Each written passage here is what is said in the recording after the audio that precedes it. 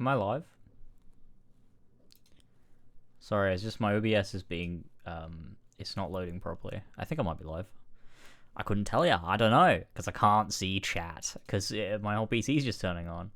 But I'm going to assume I'm live. Yeah, for some reason my chat tab is just gone. I don't know what that's about. I can't see chat. Close Discord. That doesn't need to be open. Hold on, let me just open through... Oh, I am live. Hi. What's up? Right, let's try this, shall we? Shall we, folks? I'm just gonna... it's gonna automatically run an ad. Just drop me a prime.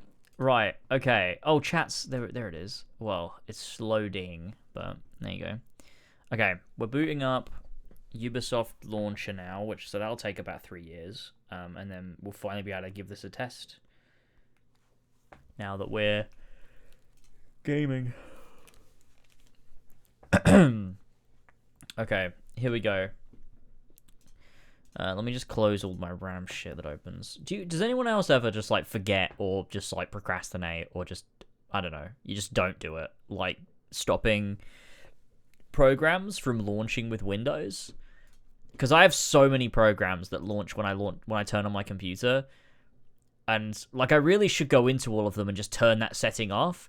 But instead, I just close like 12 different programs as soon as I turn my computer on. It's like a ritual that I go through. I'm just wondering if anyone else does the same thing. I recently went through and turned it all off. I should really do that. I should really do it. I just like can't be fucking bothered, to be honest. Before I decided to cap it at 30, I was trying to squeeze every FPS out. Well, you should have done it. I did it. I fucking did it in the end. It might have taken me days, but I did it.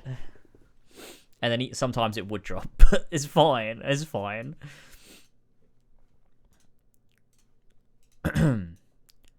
Cyberpunk. I wanted to get a 50 series card, but they sold out in like half a second, so I wasn't able to. But I really wanted to. I wanted to specifically for Kingdom Come, because I want to be able to run that at, like, Ultra 4K 60. And I'm able to run it at 4K 60, just not Ultra. It's like, I got a couple things at Ultra, most is at high, and then a few I had to turn down to medium. Which is fine, honestly. I don't care. The game looks great, but it would have been cool to have it, like, all maxed out. But I think I'll live. I think I'll survive. Why is this not loading? What am I fucking doing? My game looks 6 times better than yours. Maybe. But I probably enjoyed it more because it was sputtery smooth. I promised myself I'd stop downloading mods, but I just found a fucking sweet mod that adds like a dialogue history feature like a Persona. Oh my god. I thought you hated mods. Doesn't that destroy the integrity of the art? I'm not saying that to like mock you. I'm just like, I'm genuinely asking a question. Because I don't know, depends on the game. I wonder if I would ever mod Cyberpunk. I feel like I'd like never mod The Witcher either. There's some games where I'm like, it just feels weird to mod it. I don't know. I'm trying to think of games that like I'd be super open to. Like, I guess Bethesda games are the ones that I love modding, and I think that's because the games like suck. So like not modding them is kind of like just playing a piece of shit. Other than Skyrim. I feel like Skyrim is the only Bethesda game that you can play vanilla and still have a really good time in. But even then... Oh my god, it wants me to fucking log in. Dude. Why is Ubisoft Launcher still a fuck off! Holy shit! What the hell is my password? Okay, I got it. Oh my god. There's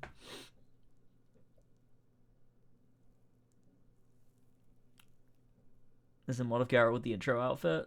Maybe I do mods like that, like the cloak mod. Yeah, I'd probably do that, and maybe like one that ups like texture resolution or something. I don't know. I quite like that lighting mod that tries to restore. I don't know if it's out yet, but like they were working on it or something. It's like to restore the sort of promo lighting that was like originally shown when they were like promoting the game. That looked quite good. I'd like to play with that on, I think. Wait, the screen is even glitching out. My controller's not even working.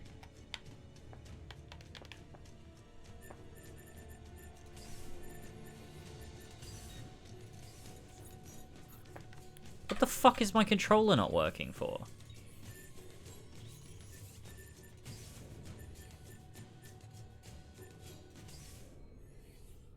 Nope.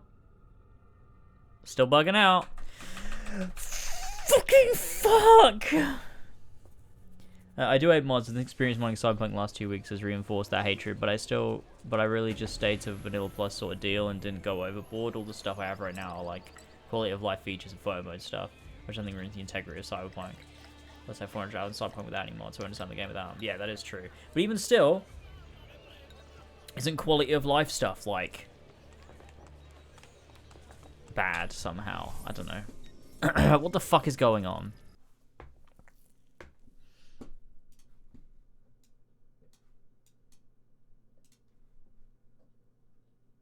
I don't know what to do. Wait, where's Mario's thing? Wait, hang on.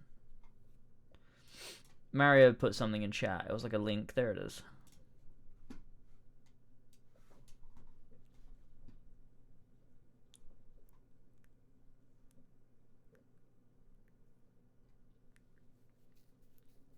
No, that's not it. This game's not running smooth. It's different from the flickering. AC... Let's try AC2 flickering OBS, because it was happening in AC2 as well.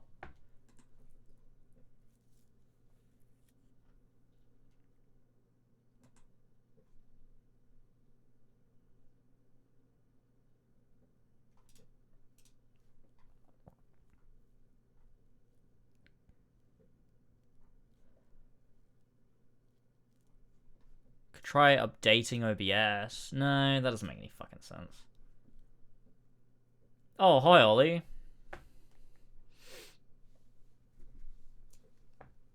I don't think adding weapon loadouts or expanding the amount of wardrobe outfits of the dialogue history box is that bad. Cyberpunk is a good game. If this were a different game, probably bad, yeah. I think it can be cool however you want to do it. I don't know. I think just having the self-awareness when it comes to mods that you are altering something is enough to like make it okay. I think it's when people are like, oh yeah, just get this mod, like, and then so it means that people don't understand that, like, I don't know, when people treat mods as not something that's altering it, where it's just like, I don't know what I'm talking about, and I just realized I don't actually give a shit anymore. Wait, could we try it? Hang on. I got an idea.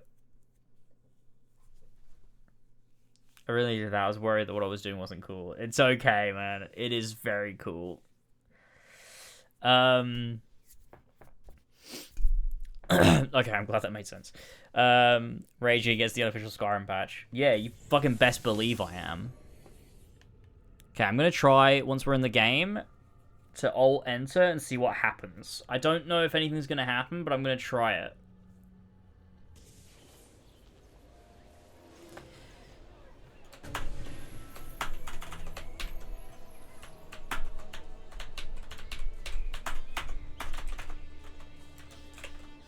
Oops.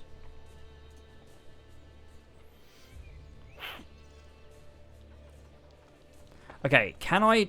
Let's... Hang on a minute. Let's go to AC Brotherhood Nexus and see if there's, like, a way to fix it. Hold on.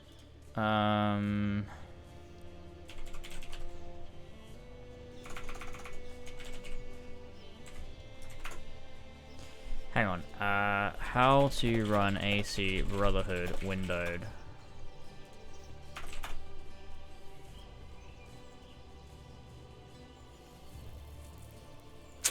Yeah, see, it doesn't work. I tried Alt return. Nope, nothing.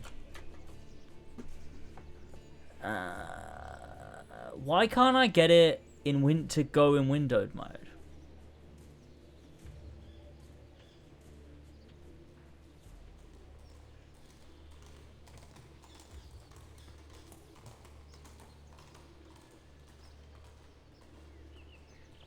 What is this, Mario?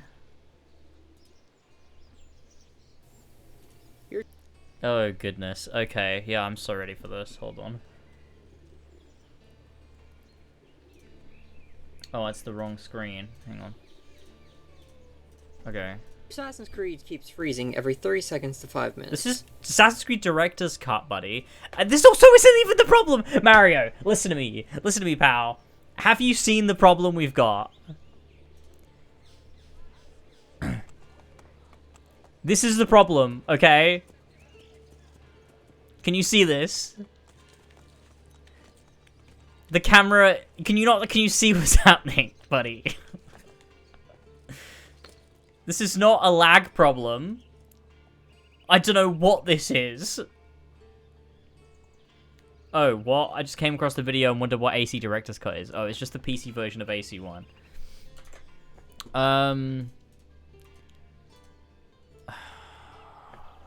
AC Brotherhood...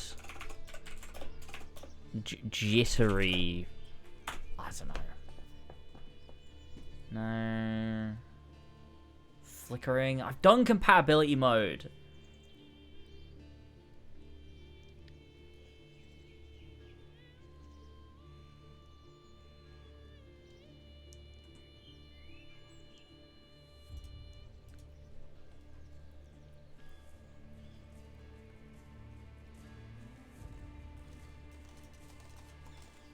System detection. Hang on. I was looking for the wrong file name. Hang on. See if it is actually in here. It's not.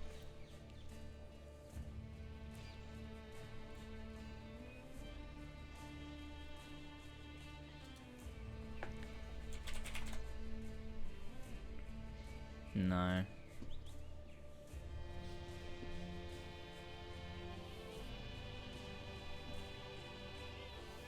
I don't know. I don't.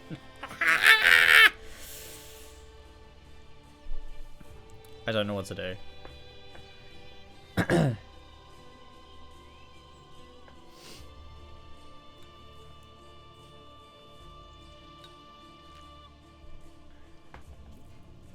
Yeah, I should just bring the Xbox out, shouldn't I?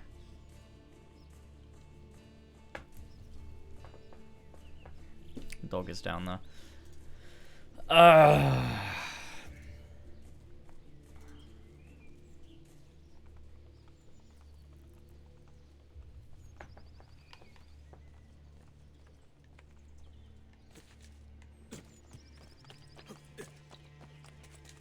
It kind of looks fine when you run really quick sometimes.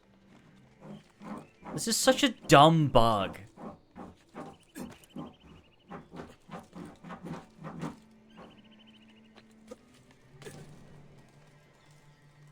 Just something to do with OBS and AC Brotherhood conflicting.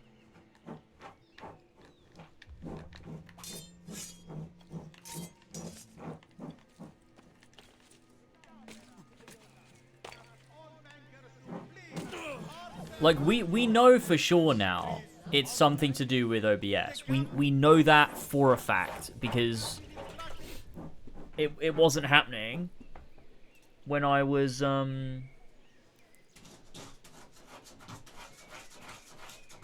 Sora, holy shit, stop it. Oh wait, I think he wants to go out. I think he wants to leave. You wanna go out? There you go. Oh, he's behind the door.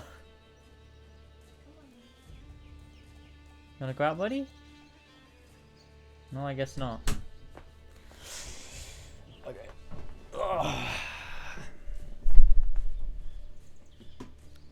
Let me think. Let me think. Let me think with my brain.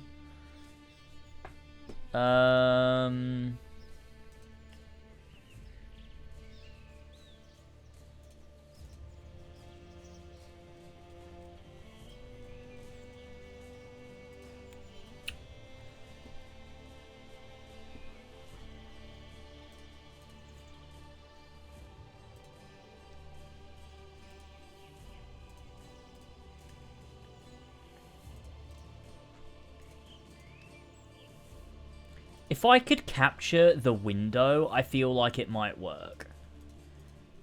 But I can't. Because it won't stay open.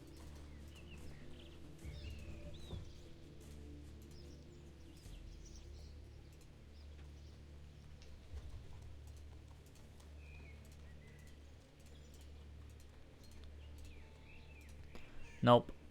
Can you use Elgato to capture your PC? Well, probably technically yes.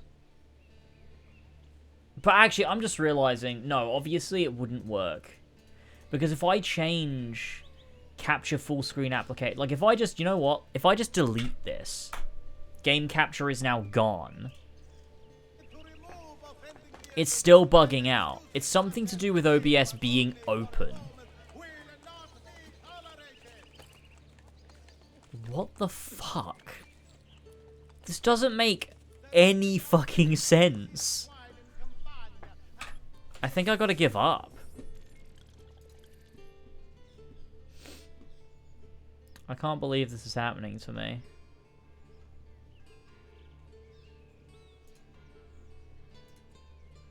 Give it a go with Streamlabs? Don't think I have it anymore. But I could try just for the science of it all. I'm trying to think what it could be. It's definitely something to do with it. No, is it something to do with it capturing the window? Something about OBS conflicting with Brotherhood. What would it be? Like what?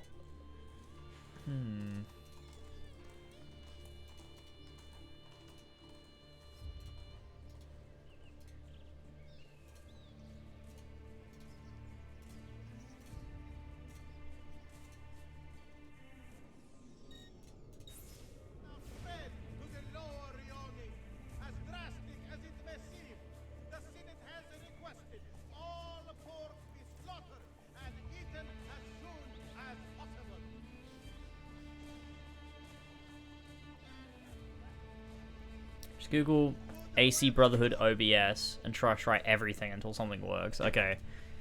AC Brotherhood OBS.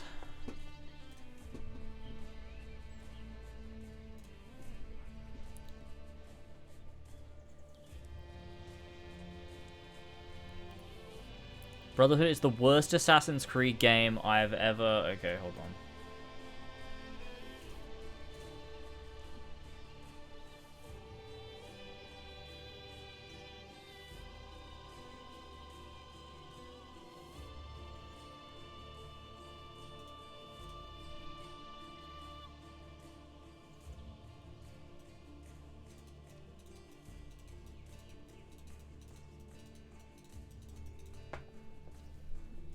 No, this is the same one we looked at.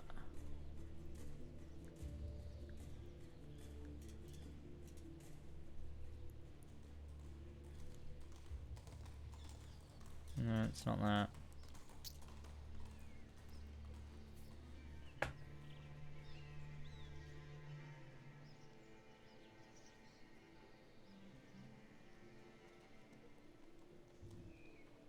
Okay, anyway, well,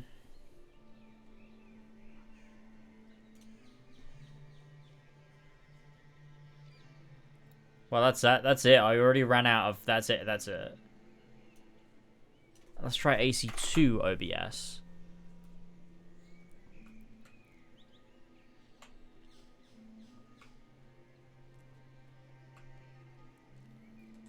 This is it. This is it. The shaky, stuttering camera.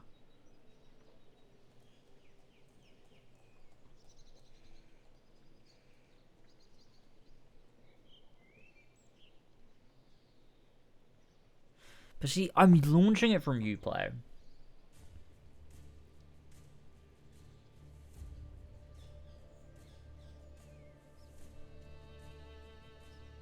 Disable GeForce Experience.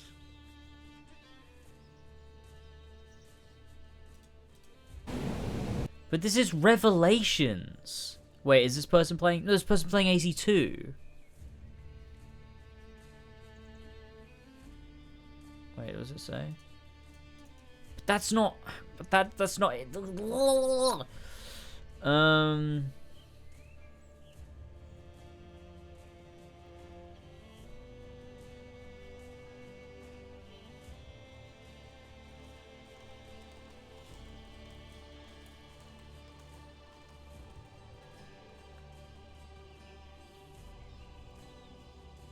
So, hang on. I need to check this because...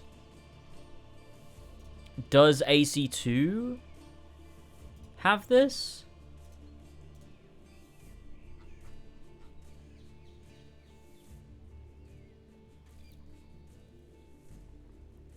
No.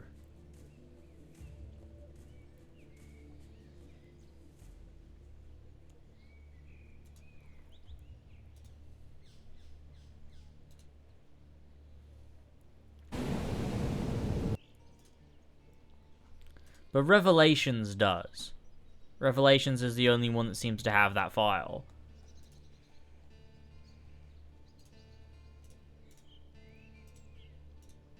Oh, I can't even find where that's installed. What? Oh, is it just not installed?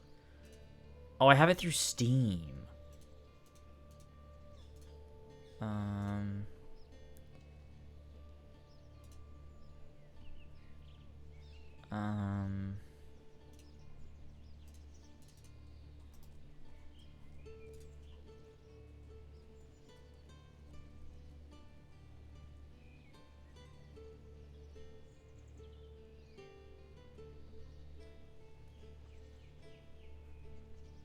Do I still have Revelations installed?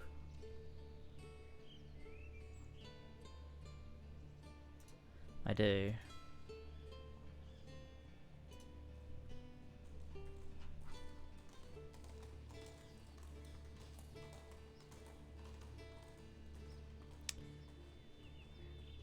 It's not here in Revelations either, though.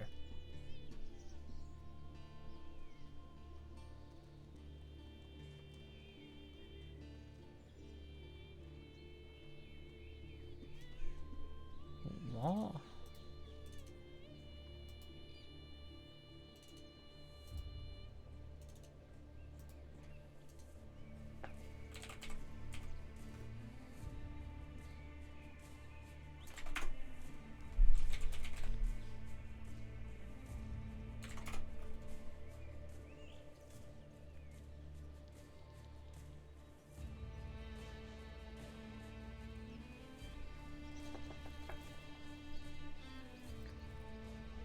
Looks like something's interfering with the game capture hook using any third-party software that creates some type of overlay in the game.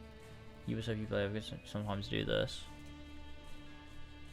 Okay, let's try this. Let's try Ubisoft overlay is turned off.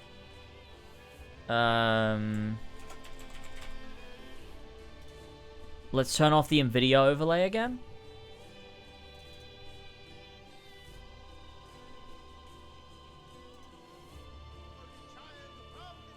No, nothing. No, it's still bugged. Do we have any other overlays? Oh, Xbox Game Bar. Hang on.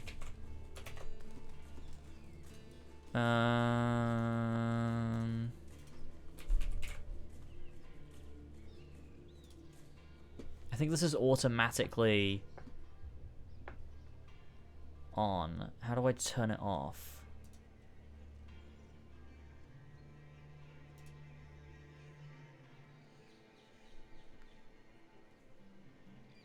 Okay, well, is that not... What? I don't know. What was on that screen? Why would it show on my, like, what was there? Okay, I don't think it showed anything bad, but that was still scary for a second there. Game bar. Yes, how do I turn game bar off?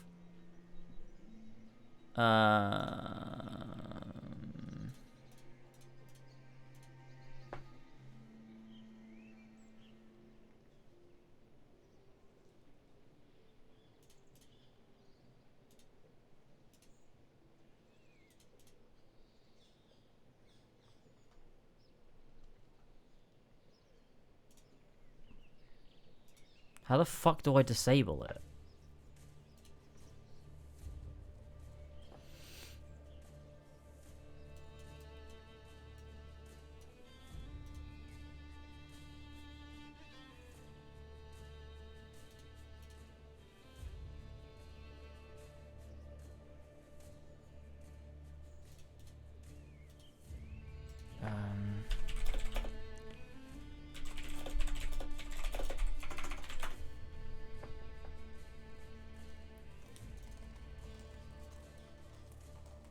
What do you mean clicking the on-off switch?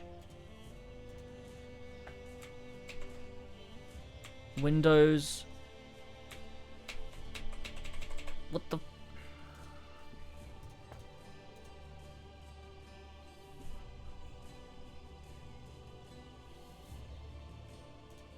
App.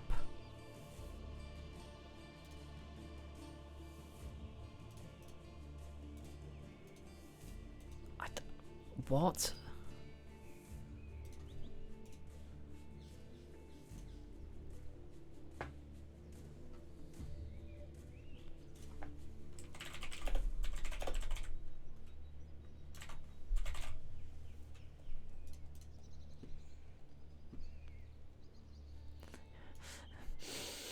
How the fuck do I turn this thing off?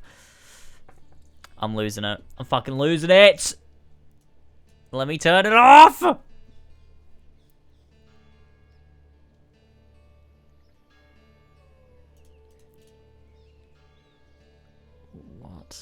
the fuck?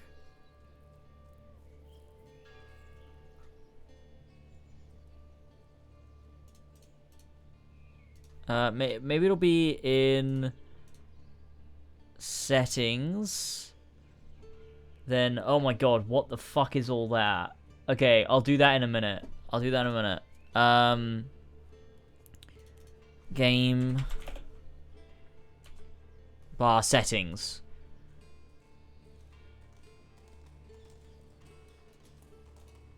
Ah! Stop! How do I do this? Allow your controller to open game bar. I just want it to go away.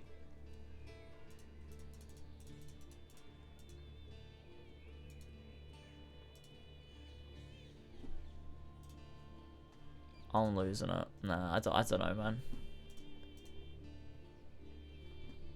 Okay, I'm just gonna close the game.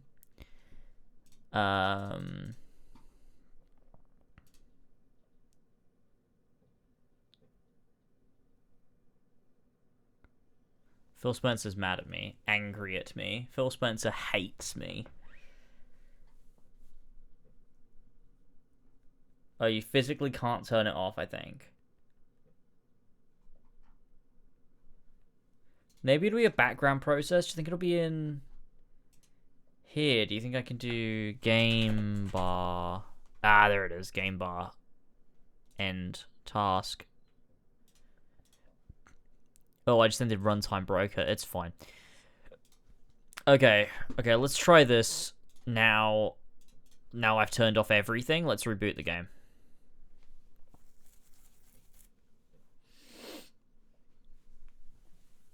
I did it. Too late, Mario. Too late. I figured it out with my big brain. It's almost 2:30 in the morning.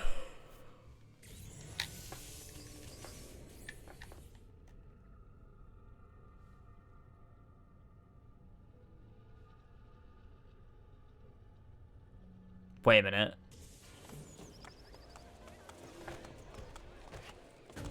Wait, it's fucking working. Wait, but you can't see it. Oh, no. Is that why? Because I'm not actually capturing it. But I thought I had it set to capture all... No, now I have to tab out.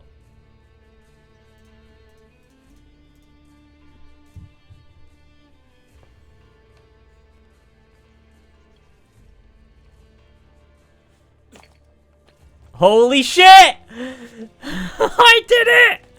I did it! Holy shit. All it took was the fucking disabling the things but doing it all and then rebooting the game.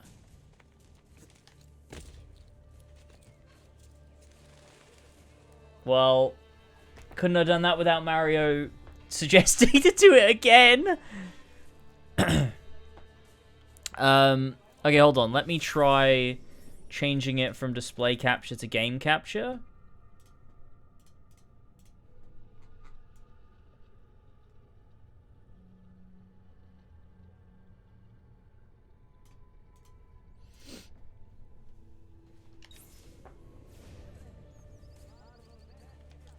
Okay, sweet. Now all we need to do is... No, it's happening again! Dude, that's... Okay, it's game capture that's doing it. Okay, hold on. I'm gonna delete it. I'm gonna delete game capture. Is it gonna reset? Will it work now? Or do I have to... No, it's broke again. It's broke again. Wait. Okay, I need to boot out. I need to leave the game. Okay, hold on. This should work now. We have to do it through display capture. You physically cannot use game capture. Otherwise, it just fucks the whole thing up.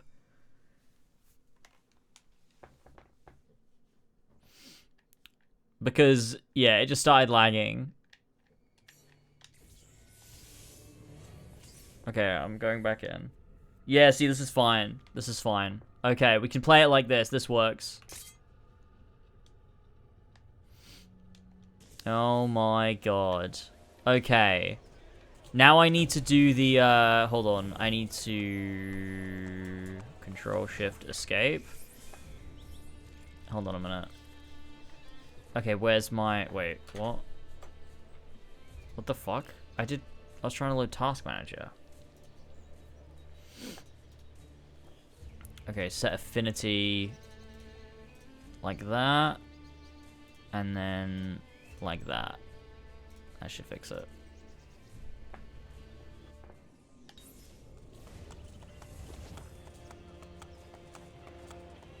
Oh. Wow. We're here. Wait, guys, look, it's the Ishak Pasha armor, guys. The Turkish assassin armor. Wow. Oh, that's not even the Turkish assassin armor, dude. I've, like, fucked up all my mods to be... Guys, it's the Turkish assassin armor. St. Jerome in the wilderness? What is going on? Jesus Christ. Oh my goodness. Holy shit. I don't even want to play now.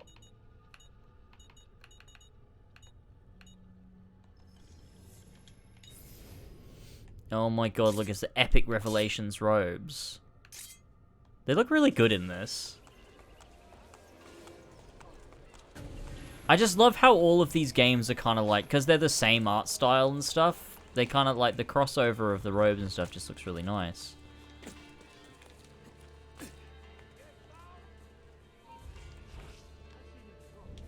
Oh, dude, I'm pressing the wrong buttons, just... Wait, what? Oh, it's because I pressed... Okay, hang on a minute. I'm a bit rusty. Okay, I guess we could start a new game then. You see the blue in the sash a lot more here in the Brotherhood version. Even though it's the same robes. Oh, look, it's young Ezio's face too. That's quite funny.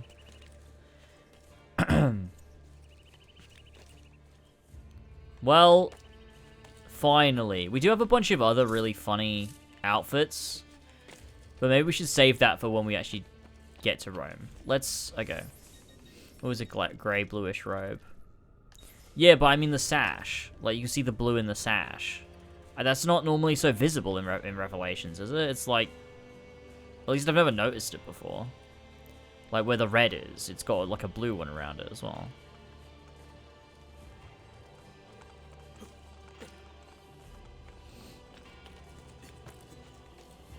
I don't know why Revelations looks cartoonish. Like, in comparison. I know what you mean. I think it's...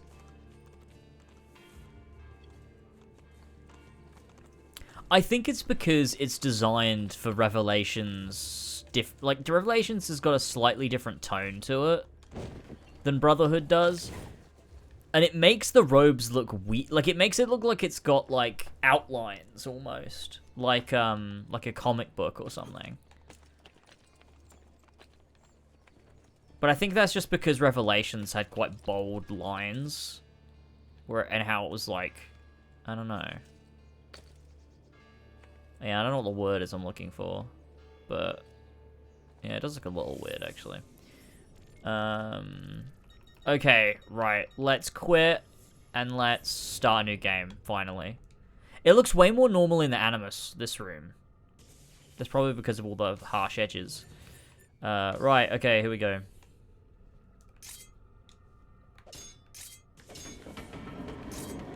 Here we go. Oh, wonderful.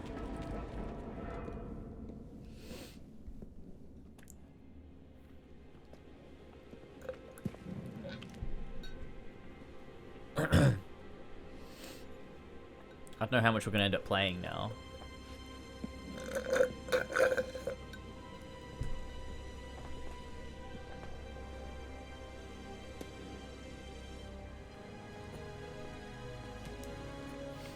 Mac, we did it. We fixed it.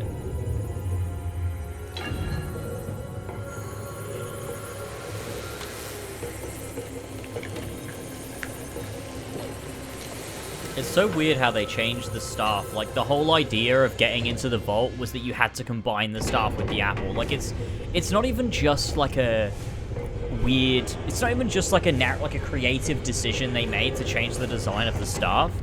It's so bizarre because, like, a major component of the story was that the staff has to be combined with the apple to get into the vault. That's literally the plot of Assassin's Creed 2, is you have to combine both pieces of Eden. So it's odd that in the second game, like, they change it so that actually, no, the apple isn't in the staff. I don't know. Although I guess he had to take it out, didn't he? But it's just weird because the design of the staff changes. They make it so there's where like the apple would have been is like a weird little, I don't know. It's strange. I guess it makes sense that the apple wouldn't be in it, but it's just weird that they replace it with a thing that looks like an apple but isn't the apple.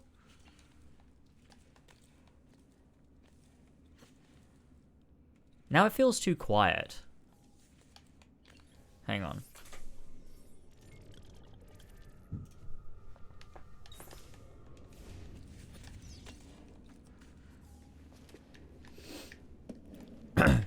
Welcome back, Furious Coco 01. How are you, man? The things I have seen, Mario. Then be sure to stay alive that I might hear of them. I expect opposition. And I expect I always really liked how there was no music at this bit with Mario. I thought it was quite cool. The first scene, like the echo of their voices and stuff, that just dial. I don't know, something about that. I don't know what it was. I think it obviously is like making me recall something when I like. That's why I like it. It's just something when it feels like real. You condemn what you do not understand. I don't know how to explain it. We must go, Ezio, now. It just very much feels like a sequel to a thing. I don't know how to explain it properly. I'm still getting the like frame spikes though. Like it keeps lagging. I think we're just gonna have to live with that. My armor blunted his attacks. Oh my god, we made it out. This is so cool.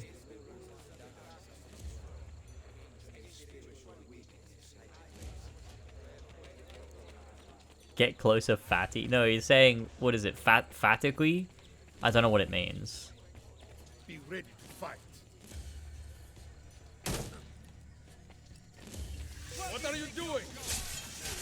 Saving you from the look of it. Not bad for an old man. Agreed. You still had some skill. Buona quest. Excellent. Good one. Isn't it crazy how Mario and Ezio are like me and James? Me, the wise mentor, instructing my protege on what to do. James, the eager apprentice who searches for answers but don't know the answers. But don't know the answers. I often forget that Mario dies in this game. Spoilers. Because it just doesn't... Like, he's such a major character in Assassin's Creed that, honestly, I just forget. Like, I forget that he's not in anything. Like, he's not even in Brotherhood, really, other than the beginning. Like, he just dies. Which is kind of crazy, honestly. Like, he made such a big impact in AC2 that I forget that he's not in the rest of the games. Which honestly makes it really sad. Like, honestly, it is a really well-executed death of, like, a companion character.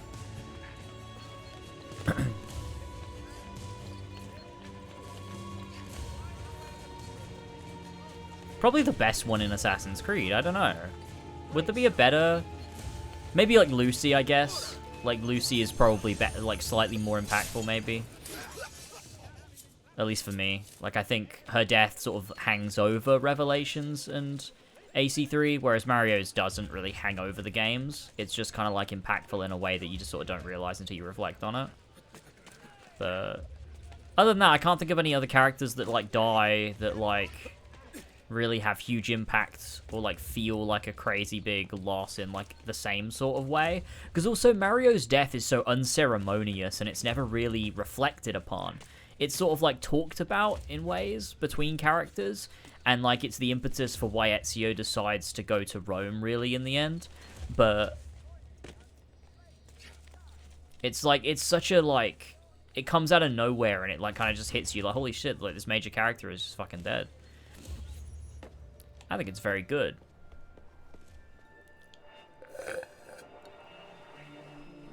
But yeah, I think Lucy and then Mario. Other than that, I can't think of any others. Khemu. Is Khemu one of the biggest deaths in AC? One of the most impactful deaths? Top 5. Wait, we should do that. I should make that a Patreon video. Top 5 most impactful deaths in AC. Lucy Stillman, Mario Auditore, and Khemu. Fucking hell.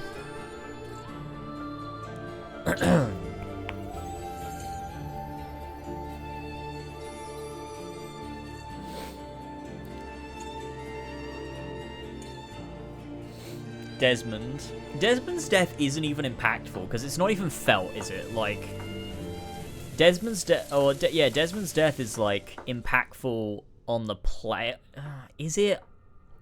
To an extent, although it's like not unceremonious or ceremonious. It's just kind of boring. It's like I do think Desmond dying is, other than being like such a stupid decision for the modern day, obviously, as we know. It's also just a really boring narrative choice, I think. I think it's uninteresting. It's the classic chosen one sacrifices themselves. Like, fuck me. What a... Like, it's so boring. It's such a boring fucking solution to this, the whole storyline.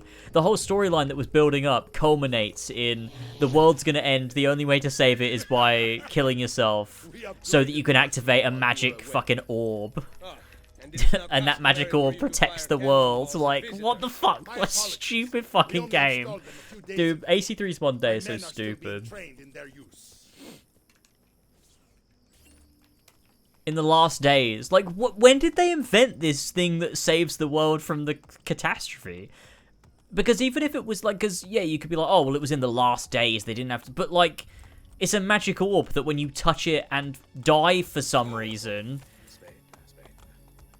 it saves the world. When did they make it? When did that get created? Because if it was any time before the catastrophe, why didn't they use it? And if it was after, who the fuck made it? Because they trapped Minerva or Juno in it, and the only way to let Juno out is to use it? It doesn't make any sense, dude. The more you think about it, it just makes no sense. The rules behind it are that Juno was trapped inside the Grand Temple, and the key to releasing her is also the key to saving the planet, and also it kills you if you do so, for some reason. Like, what? Fucking dumb. Dumb game. Katarina. Here? All the others in No. Mario study tonight. Everything there. Steel yourself, Ezio. They will have many questions. Claudia, tell the Contessa I look forward to seeing her this evening. Do I have to call the guard? Oh, we have to do these missions. Yeah, classic. Classic. Memory activator. The minute Need some help. Oh my god, it's the classic spy. So many flowers. Your husband must be very lucky. I am the lucky one. I have you here to aid me. Let me see what I can do. Back there, I may have given you the wrong impression. Brotherhood looks so much better than I have AC2 no visually. husband. The flowers are for a party. Am I invited? To Claudia Auditori's birthday party in the villa. If you are willing to help me again, Why does this game have such I need shit someone draw with class to distance? accompany me. What makes you think I have class? I could tell the moment I saw you. No one in this town walks with such bearing. I'm certain Ezio Auditori himself would be impressed. Oh? What do you know of Ezio? Claudia thinks the world of him, but he rarely visits her. From what I gather, he's distant. She is right. I have been. Oh no. You? The party was intended to be a surprise. Promise you will not tell Claudia. What will you do to keep me quiet? I am sure I can think of several things. I'll be waiting to hear them when we get there. Oh fuck, you have to be holding it for the follow you. Yeah, I forgot about that. Now about earning my silence. I have something in Mario, mind. let's not pretend you were ever going to play There is Final one Fantasy condition. VII. Anything. You must wait How much of the until game are you playing tomorrow. tonight? I don't know, maybe we'll try to get to Rome or Pleases something. you. I will not stand in your way. Which means you have to It do will be modern day worth the one. wait, Ezio. Trust me. It's kind of funny to me that Brotherhood was my first game in the series. I don't think I knew anything that was happening narratively, but I enjoyed it so much at the time that I restarted back at the first game and played them all the way through. I feel like Brotherhood does a pretty good job of being isolated enough. Not that that's necessarily a good thing. I also think as well, Monteriggioni really benefits here from being a preset time of day. I think it works to characterize it, like, from the way that you ended in Assassin's Creed 2, like the sunset. Like, it does multiple things, doesn't it? Because, one, it's like the orange glow is like being cast along the village, which obviously looks gorgeous, and so it's this very idyllic place. But also, on top of that, you know, the sun is setting on the town, as it were, which is cool. But it's really benefited by being just one single time of day. It's one of the things I love about Assassin's Creed 1 that sort of didn't carry over into other games, is the single time of day, which allows for such, like, intentional art direction. I think AC1 looks so good. I think the only game that looks better than, like, the first AC game that I think looks genuinely better than AC1 is probably Black Flag. So, these are the new cannons? Yes, Signor Ezio. May I try one? Yes, but James, that's Go on, irrelevant. tell Yeah, me. true. How many cannot gifted seem subs to to make them speedrun the work whole properly, game? and the fool who mounted them is nowhere to be found. Oh, Then dude, it is it's up to come me on. to You're not find gonna be up for me to speedrun the whole game. It's 3 a.m. Well, not your It's not time, any but trouble. I have all the time in the world now. I have all the time in the world now. What would you do if you had all the time in the world now? Ezio's clueless. Thinks he has all the time in the world now.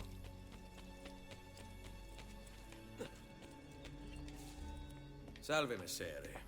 We need you to fix the cannons on the battlements. Second Navalera will be. Name your price unless you're too scared. I am too scared. I am genuinely too scared that I'll get too tired. Do you know Do you remember the last time I tried to fucking do that? I threw up. Not clocks. If you are busy, someone else will fix them. James, do you think the supposed remakes, you know, actually make improvements, or do you think you're gonna fuck up? Remakes of Assassin's Creed. Sorry, that took me a second. My brain was adjusting. I think you were talking about Final Fantasy VII. You need to feel her Give her a No, they'll be little courage. infinitely worse, yeah, We are in every only single way. equipped with simple cannons now, but I got hold of a design from Francia. I don't remember that. What game was that? Oh, it was AC2. Maybe it was before your Something time. called a No, rock it wasn't though, because the first video of mine you ever watched was the Bayek shirt video. Firing a cannon It was like from your 2018, I think. hands. I streamed AC2, That is the future. and I was planning to stay up all night, and then it got to 4 p.m. and I just threw up and then ended stream. Do you think Monterrey only being destroyed as a metaphor for Dark Souls becoming bad because it existed for too long and people wanted to have it continue? Is that what Miyazaki intended? What have you Miyazaki done? definitely did. He came into the Ubisoft We used offices They were not ready for and he made fire. sure, You could have gotten and then us they all kicked him killed. out and said, no, our games have to suck, buddy. You're not allowed His to. breath is more fatal than our cannons. Why does the like ambient Only when occlusion? you Not two ambient fools occlusion. are shooting them. It's not what I mean. There. Wait, maybe it Try. is what I mean. Ambient occlusion, global illumination. I don't know which one I mean. Aim at something Just to looked test the weird. alignment. I think it's global illumination is what I mean, right? I don't know. You know what I mean? The fucking shadows. The aiming mechanism is fine. The problem must be behind the cannon.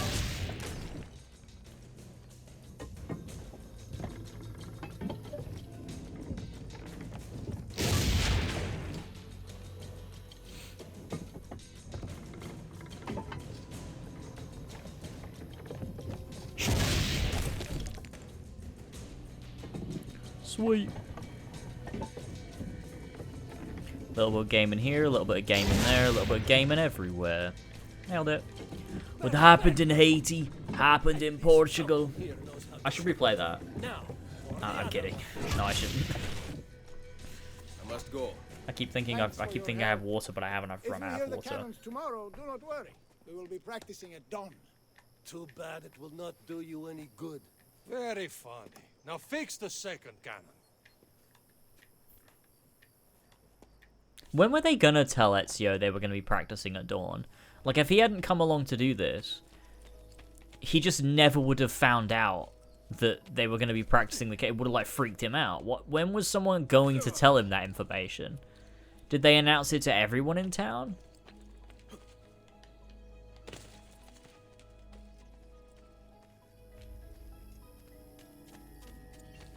Buongiorno. Ezio, Mario is going to murder me. I have I lost mute his Mac? favorite horse. As much as I want to say yes, no, We'll bring it sadly. back. God bless you, Ezio.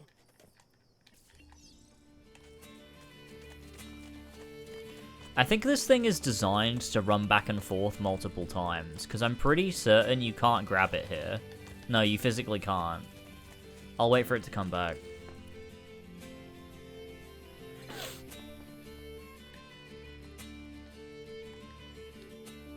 Oh, do you have to...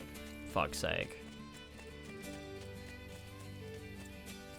Okay, this this bit is designed to have you run back and forth multiple times.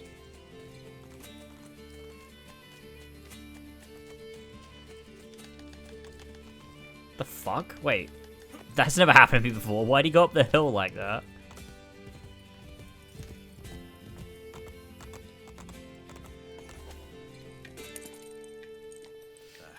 Here. Grazie, Ezio. I can no longer keep up with the horses. Promise me you will enjoy your good health. Do not spend as much time in battle as your Uncle Mario. My battles have already been won. That is Clueless. good news. Arrivederci, Ezio. He's so clueless. I feel bad for Shay's voice actor. He seems like such a nice guy in interviews, but then works in Rogue. Well, we do know there is definitely, like... well, I don't know what joke I was going to make. There is... it is an example of your morality working in Rogue. So, like... As much as an actor that you like might seem like a friendly, nice guy, if he is in Assassin's Creed Rogue, he's morally compromised. He's evil. It's an evil deed, an evil act. I mean, it has to be. It's a lot of people on the team have said that the voice actor who plays Shay locked himself inside a hotel room for days at a time when he was trying to play Shay. He was trying to get into character. Katerina. He went full method actor on set. Your presence here. when they were I mocapping. desire an allegiance. The papal armies have resumed their march on Forli. Your mercenaries will be a great asset to my cause. It is likely that I can give you what you seek. I've just killed Liam and AC Rogue, and I genuinely didn't think Shay said I make my own like that many times in this game. Why are you playing Rogue, buddy? You're a fucking joke. Machiavelli. It is done. I love Machiavelli's AC2 outfit. It's so funny. Look at it. It looks so fucking stupid. He has no drip. He looks way better in this game. The papal staff against me, but I defeated him. Combining the staff and the apple, I gained access to the vault. There, a moving painting of the goddess Minerva spoke. She told of a terrible tragedy to befall mankind in the future, but gave hope of lost temples that will provide aid to humanity. Game just like lagged the fuck out there. Then That was she weird. called out to a phantom, Desmond, as if he were there. Standing Hey Mario, beside me. AC Brotherhood, After good her game. warning, Rogue, bad game. vanished. That's the difference, right? Amazing. I don't know, man. I played the Ezio trilogy and just continue playing through the series. Vault did not house That's the really capital weapons sad. here. I'm sorry to hear that, man. This is good news. You didn't even play the first one, but you started with AC2 and then just finished Revelations and went, you know what I would love to do right now? Play Assassin's Creed 3. That'd be sick, man. And then you finished AC3 and thought, I really want to keep going. The magic she performed. Desmond, where are these temples Minerva Sometimes spoke I forget that this franchise has broken my will more than it has Perhaps we most must search people's, for I them. think. Tell me how it ended with Borgia. Did Rodrigo beg forgiveness? Make excuses? Promise power in return?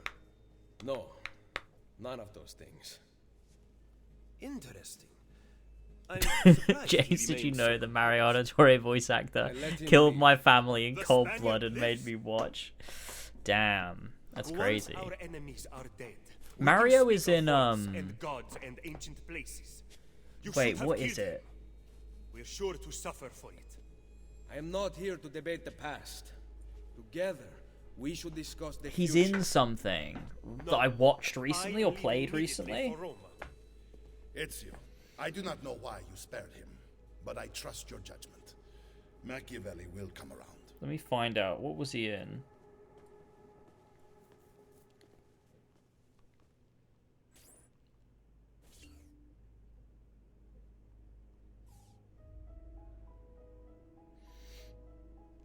Where is he? I gotta figure out what the fuck he was in.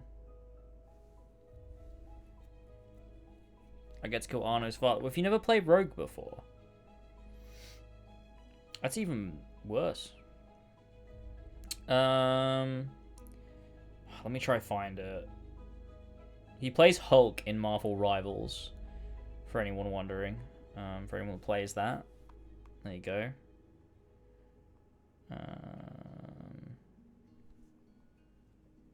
What was it? It was something that I watched recently, or that I played. I don't remember.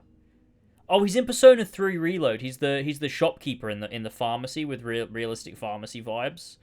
So there's that.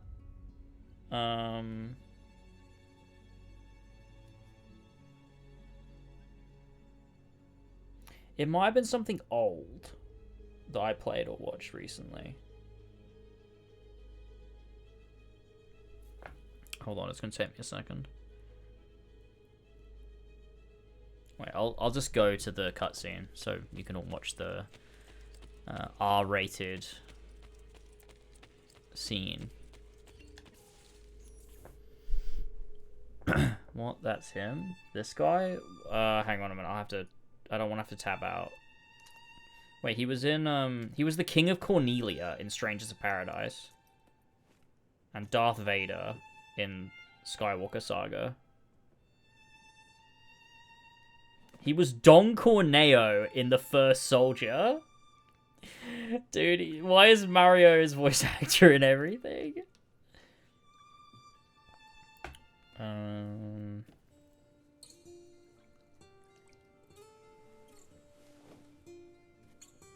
He's Rhino in Miles Morales Welcome home. and like Spider-Man.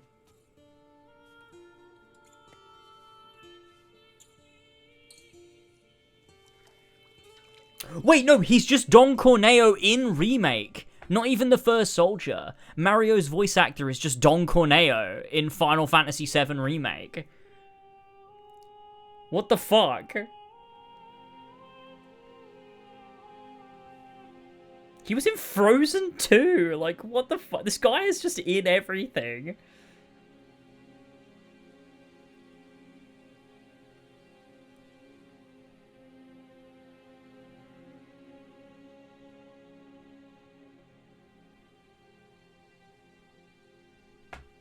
He's in Judgment. He's in a lot of Yakuza games as well. What the fuck? He's Nikolai in Call of Duty. Like zombies. Ready to go again? You don't need to ask. One should always have the freedom to choose. What was it? What's Is that? he like in Yu-Gi-Oh or something? Probably Maybe that's just what training I know him from. exercises.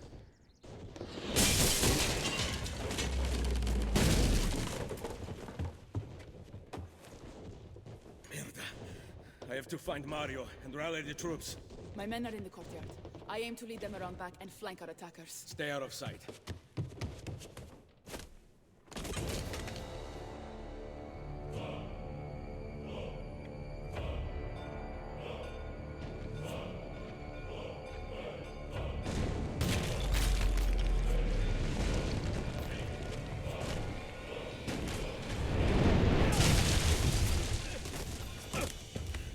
It's the Borgia. How did we not see this? They must Yeah, have I passed to the east during the night. We need to hold them off until the townspeople have escaped. I will. What is this? Marvel rivals voice actors and different stuff. Oh, smash! Everything else has been Yeah. delusional fantasy. I sense some bad blood between us, Kratos. Finish it like Bad blood. and I need a word. You like my new color? Immune to your little zappy pops. Run home, kid. It ain't safe out here. Even a god can be broken. Welcome to my tower, Master Chief. It is where you will be broken. Didn't I give you enough toys when you were a kid? Your death will satisfy This my is great. This might knock you out, but you should be okay when you wake up. Don't know how to thank you for bringing Rhonda back to me, stranger. The survival of Earth entirely depends on... Listened on Tuesday. Oh my god, he was Solomon Grundy. Guess Claw wasn't exaggerating. Yeah. Hey, Panther Boy. Yeah, see, that guy's just in everything. Take care of it. Yeah, why wasn't Mario mentioned? I intend to lead a frontal assault. Do you have it? I am keeping it safe. The Borgia must not be allowed to breach the walls until everyone is safely away. Insieme per la vittoria. Insieme. I should play Strangers of Paradise. Uncle, be careful. I think that'd be a really fun series. That'd be a really funny comeback to Final Fantasy streams. Playing Strangers of Paradise.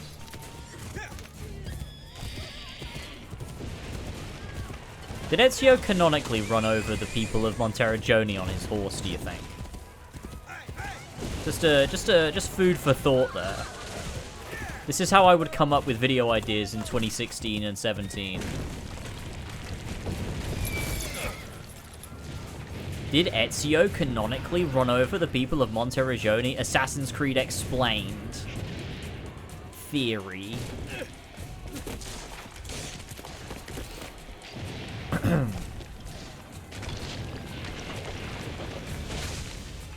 This was always a very cool demo at E3. I liked Ezio in his, you know, pajamas, I guess. This bit was also way easier in the E3 demo, because they just go for the siege towers, which actually is not how you win. It's very easy to get overwhelmed and fucking die here. I really fucked that up.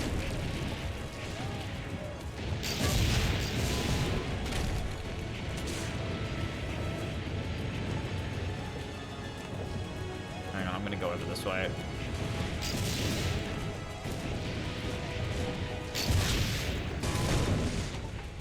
Three in one, ladies and gentlemen.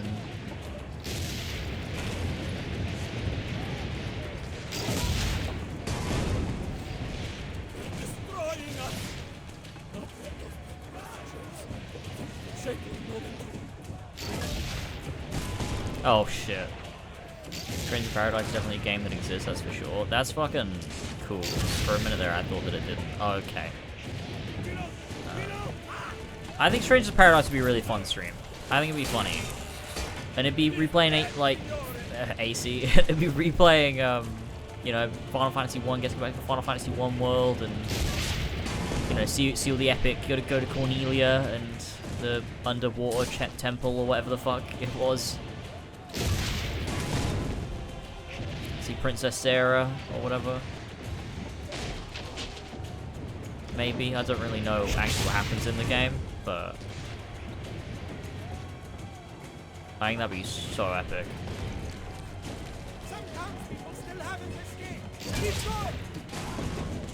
I think I'm gonna fuck this up. I genuinely don't know if I'm gonna succeed. Because I don't normally ever have to shoot these cannons all the way over here. No, okay, I think we got it. Yeah, we got it. We're good.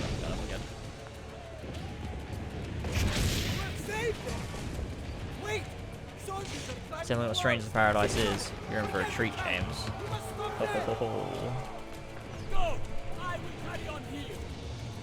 How did nobody notice these things being set up? Well, everyone was asleep, right? That's the idea, is that everyone was asleep, and they've been fighting them for a while, and Ezio was just asleep longer than everybody else.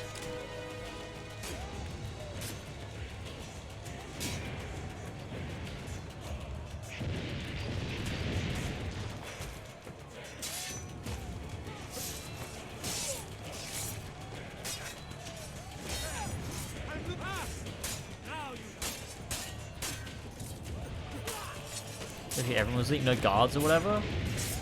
I mean, we saw the guards. They were kind of incompetent. So, like, I don't know. I believe that nobody saw this until... I think it adds to the hubris, you know? The fact that they didn't even suspect that this could happen. What the fuck?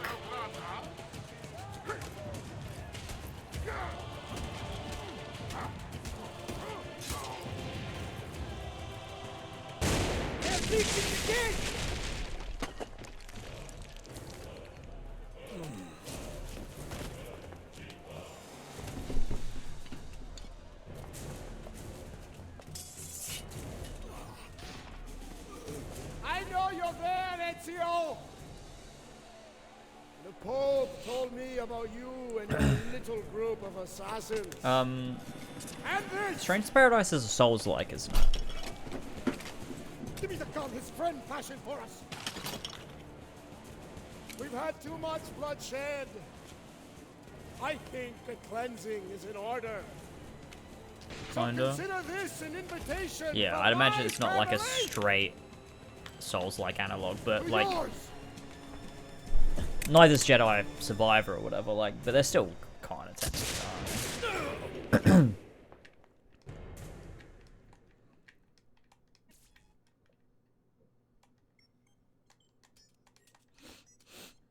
I thought it had, like, you leveled up by killing enemies, and that gives you, like, a currency you use to level and stuff. Like, I thought it was, like, you kill for souls, and then, like, you know, you die and you respawn, and you get to, like, a bonfire. I thought it was really similar, but I don't actually know. I've never seen it. I just thought it was for some reason.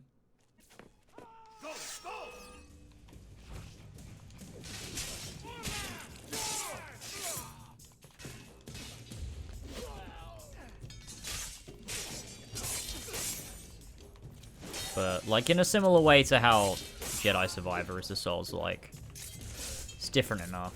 It's not like a direct thing. But maybe it's not even like that.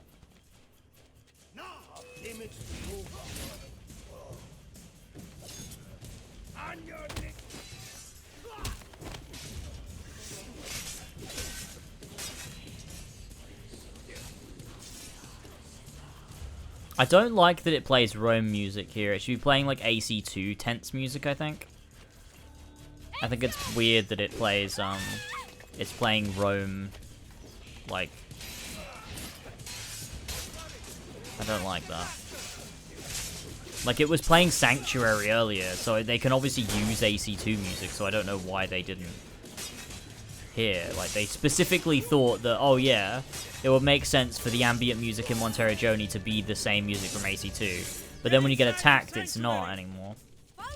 You know? Because the guys are from Rome. Yeah, I don't know about that one.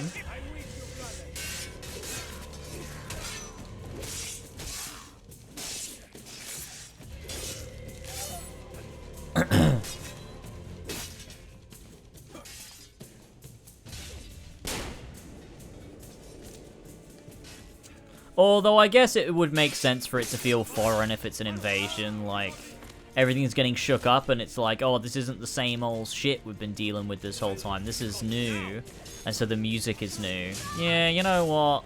You know what? I take it back. I take it all back.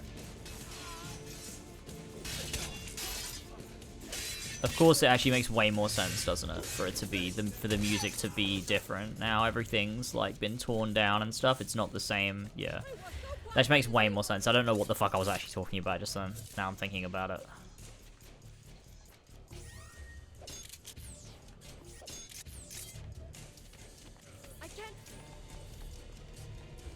I will hold them back.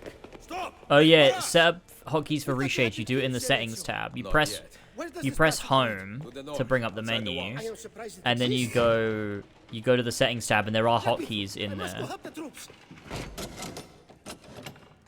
I normally have the on/off key being the minus key from the number pad. Where's Mother? There should just be like a settings tab, I think. Grazie a Dio. Find it weird the Genome, Minerva, and Jupiter statues are gone now. Protect our mother. Are they? Well, I mean, it's been bombed by cannons, so... Oh my god, look, it's Aya. So, like, maybe that's why. Or is it just that the pedestals are in perfect condition, there's no statues on top? Mario? I thought he would be waiting for us. The Borgia infantry are circling the town! Mario is dead. Mario is dead. Take Mother to Firenze. Get me a horse. You are not coming with us. Where are you riding? To Roma. Go, my son. Destroy them. But remember for whom we assassins fight.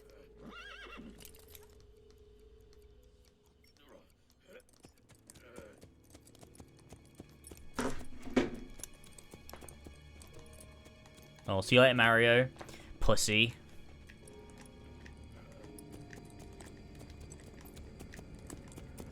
That did it? Okay, sweet. Kinda wish Ezio kept using his father's brace throughout the rest of the games. See, I disagree, because I think this game is a really good way of pushing Ezio to gain his own sense of identity. Which Lucy, I think is I crucial. get a position on Ezio's POE. Which is... POE? Could one of you tell me what's going on? Which is why Sorry, Desmond, piece he of gets new Eden. robes In and the a new Vatican, bracer Minerva talked and about all of other that shit. temples that It's like bear the key tearing to down preventing that whatever terrible idea thing of is about to walking in his happen to family's Europe. footsteps and Right. becoming his own man finally.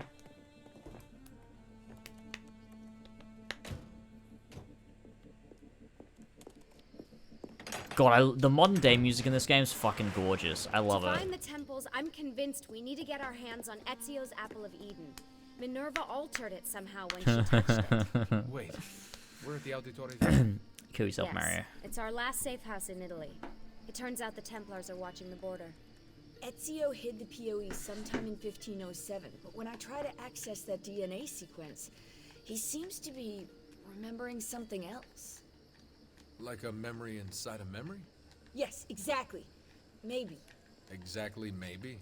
I believe you experienced something similar back at Abstergo, didn't you? Subject 15 exhibited memory within memory-like patterns, but she was pregnant. I've never heard that dog barking before. It's just barking over the cutscene dialogue. Desmond's not pregnant, at least, well, as far as I can tell. I just have had a big lunch.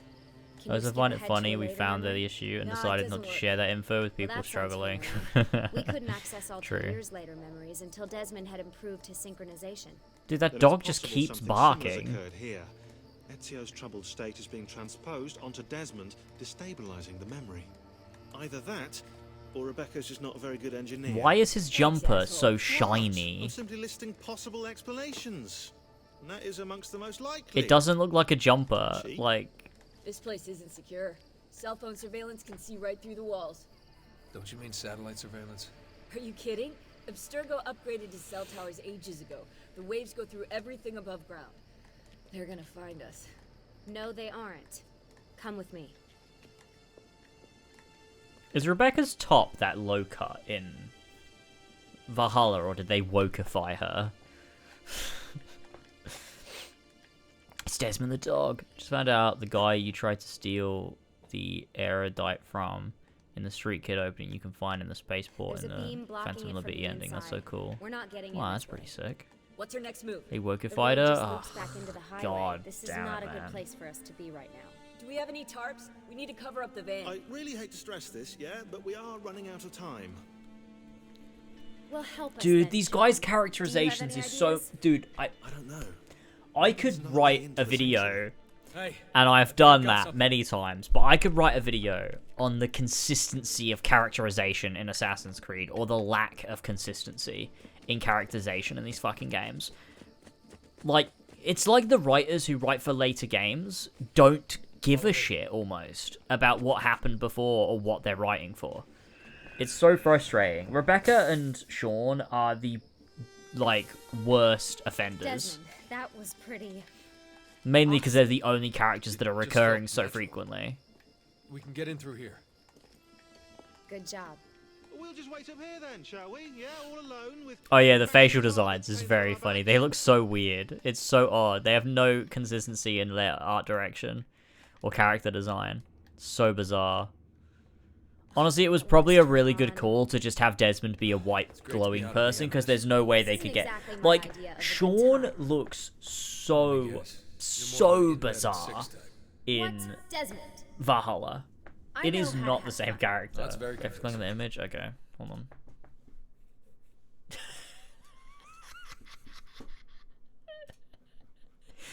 That's so... That doesn't even look like Rebecca, dude. It's not even close to looking like the same fucking character. Sean is worse, though. Yeah, I'm convinced. Okay, after we save the I world, do think Sean is so much worse. Sean looks crazy bad in Valhalla. we have light. Like, I think the only time he looked slightly better... Because they fucked him since, like, Assassin's Creed 3. 3 is when Sean went weird-looking, and he stayed weird-looking until, I think, Syndicate is the first time they made him look a bit better, and I think the reason for that is because it was CGI. So, like, you could look at it and go, oh yeah, that's what Sean would look like in CGI. Yeah, that looks pretty accurate, I think. But then Valhalla happens, and it's like, what the fuck? What the fuck was that, man? He looks so fucking weird. Ezio and the villagers. After the attack, I can see them now. His skin is so dark in I Valhalla. know it's difficult. Like, it looks really bizarre. It almost looks like he's doing blackface or something. Like, he looks like he's changed race in Valhalla. Don't joke about that. It's really odd. 16 is dead. We're focusing on the present, okay? Oh, hi, Ollie, welcome back. Most of this drive has been through jungles. Wow, that's pretty sick.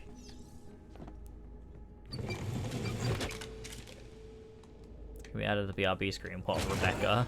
Great, it's stuck. Rebecca looks like a Guitar Hero character in this game. Does she? I guess. But yeah, I just think that the character inconsistency really bothers me with Rebecca and Sean. Not unless you want me to end up like that skeleton. Especially how they're written in Syndicate. Really, really bothers me. I hate the way that the assassins are treated post. I mean, I guess post AC3, but it even started around now with AC Initiates and stuff when you learn about Altair 2 and everything. I just, like... I can drop into the corridor below through here. It's so Watch out for irritating. bats. Where? I meant in case you see any. The, Remind me not to make you a lookout. Like, for one, the way the assassins are like, oh, Desmond? there's, like, the whole guild. Like, it becomes less of, like, a ragtag group of people trying to keep the assassins together. And more of, like, oh, this was just a... For some reason, these guys were ragtag. These guys were just doing this in some weird way. But there's actually a whole, like, Assassin Brotherhood with rituals and, like, all of that shit. And it's like, what? Why? So why are these guys out here struggling? Desmond, What's the we context can't of that? climb this. The fuck's going on? But on top of that, when you've got, like, you see Sean and Rebecca in Syndicate, That's and oh, they're bad. doing Leap of Faiths, and it's like, what the fuck do you throw mean? you into Why are the they air doing and Leap grab of the ledge. Faiths?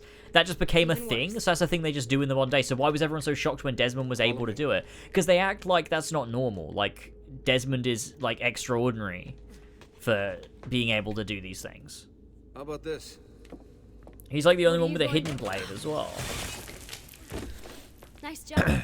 I aim to please. I wonder how old these tunnels are. Middle Ages, probably. Luckily, the beams So still hold strange, our weight. man. After all this time in the Animus, I'm not so sure. Oh, shit. Yeah, I didn't want to say anything, but you're really getting fat. Oh, well, that was so weird. Seeing it this way, I'm like, oh, I recognize this. No. I've never recognized this, this, like, tomb before, but when you look at it this way, I'm like, oh yeah, I know where we are. We're in the Auditory family crypt. Like, and obviously I knew that, but, like, I was always like, it looks so different. But it's because we're going through it backwards. We go. Ready. And you don't go through it exactly. Like, it's not one for one. Because some of it's a little bit different. Because it's, like, all kind of crumbled and stuff. That's kind of like the point. But, like, this is from... the You know, when thing, I came right? here last- Yeah. Ezio came here. Yeah, I meant Ezio. Shouldn't put you through all this. It's not What was he right. gonna say then? Hey, all joking aside, I'm having the time of my life. Oh, like, this is the thing, right? Where you get Just the focus on where you're going, okay? money and then you leave, right?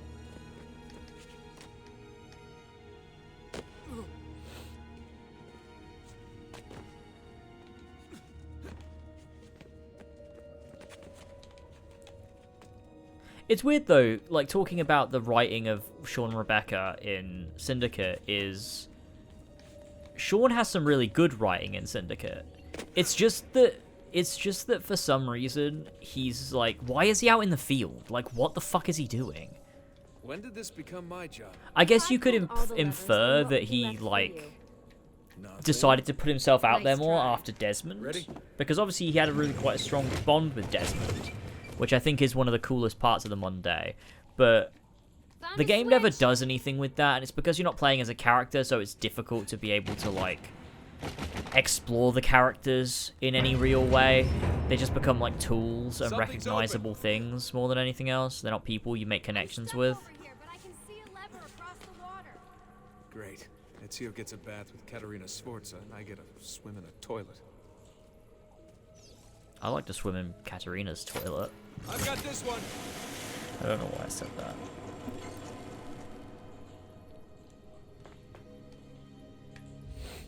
There's another lever up ahead. Come over here. Hi, Medigeek.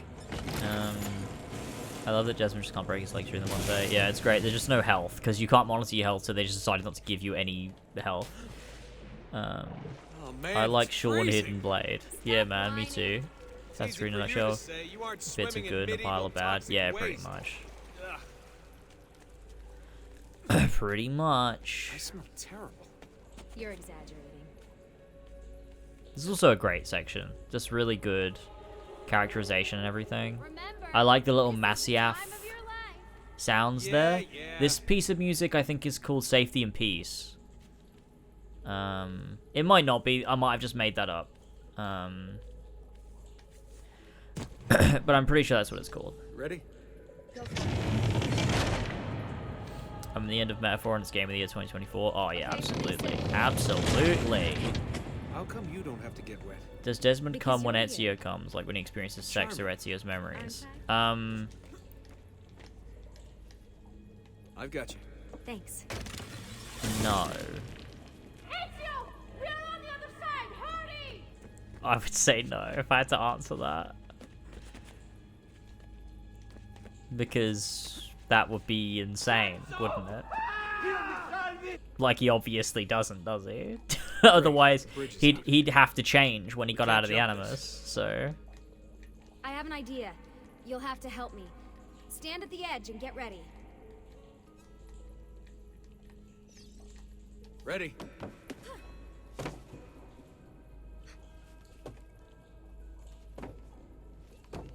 Although, like... Made it! He probably should, like... You go on ahead. I'll just stay here to die If the in lore dark was with gonna the be bats. good, you know, if it was good lore, then he probably should, shouldn't he? Jump across. Because it wouldn't Nice make work. sense if he The didn't. bats will be disappointed. For now. I have found an entrance. Oh my god, we found it, boys.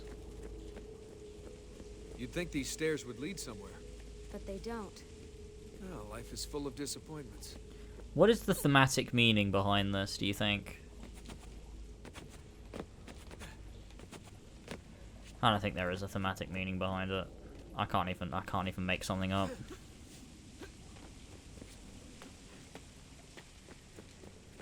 It very much is Uncharted vibes, isn't it? I really think that's... I mean, okay. Sorry, yeah, obviously. That is obviously what they were doing here. I think they saw the success of Uncharted, and they were like, we could do that. Good. And to Let me be just go get fair, that bridge down for you. they do it really well. And I'm sure that will be your last one. Like, it is really good. This is what the modern day should have been, to be honest. It should have been this. Thank you, Desmond. Like, I think they do a really good job at blurring modern day with Ancestor and Brotherhood in like a really, really good way. In a similar way to AC1, not in execution, but like Now it's my turn to even the score. in what they're trying to do. Like, when you play the modern day, it feels very different from when you're playing as Ezio To start. in Brotherhood, and I really like that. It's different tonally, it's written different. It's just great. I like it a lot. It's very cool.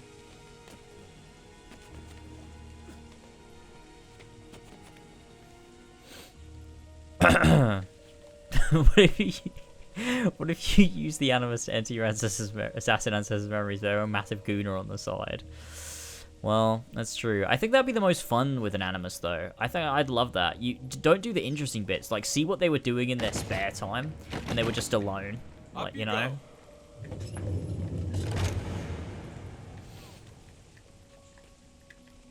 Is Final Fantasy VII a game with good lore?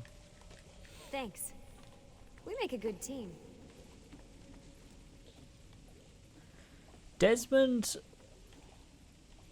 Wait, Desmond does wear his hood in Assassin's Creed 3 Modern Day, doesn't he? And he looks like a fucking nonce when he does it as well.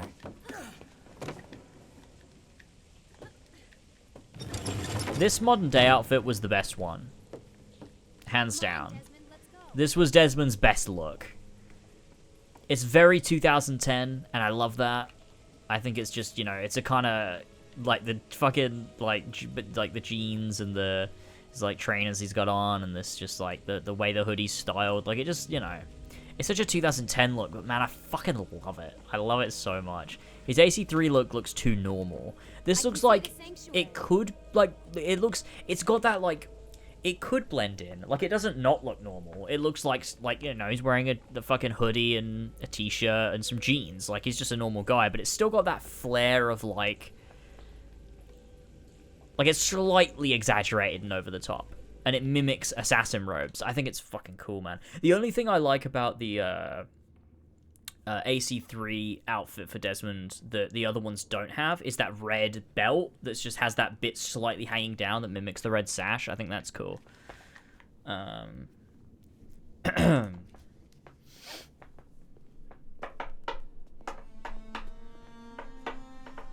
Gooners aren't anyone's ancestors.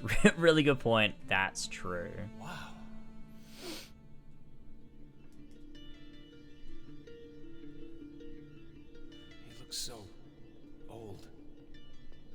Ezio must have come back here way after the attack. I hate that he's wearing the armor of Altair there. I do not know why he is. I don't understand why they did that. Let's open that door. Is it because they didn't want to spoil the new robes?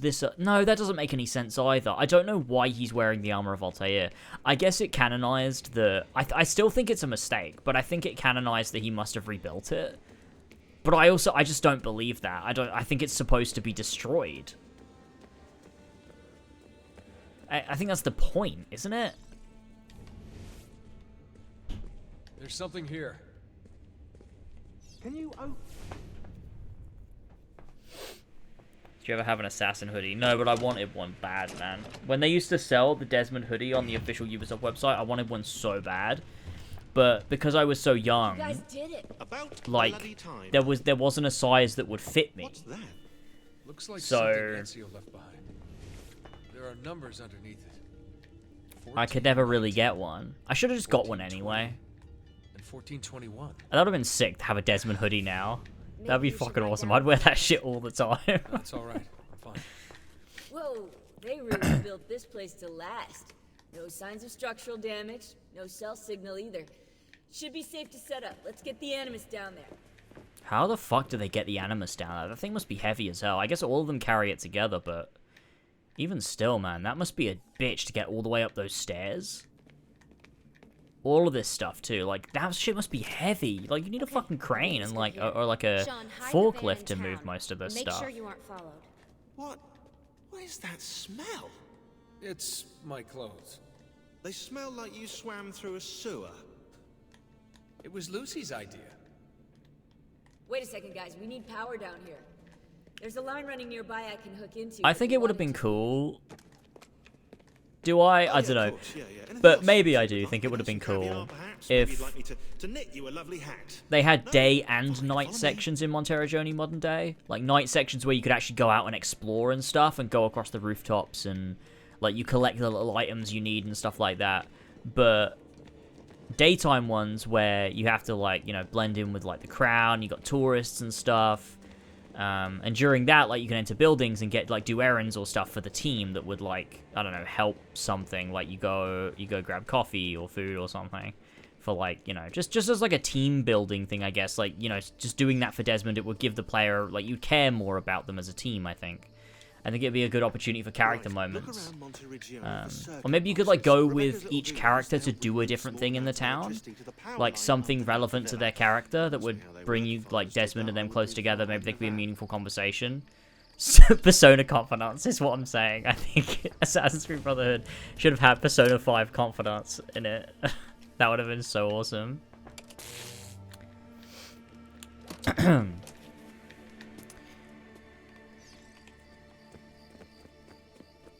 You get to go to a little cafe with Sean in Montero Journey and level up your confidant level with him. Dude, that'd be so epic. Should more games have confidants? I think yes. I think pretty much every game should have confidants. I'm gonna be really sad if a KH4 doesn't have confidants in it.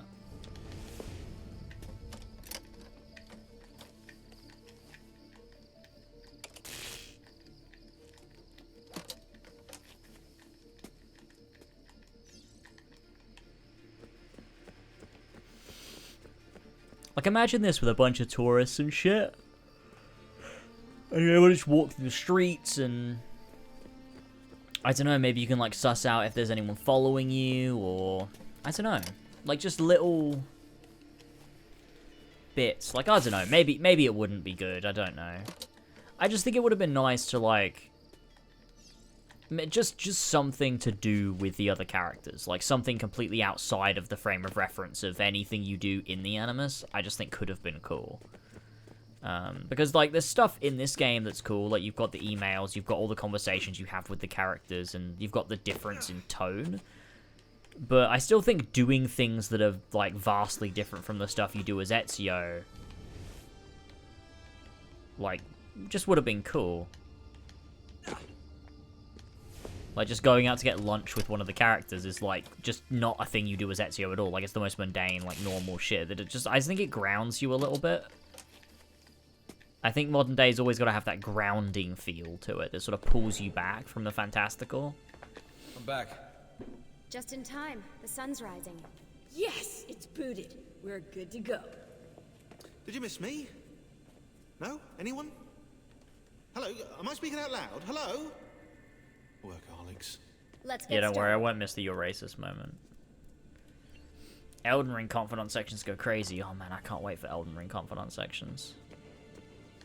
Oh, it's not unlocked yet. We have to do it. We have to do it later. What are we gonna do about Abstergo? Wait it out. As soon as we find the apple, I get in contact with our She's other got Project teams in Legacy Europe, open, but look at as that. far as Italy goes, we're on our own. It'd be nice to have some help from above. Our top assassins are busy gathering info about the Templar satellite launch. We've pinpointed several possible facilities in the US, China, and Russia, but there are no clear leads yet. So during the day, when there's tourists going around, Thank you for subbing, you sassy. do these little guys just have to stay chip. really, really quiet? I guess they do. Do they stay in a hotel in town? Because, like, where do they sleep? Like, on the concrete? Did they not think to, like, put... like, beds somewhere? Oh, here. They sleep here. Right, okay, there are beds. Sorry. Oh, yeah, there as well. And then one here. Who do you think sleeps where? I think this is Sean and Rebecca. This is... I don't know, that could be Desmond or Lucy, and this could be... I think this is probably Lucy. I think she likes to sleep next to the computer, and she's also sleeping in front of Aya. This is Desmond, just kind of, like, right in the middle, I guess. Yeah, I don't know. Jake, thank you so much for the 27 months.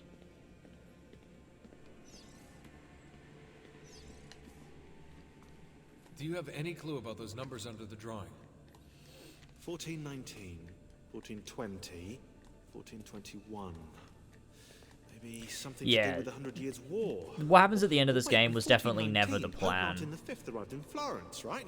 He left for Rome in 1420, and that was the same year Brunelleschi began building the Duomo.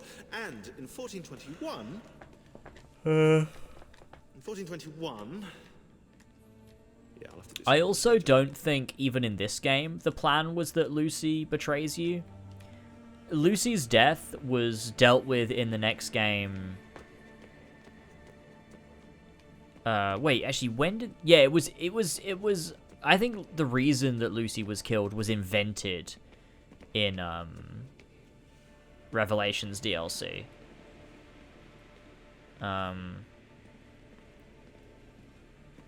They didn't know why they made this decision, they just did. So, what do you think of Monteriggioni? This is not Monteriggioni. Monteriggioni existed in the Renaissance. Ask me how the town was in 1554 when it was seized by Florence, and I'll tell you. Huh. I figured you'd like it nowadays. Seems not to have changed much. I don't think she wasn't like a Exactly. sleeper History is the agent, I study don't of think. Change. Change is life. When things become static, it means they're dead. She was just like a triple agent. But I don't think that actually was the case, was it? It was... Oh, he said the line. He said the line. Guys, he said the line from, I'm homesick for a place. Anyway. Yeah, no, she wasn't a sleeper agent. She could control herself. It's that she was indoctrinated by Vidic. It's that because she was abandoned for so many years working inside Abstergo, she just got radicalized by the Templars. That's the idea of it. I don't think it makes sense given her character and given the stuff she talks about and when she's out and like the way like it doesn't make sense, and I think it was silly to have her be a double agent, to be honest. It just doesn't fit her character. It doesn't feel like it makes any sense. But that's where Revelation explains that. No. I don't think so. Right? Let me go find it.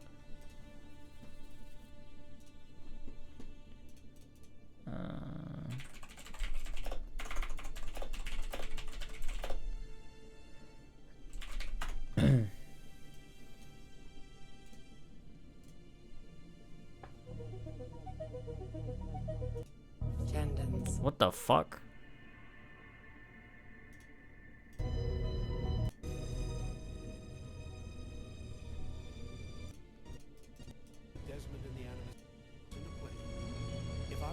Matters with Desmond and the Animus aren't going well. You will remove him from Abstergo.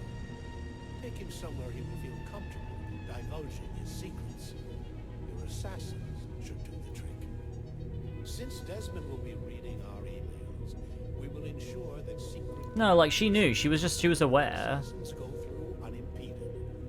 Once you are embedded, they will come to pick up the Animus tapes. Make sure to look very upset. You need to be convincing. Desmond will lead you to the apple. And then you bring it right. This is the dumbest thing ever. You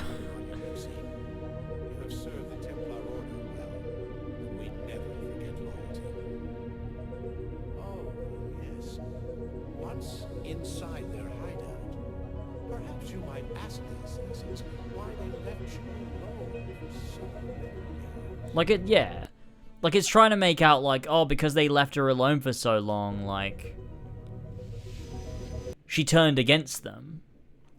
Because she felt betrayed. So it's like, it's not even like she believed in the Templar cause, it's like she was doing it out of spite, or that she saw the assassins and what they were fighting for as, like, false. Like, they don't actually care about people because look at what they did to me, so it's all just fake. And the only way to really help people is to take control or whatever. Like, I don't really know. It's just a bit shit, I think. I think, like, you could have done something way more interesting with Lucy and the reason that she died. I don't know why they decided to make it so, like, black and white in one note. You seem focused. Yeah, it's I've been lazy busy and patching new stupid. systems into baby here. She's only gonna get better. Sorry. Let's bring back up OBS. Is Desmond going to be able to relive memories this time? As a matter of fact, he will. Yeah, they leave no breadcrumbs. And people always fucking say, like, the most annoying fucking thing is when people say, oh, but when you go outside and you find Lucy when she's not there, you follow a trail of footsteps and the footsteps are in red, which means she's an enemy. But no, actually, no, that's not what that means. Because what, are these an enemy too? No, it's almost like key fucking information has always been red in Eagle Vision, you fucking idiot. It's got nothing to do with her being an enemy. It's just because they're footsteps indicating a thing you're supposed to follow. Because that's what Eagle Vision does, dumbass.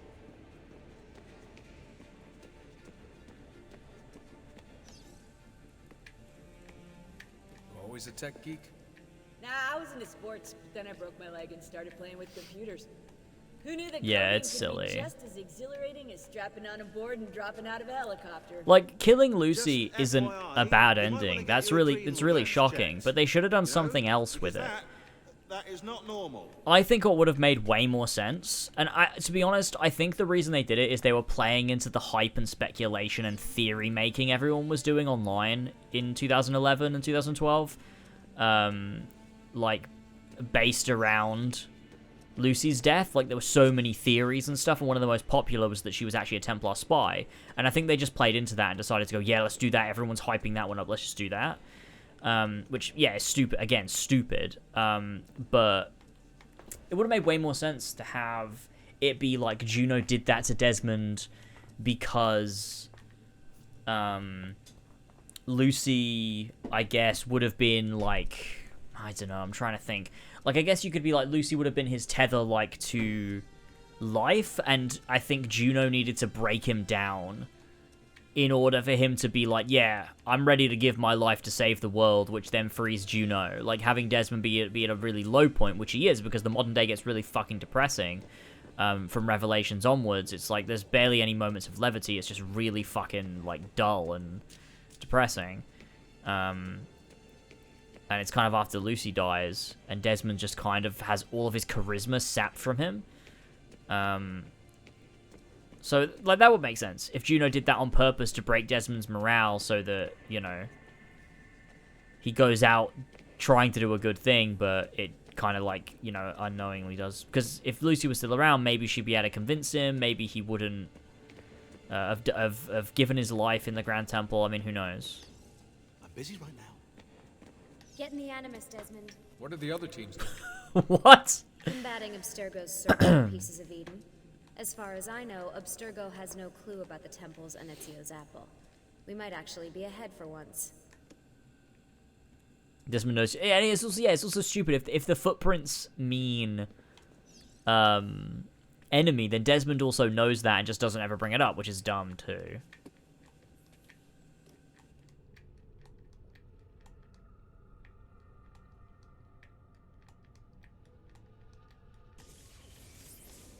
As you may have noticed, Rebecca I made some improvements to is the Sonic Animus, from and the I've also opening of patched in a new Sonic VR Adventure tool 2. program. Here you can show off all those flashy moves you picked up from your ancestors. Let me open one of the missions.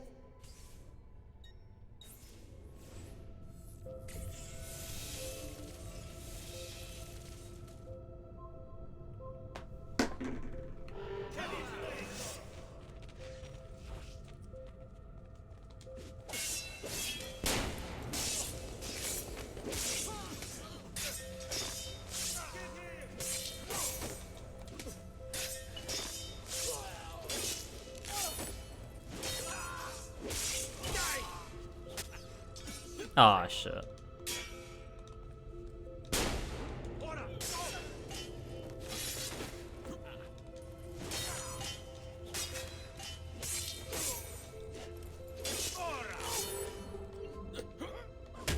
Ah.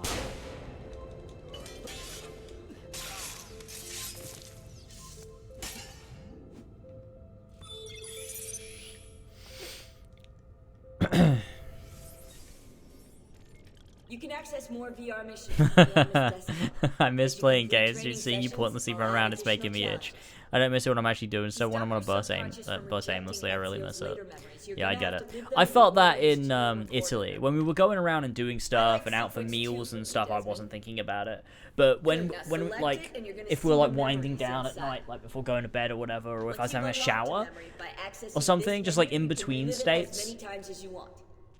I was like, oh man, I'd love to play a game. Like it made me Desmond, this is very really important. like You love need to take a games break. again. Log out of the Animus. I need more breaks You can like leave the that, man. machine I really do, whenever you and I'm hopefully gonna do some more this year. Have some more breaks. Don't worry. But I think that was really helpful. Like I One think last thing. I As spent you raise your a while synchronization by before executing we went events to the way Italy Ezio lived them, where you I might even discover some grinded out the repressed AC1 memories. video and then the Altair's Chronicles Okay, video, let's which get these days started. would be a Patreon Select the video, but at the first time memory. was just one I made for YouTube as well, Altair's Chronicles and Bloodlines. And then I had the break in Italy, Desmond, I've been looking at those gibberish and then when I got 5-digit codes back, from the end of Subject 16's files, and I made my seem to Burning have discovered Shores a video, remarkable and then immediately after my Jedi Survivor video, because I was just like Codes correspond perfectly revitalized with where coordinates gaming was inside the concerned. It Animus. felt fucking good to be like, man, this is great. Tagged the landmarks, pinpointed by the coordinates with eye icons in the database. Now, odds are you won't find anything there that... Felt good. I need both. Like, I need to be able to work on stuff and then have big breaks so that I just have this, like, passion for, like, oh, man, I really want to get back to it. Like, I miss it. Rather than it just being my normal.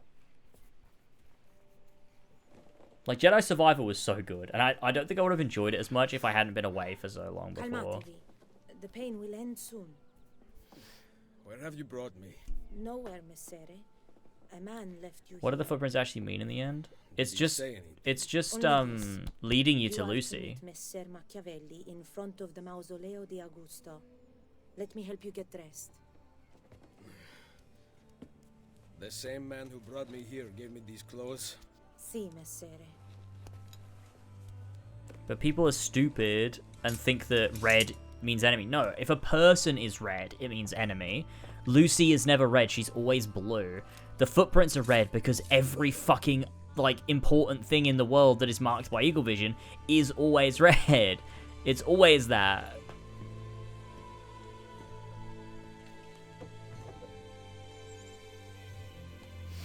E3 looks so good? Yeah, I know. It fucking does, doesn't it?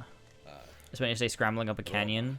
I almost read that as crayon. Or what And is it was the left most of fun it I've had in since such a long the Borgia time. Yeah, that came sounds to power. fucking And the mausoleo. good. Unfortunately, I was gonna say cannot that see sounds fucking great.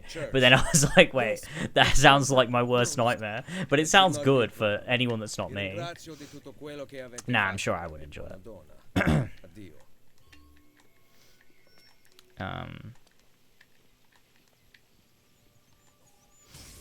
How's your thumb? Fucked. Still fucked. I took a chunk out of the top of it. It's healing, though. I did think at first when I did it, I was like, I might have to go to the hospital. Like, it might be so bad that I actually can't like it can't heal on its own, I might need to go to the hospital. Because it was bleeding like crazy. But no, it's fine. It is healing. But I was worried for a moment. How's the moving, by the way? It's pretty good. Everything's going pretty well, I think. I'm feeling pretty good about it. Everything's sort of been pretty smooth. We've got potentially soon an electrician coming to do the electric work we need done. So that's really good. Sooner than I expected. And once we can get all that done, then we can get everything. We can finish off stripping all the wallpaper as quickly as possible. Then get everything plastered, and then we can start decorating. And then my office will be like good to go after that point. So who knows?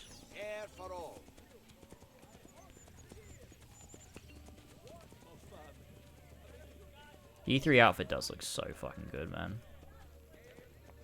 So much better. Didn't developers say it was a fuck up on that part? What? Who? Say what? What about the red feet? The red footsteps? I don't think so.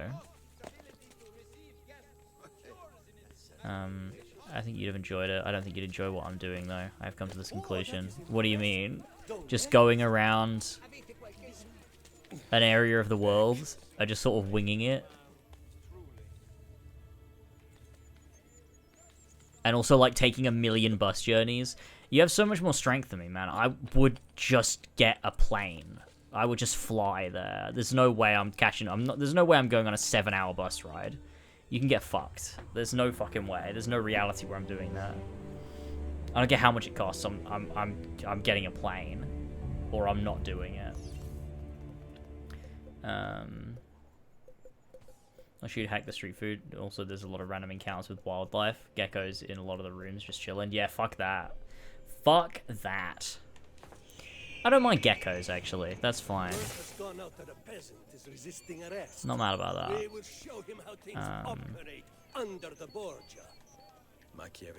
Yeah, no, I don't think that'd be for me. I way more prefer to just, like, I don't know. I mean, I could probably make it work. That's the thing. I would just end up spending way more money than you need to, which would be silly.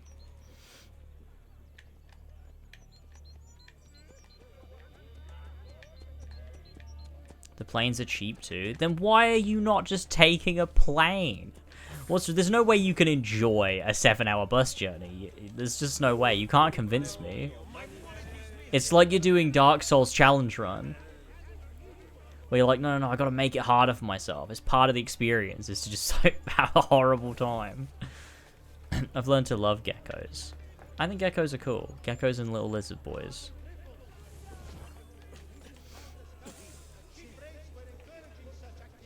Someone take Nexus away from me. Me in an alternate reality in 2022 or whenever the fuck it came out. Oh my god, Mac just got shot. Just got sniped by Nightbot.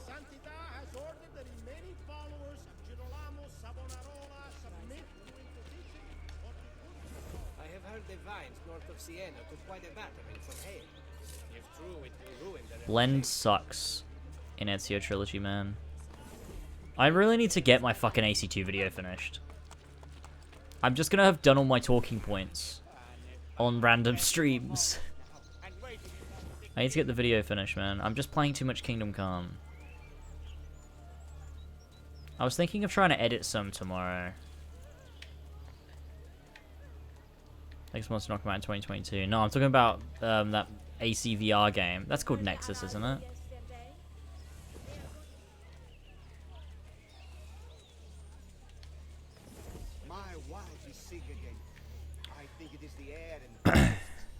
Hey, Bless Jones was like £3 versus 50. £50 is nothing for a flight. Just to make it nicer. I have realized that I just value convenience far more than I value money.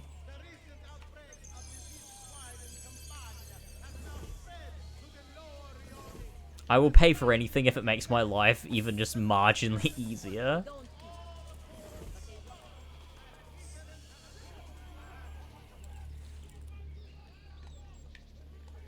fire into KCD2.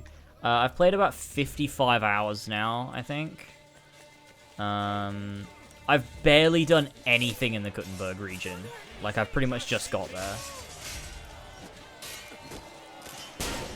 I've just done loads of exploring and side quests and shit. I've barely scratched the surface of, like, the actual main quest there.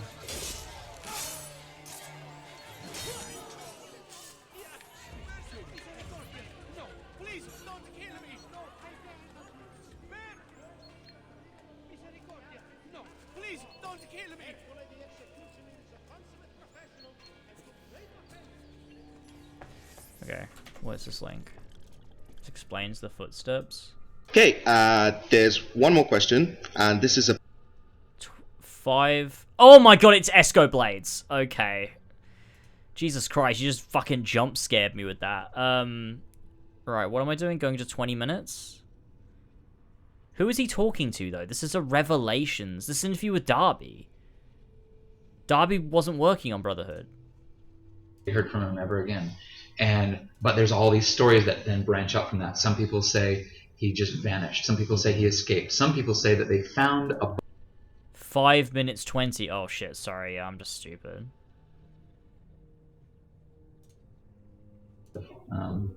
But now I can't remember. I'll just expand a bit on what Darby is saying. Our team is about 180 people, 190 people, right? In Montreal alone. In Montreal alone, and then you add all the other studios, so you have easily 300, 400 people working on one product, and not everybody. I mean, first of all, not very few people can hold all that information together, and so I mean, if somebody decides to make the footsteps red because that's the color he decides to make them, it's unfortunate, and I don't want to like ruin it for the fans, but sometimes they're just red, sometimes that's just the color that somebody made them, and this comes. That the idea of putting those footsteps came before we had the idea of Ezio being able to track the guards using Eagle Vision, right? So they were set to red before we decided that red would be meaningful in that way. I remember that. And so you have to, you just have to understand we're just people, and in the end, we're going to make mistakes. We try and catch them all, right? Yeah. There's oh man. So could we even talk about it, like the finger thing? For the longest time, we were working on all the Altair missions, and it started dawning on us. Jesus, they all have 5 fingers, right? We had Altair with his finger missing, but we're like every other. Yeah. Pretty much just being like, yes, like, guys, we don't know, we can't coordinate together. We can't coordinate properly. We've got no direction. There's no one overseeing it and making sure this stuff goes right. And that's what happens. That's what happens when your game turnaround is so short. If the games had longer, they wouldn't make those kinds of mistakes. They'd be able to iron them out and correct them because they'd have years. But because they have such short turnarounds, it's like that shit slips through. But even still, like, they don't know what they're talking about because they're saying like, oh, someone just decided to make them red and it's unfortunate. But like, no, that was actually correct at the time because anything significant in Eagle Vision was red. That's just what it was. That's just how it signified it. That's why the writing of the dates 14, 19, 14, 20, 14, 21 on the thing upstairs, that's why it's red, because that's just how Eagle Vision fucking works. Make a perfect game and don't release it? Yeah, I'm with him.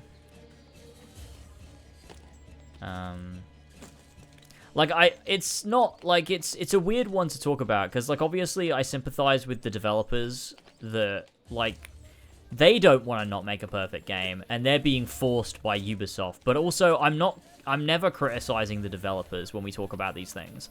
I'm criticizing the product as it exists, the game, the art, and that suffers regardless of the reasons, and it's like, an objective fault, whether or not they have good reason for that fault existing, which they do. Like, it's not their fault. It's a shame that they weren't given the freedom and the time to make it so much better and perfect and to find those mistakes and not let shit slip through the cracks, but it is there regardless. And I think like, a lot of people get that twisted as well. When I see, like, people in the comments will be like, oh, but this is why that's the case. I'm like, I don't care why. It still is the case, though. And I'm not criticizing the people that made it. I'm not, like, mad at them. I'm not mad at anyone. It's just a fact of the thing.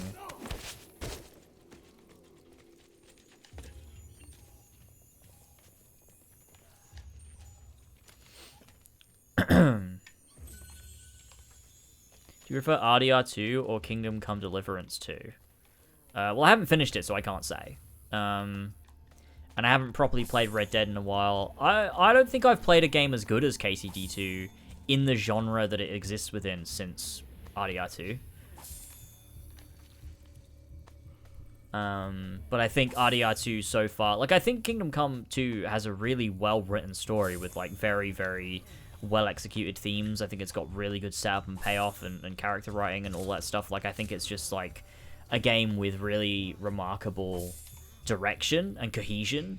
But I think it's going to be hard for the game overall by the end to have a story that is in any way superior to Red Dead Redemption 2.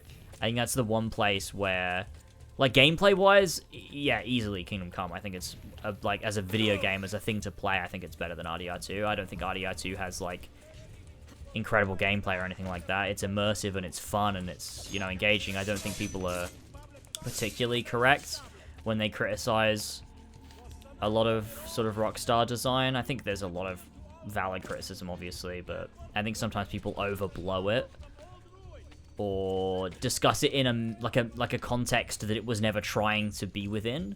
I think that's a major issue with a lot of Rockstar criticism. It's like, oh, the game didn't work like an immersive sim, therefore it's bad. And it's like, well, it was never trying to be that, so, like, it's kind of silly for you to expect that of it. But even still, just, like, preferentially, I prefer Kingdom Come 2 as a game to play.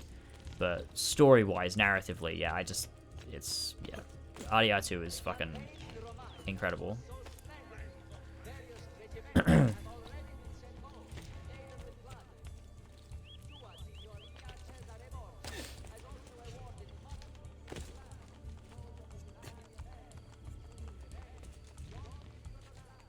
Played Avowed though, here is really good. Yeah, true. They are saying that. There are whispers on the wind that Avowed is really, really, really, really good. Maybe game of the decade, actually. Look, now he's got drip. Ezio, what a surprise to see you here. I thought you had sent for me. Never. News of the Villa attack has I spent my 11 hours in KCD2 only blacksmithing so far. That's insane. Not yet. Blacksmithing's cool though. One thing that annoys me about Brotherhood is they got rid of every target having a confession. Must not discover that you escaped them.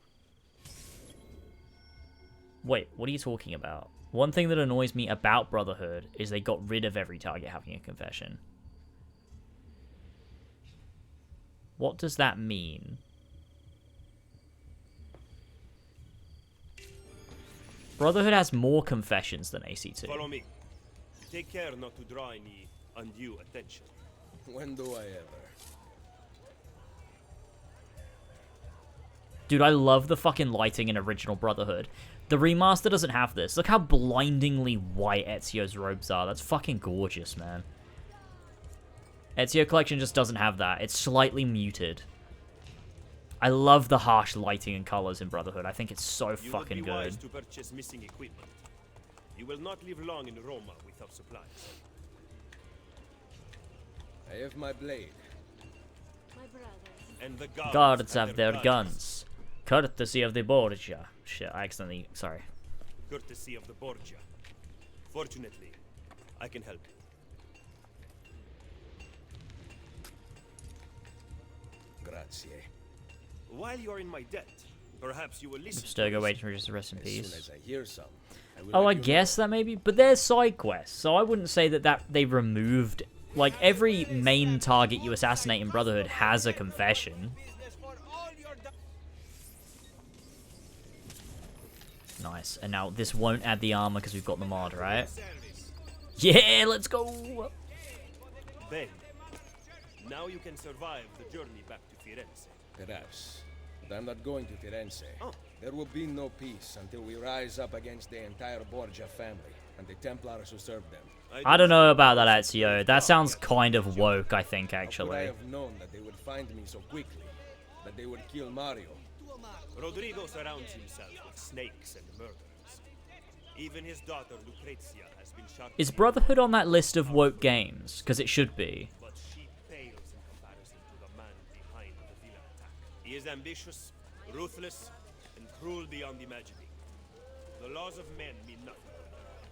He murdered his own brother to take power. He knows neither danger nor fatigue. Those who do not fall by his sword clamor to join his ranks. The powerful Orsini and Colonna families have been brought to kneel at his feet, and the King of France stands at his side. Give me his name. Cesare, head of the papal armies. What does he intend to do with his power? What drives the man? That I still do not know. But Ezio, Cesare has set his sights on all of Italy, and at this rate he will have it. Is that admiration I hear in your voice? He knows how to exercise his will. A rare virtue in the world today.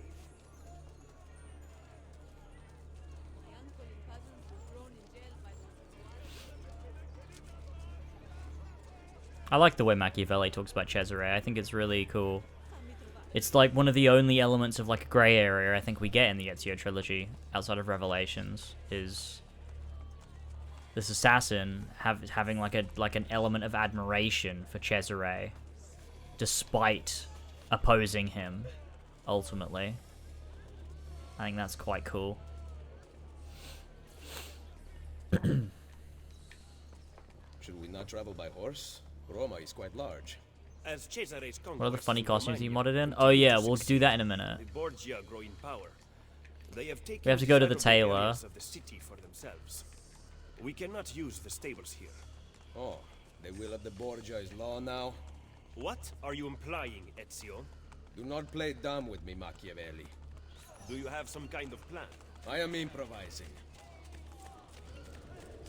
I also really, really like the conflict between Ezio and Machiavelli in this game. Because I think you can see the difference within which they were raised, right? Like, Ezio was obviously raised an assassin to an extent by his father. But mainly that's only like a moral thing. It's not like a disciplinary thing or like a rigid hierarchy. Whereas Machiavelli was raised an assassin in the same way Desmond was. Just because you And I like their opposition here, in that Machiavelli is almost not internalized the meaning of the assassins and the creed, because he's trying very much to keep control and authority and do things in a very structured and rigid way. Whereas Ezio is far more free-flowing, and like he says, he's improvising, which is very much like, you know, an assassin trait, being able to adapt and change and evolve and whatever. And I think, like, that's something that Ezio learned, becoming an assassin through his environment and through his experiences, rather than just how he was raised. Because he joins the assassins through his birthright, but he doesn't truly become an assassin until he's been through a ton of experiences which mold him. And I think that's a cool difference between him and Machiavelli. And I think that's something they butt heads with across the game until Machiavelli comes to admire Ezio and realize that he's the embodiment of the Brotherhood, which is why he then gives him the mentor role. Which I think is really cool. It seems the stable is now available for purchase. You're playing with mods? I'm playing with outfit mods, yes. I am ruining the artistic integrity of the game. Look at that. Look at the way the art... Oh, God, I love it. You don't get to see that stark contrast in colors in the remaster as much as you do in this. Like, those harsh... the high contrast and the harsh colors, like the whites and the blacks, and the, like... the desaturation as well. To go from that to this, where everything's softer, more colorful, there's slightly more bloom there. It's beautiful, man. It's beautiful!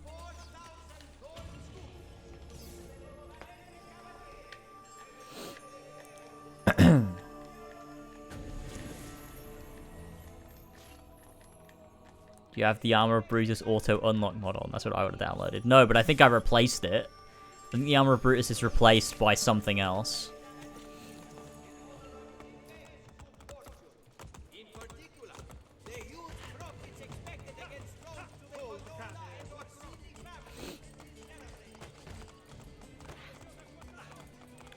What's the most beautiful city in Assassin's Creed, in your opinion?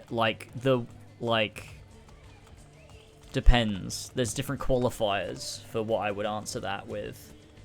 Like, in real life, which city in the game is the most beautiful? Or which in the game looks the most, like, nice? Or, like, which is the most, like, artistically well, like, presented city? You excel at opening wounds, Ezio. But can you also close them? I intend to heal the sickness, not treat it simply. That's a bit woke, Ezio. That's really woke. Fine. Let us talk openly then. Rodrigo Borgia's death would not have solved anything. This game's so good. This game's got such a fucking good story, man. The center of Borgia and Templar rule. Killing one man will not change things. We need to take away the source of their power. Are you suggesting we appeal? Dude, this game's fucking woke. Maybe. Relying on the people is like building on the sand. You are wrong. Our belief in humanity rests at the heart of the Assassin Brotherhood. I love that line. I think it's great. He must be from your inner circle. Go. The funny costumes. Look, I'll show you in a minute. I'll show you. We have to go to the tailor.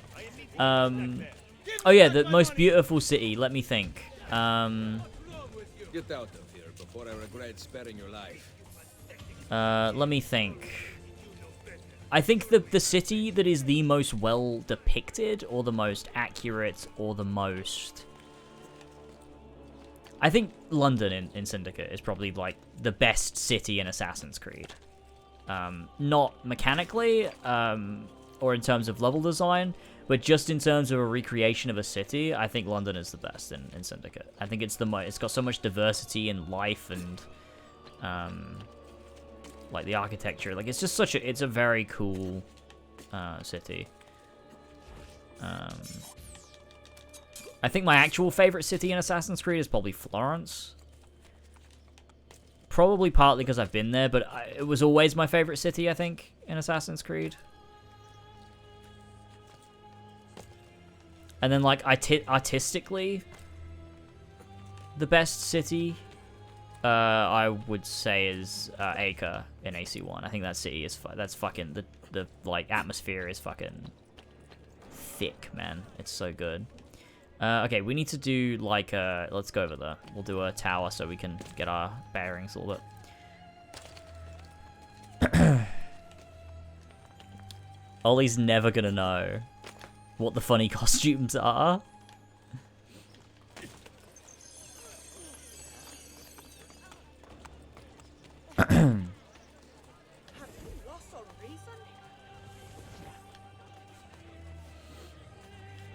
I love the truth. I love finding out Templars controlled absolutely everything throughout history. Oh man, it's so epic. So epic.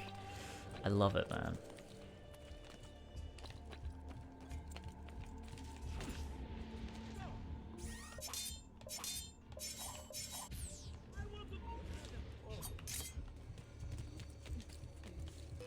Oh shit.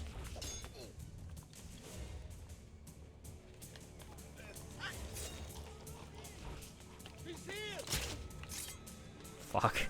I fucked this up bad. I don't have any gear. Buddy. Oh shit. Oh my god, are you fucking kidding me? You know what, I'm just gonna have to go fight the guy.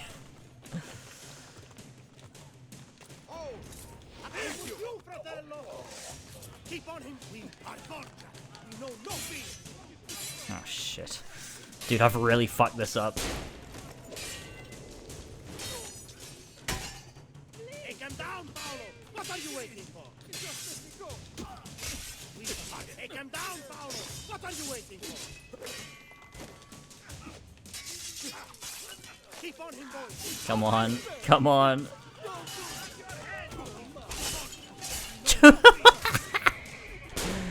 Oh my god. I just gotta kill this guy and then he'll fuck off. There we go. Holy shit. Over 10 minutes, cafe stop? Okay. I won't do the funny outfits until you're back.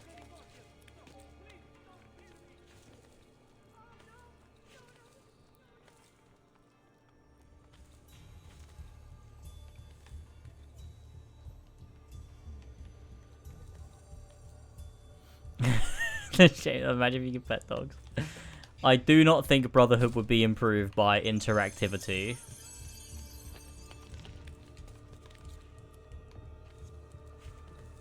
I hate to say it.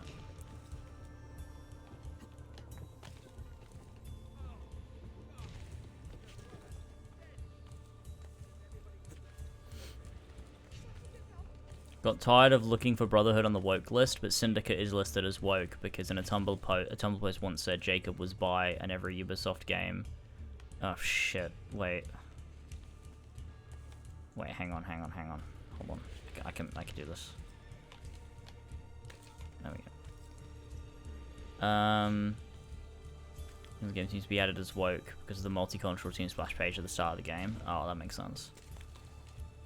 Syndicate is woke though. Syndicate is very woke. Karl Marx is in it, and also like it's a game about freeing the working class and working with them to bring London out of squalor, and that's very, very woke because actually we should submit to the ruling classes. Obviously. Duh.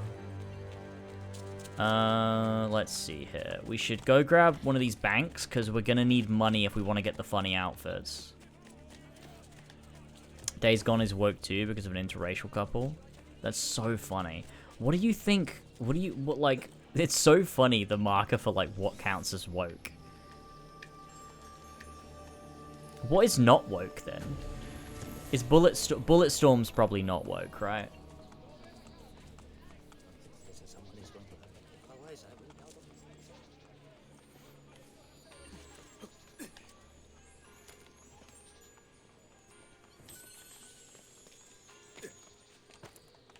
Dude, original Brotherhood looks so good. I think best looking AC games. AC1 is the best looking AC game. I think it's the most artistically interesting looking AC game. Then Brotherhood, probably. I think Brotherhood has a really nice art direction behind it. Then,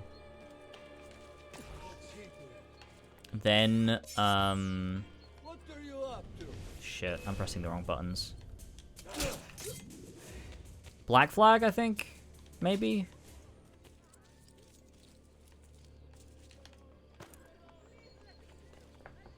AC2's probably in there as well, like top 5.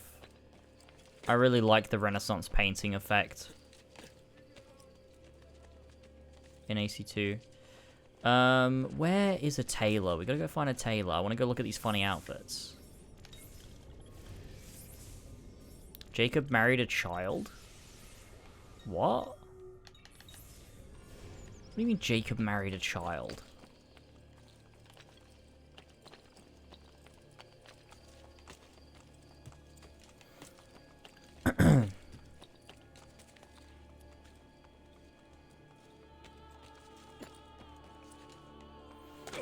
Original 2 is kind of brownish after playing the remaster? What do you mean brownish? Oh shit, we can't get to this island yet. It's not until we unlock it in a bit. You know, Clara? Oswald? In Assassin's Creed? I don't know. Like, it's bland in color? No, it's not. I don't know how to... It's not. I don't know. I just disagree. It's washed out, but, like, intentionally so. Like, I get... Like, it's not glowing with color, yeah. But, like, it's also not supposed to be. Where am I? Okay, we need to figure out... I can't... we could do the Pantheon. Yeah, fuck it. I guess we'll have to do the Pantheon. Viewpoint. I really love the way they use color in this game to go from, like a harsh... Like, I said this earlier, but, like, I think when you like, clear a Borgia Tower and the colors shift from harsh to soft, it really does go. Like, it's such a tiny detail, but it turns Rome from looking really cold to looking really warm and beautiful. Like, this looks so nice.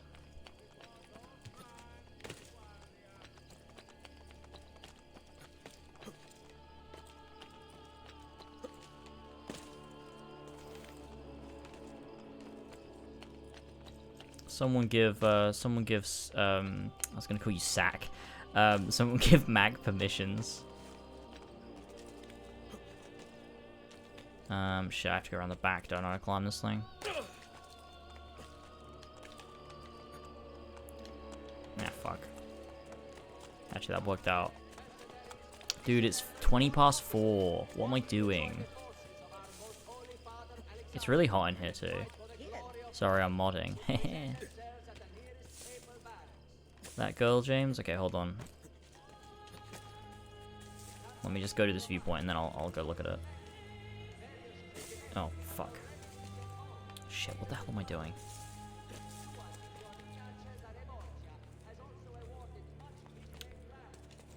So, wait. Clara is a person in...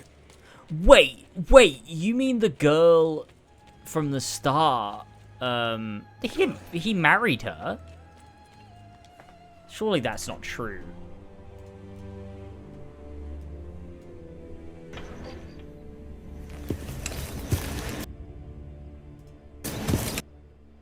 Is that really true?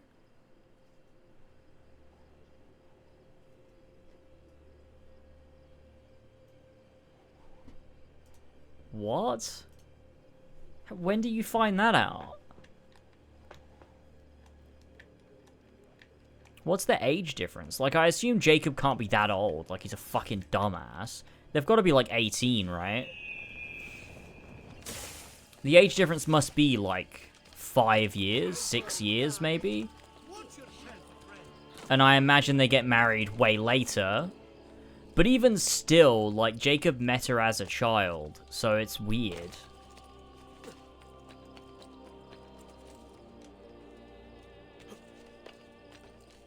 He's like 22.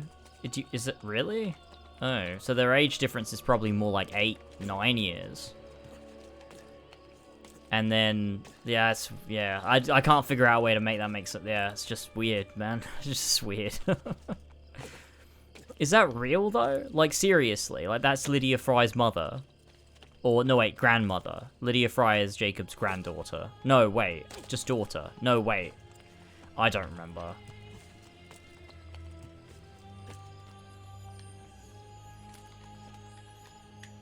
Is Lydia Jacob's daughter?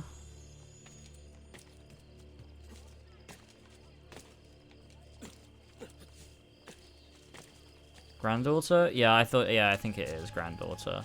Oh, fuck. Wait, this is the one I already got. Okay, did we get a tailor somewhere? Oh, there's one up here. Well, let's do this.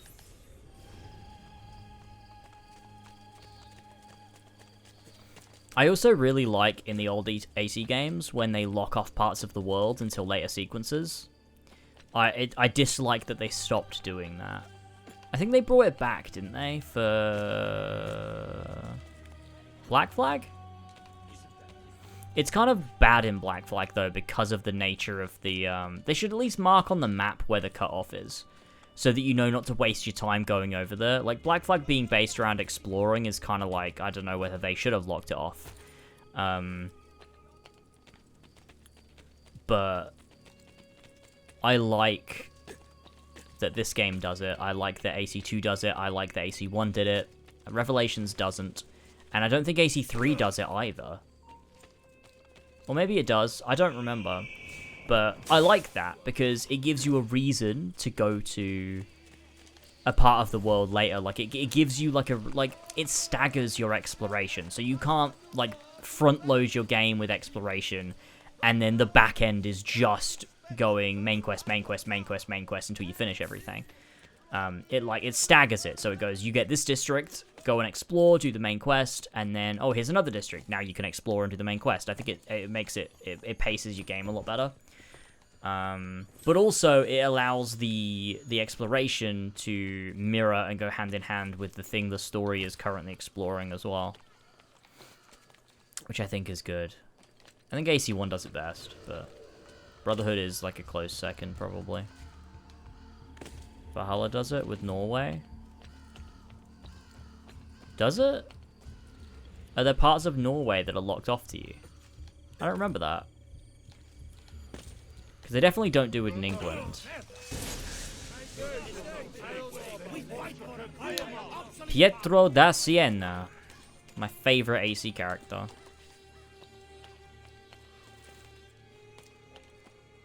Oh, is it like you can't get to the area where the temple is or whatever?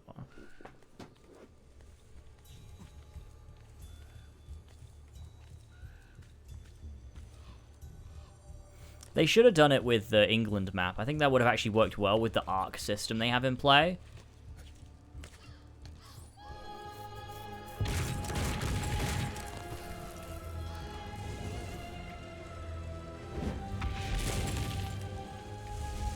Like, there's no reason why you should be going all the way up to,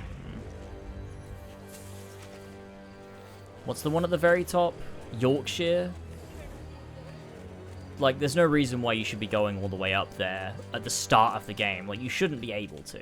It feels weird. Like, and I usually, like, manually stagger my exploration with stuff. Like, I did it with Cyberpunk, I do it with The Witcher. Like, I don't go to areas until the main story takes me there, because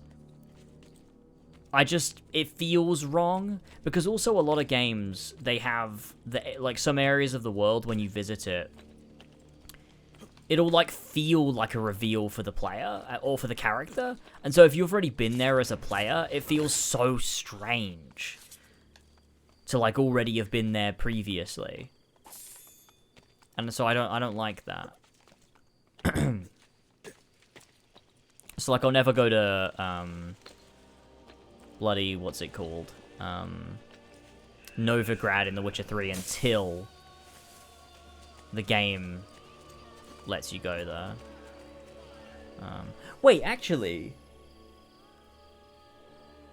thinking about it, can't you not go to Novigrad? Isn't there, like, don't you have to get, like, a pass to cross the pond something? You can't cross the bridge.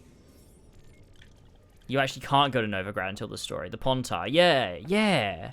You can't actually go to Novigrad, can you? Until the story takes you there. So I'm actually an idiot, and the game actually does do that. One of the things I loved about, like, GTA 4 was how they contextualized the islands. Like, it was like, oh, there was a recent, like, terrorist attack or something, so the islands are, like, blocked off by the police and stuff. Like, they don't allow people to cross the bridges. I thought that was cool in GTA 4. Okay, so here's the funny outfits. If it's worked. Oh, it's totally worked. It's totally worked. Yes! Wait, hang on.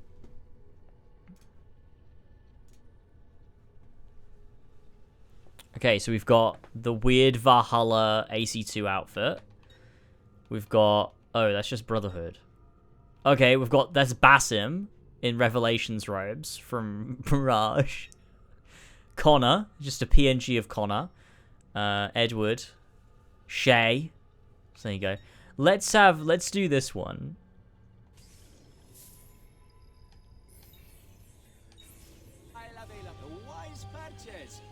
What? It didn't work. Oh, it's because I've got the E3 robes on. No. Oh, no. That's so annoying. Ah. That would have been so funny.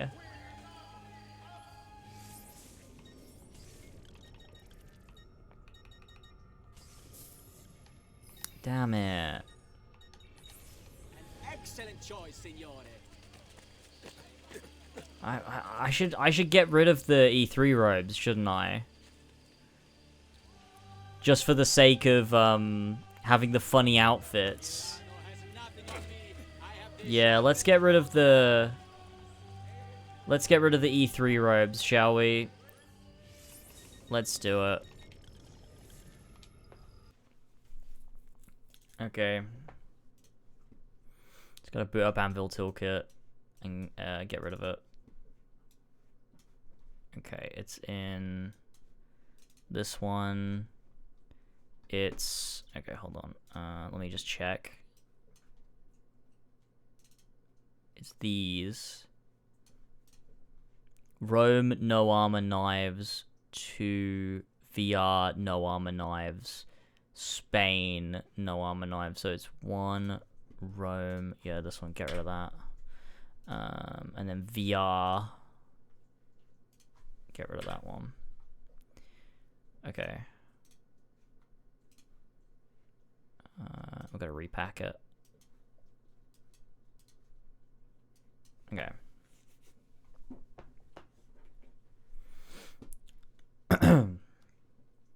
Yeah, sadly, we've got to make things as funny as possible. So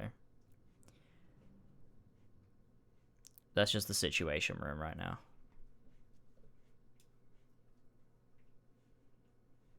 There we go, successfully written. Okay. This might not work, thinking about it. It might actually just be that the mods I installed are bugged and I need to reinstall, I need to do something about it. It might be something I've got to fix, but we can see.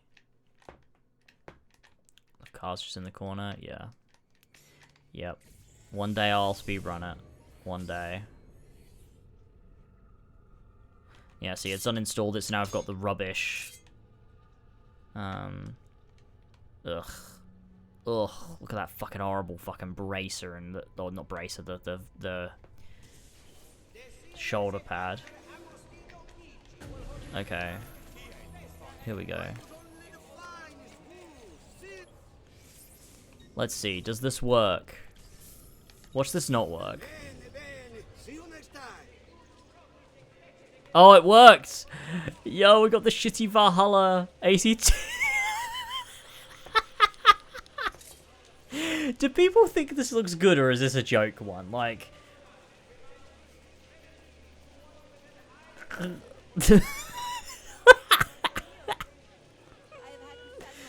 Dude, it looks so stupid. I appreciate that, Retro, thank you. Oh man, that's so funny. Yeah, Ollie needs to get back here right now. Okay, we need to go, we need more money. So let's just fight these. This looks so shit. Like, unbelievably shit.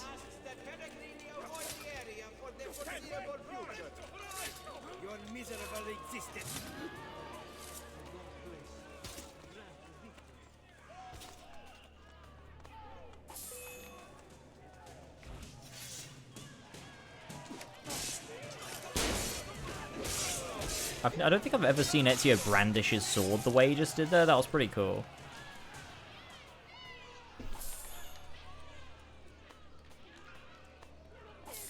Okay, and there'll be different outfits at different shops around the map, because obviously different tailors have different dyes, so they're all replaced. There's 14 outfits, and I think it's just all the legacy outfits. So, wow, this looks so fucking bad, dude. Who the fuck made this? I've got to get out of here.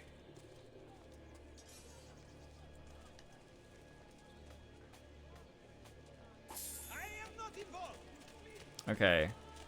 I also specialize in fine undergarments. Let's just try and get some more money and hope that Ollie comes back. And then he can see the funny outfits. Yeah, why is the hood like that?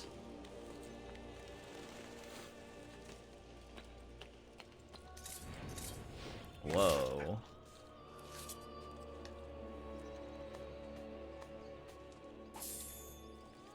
This is not the quickest way to make money. It's just not, is it?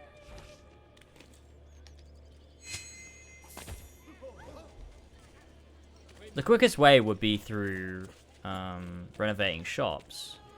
Which, also, there's a weird renovation system in this game, isn't there? I don't know exactly how it works. I think it doesn't work because there's no, like, online connectivity. But...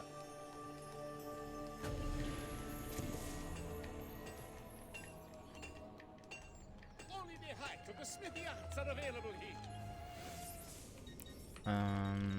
Yeah, investments. Yeah, because it's a multiplayer thing. Like, it depends on... Like, it's something that depends on... Like, there was, like, an online economy or something in the PC version. Yeah, I don't really know. Doesn't work anymore, though.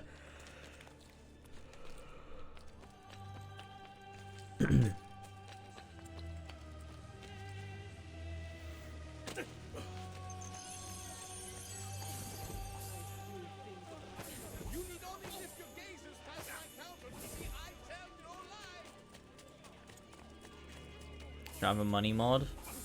I guess I should have, like, installed, like, a cheat or something. Oh, you're back. This is one of the funny outfits. What do you think? Is this funny outfit? Oh my god. Oh, guys, this game's a bit woke. Not so woke, actually. It let me do that, so...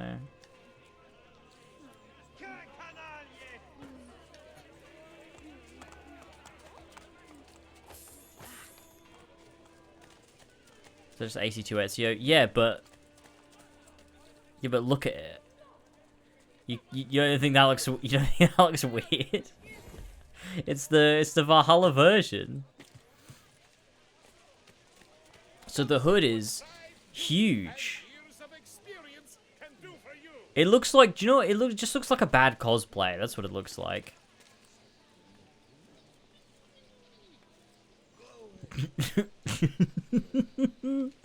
Okay, right, let's do another outfit. I think I have enough money now. Right, yes, we've got Basim's Revelations. It's the Revelations outfit from Mirage. This is the closest I'll ever get to playing Mirage. Yeah, again, this looks like a bad cosplay of the Revelations robes. Like, genuinely, like, how shit does that look, dude? Like, what the fuck? Dude, what is that? It looks so shit. It's got, like, cartoony plastic braces. It's so bad.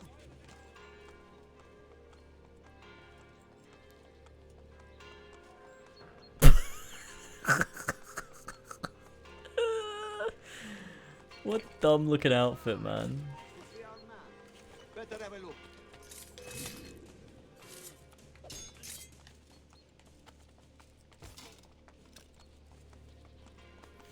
Oh, the hoods are so funny.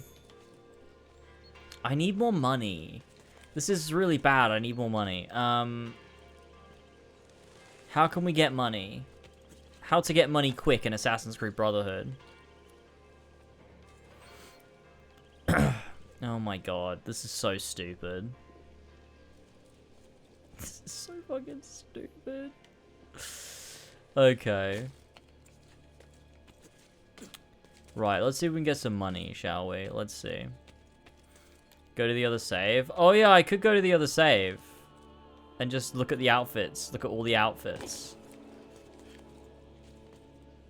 But wouldn't that kind of defeat the point? Maybe. Look at the brothels. Yeah, that might be a plan. The leather, yeah, it looks so stupid. Gonna watch my avatar with Millie. I'll put back in later, perhaps. Oh, you fucking little bitch. You fucking made me stream at 1 AM. You little fucking rascal. You're fucking staying. You're not allowed to leave. I command it. How can we get money quick? Yeah, he's got like some super cheap... Look at it. It looks plastic. He's wearing plastic armor. What were they cooking here?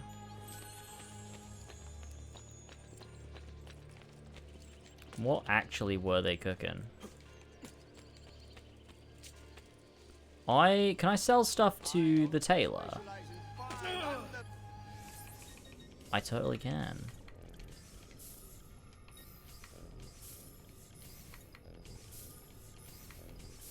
Nice. Okay. Shit, I didn't mean to back out of that menu. But now you know you can get views at all times. You're free to stream at all times. I've unshackled you. Yeah, alright, mate. Alright. Connor outfit. What's that gonna look like in this engine? That's what's so fun about this. I quite like this. What is this gonna be though? That's just Ezio. That's just Ezio, and that's just Ezio. I'm gonna get this. I want to know what this is. It's just Ezio. See you next time. Yeah, it's literally just Ezio. Oh wait, this is the E3. This is the E3 outfit. Sweet, so we can still have the E3 outfit if we want. Nice. Okay, let's do Connor.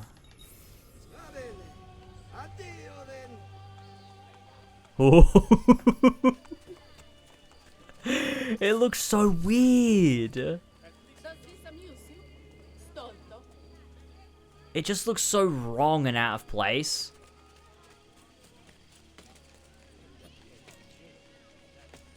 But like the same? I don't, it's weird. I tell you what, it's weird without the bow on his back. And that's the same as it is in like every game where Connor has a legacy outfit. I also don't like him not having like a glove. Doesn't Connor normally have a glove? Like, I don't like his hands just being out, but it's like the same legacy outfit as like in Unity or something, where there's no, like, it's just kind of like very bare bones. This is weird. This feels so strange. What the hell? That rules, I think. Yeah, you fucking would.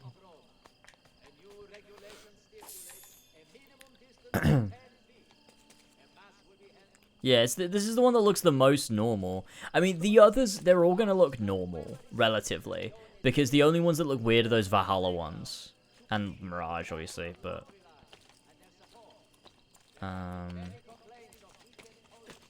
Well, let's do a mission. For now, at least. Let's do a mission in Connor's outfit. And then we can try out some of the others. So I guess there'll be Shay, there's Arno, Jacob, Bayek, Alexios, Eivor, and probably Bassam. Maybe? I don't know.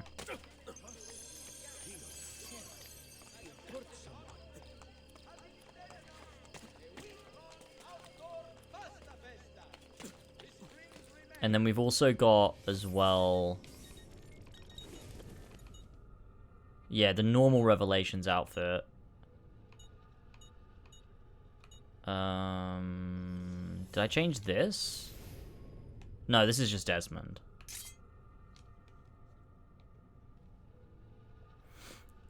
Ezio dressed as Evie.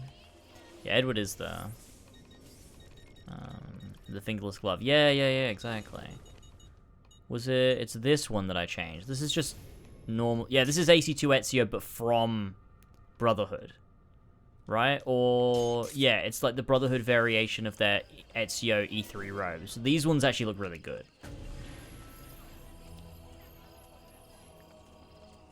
This looks sick. This is the best. I think this mod for these AC2 robes, this is the best that AC2 robes have ever looked. Is this right here.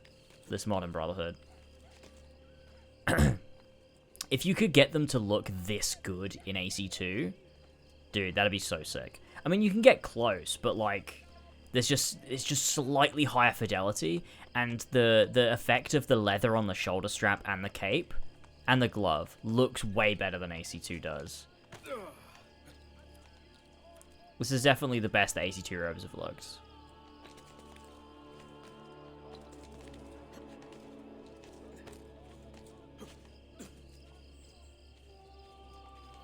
Oh, I guess I'm doing this mission like this, because if I switch outfit again, it'll kick me out and respawn me.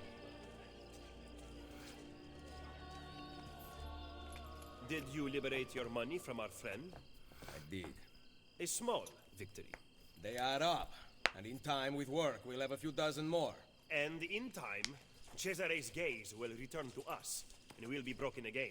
I'll switch back to Connor after this. Now, where is my contact, Vinicio? He should have already intercepted the letter. Follow me. It's nearly 5 a.m., dude. I'm getting hungry as well. It's so hot in this room too. Like I cannot possibly understate how hot it is in this fucking room.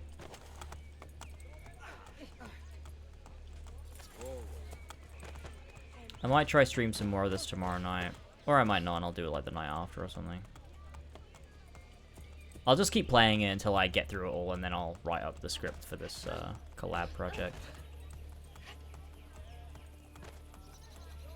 Which obviously I'll like post on community tab and tweet about and stuff when it's out, so you can all watch it. You can all skip to my part of the video and then X off it and not watch the rest. No, I'm joking, you should watch the rest. You don't have to be on stream and play the whole game. I physically don't think I can do that. It's getting so hot in here, man. And I'm getting sleepy. Why aren't they talking to each other? Look at these facades masquerading as government. The Pope is very clever to keep this place in business. It fools your friend, the people, quite easily. Machiavelli, that's really woke. Holy I shit. merely describe the reality of Roma today. But all may not be lost.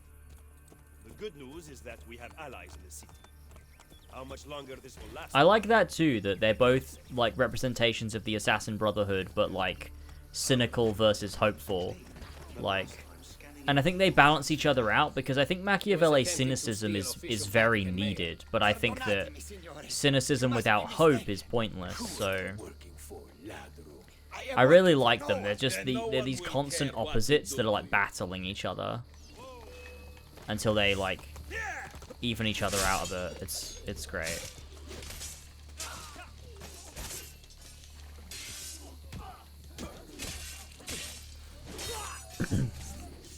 Grazie. Where is it?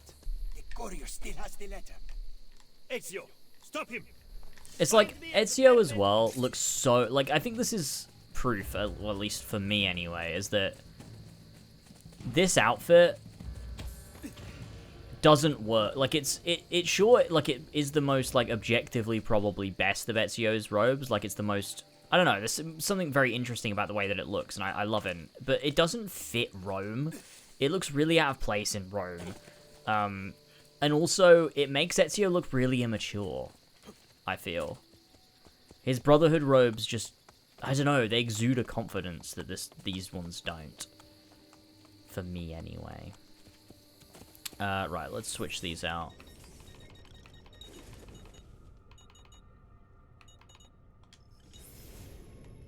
Back to Connor. Oh my god, his cape disappeared. And the bottom of his robe. What the fuck? Oh, the game crashed. Amazing.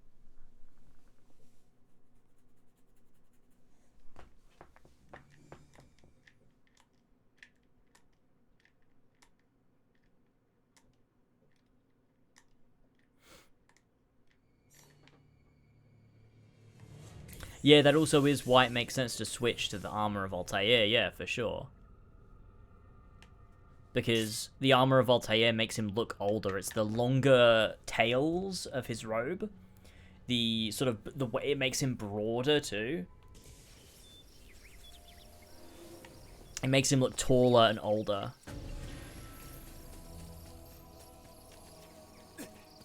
Connor with the AC2 running animation is so weird. Well, Brotherhood running animation. I think AC3 has the best animations for movement. I don't think that's a hot take, is it? I think most people probably think that. Actually, I think most people probably don't think about it, actually. I will say. I think most people probably don't actually think about that at all. But I do, and I think AC3 has the best animations for walking and running.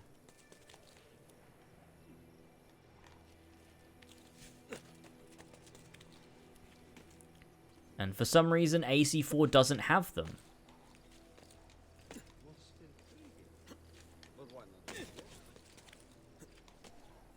I don't like how the Kenway games feel to control in climbing, but I think the animations are really nice. Far superior to Unity. I think AC3 and Black Flag, that the Kenway era games are much more what people say Unity is. People are like, oh, Unity's fucking awesome. It's got the fluid, epic parkour with like epic, you know, gaming or whatever. I don't know what fucking people say about Uni, but like I do think, oh shit, AC3 is way more that, where like there is actually an element of player control. It's not as good as the original games at all. It's got less control and is inferior, but it's got better animations than Unity, with more control than Unity. So it's, you know, it's weird to me that the people champion Unity when, you know, if all you want is flashy animations, like AC3 has better animations and also has more control. Like, if you're a Unity fan, I don't understand why you would prefer it, why you would ever prefer that game system or parkour over AC3. It's literally the better both things. It's got more player control and better animations. There's no reason why you wouldn't prefer it. It makes no sense.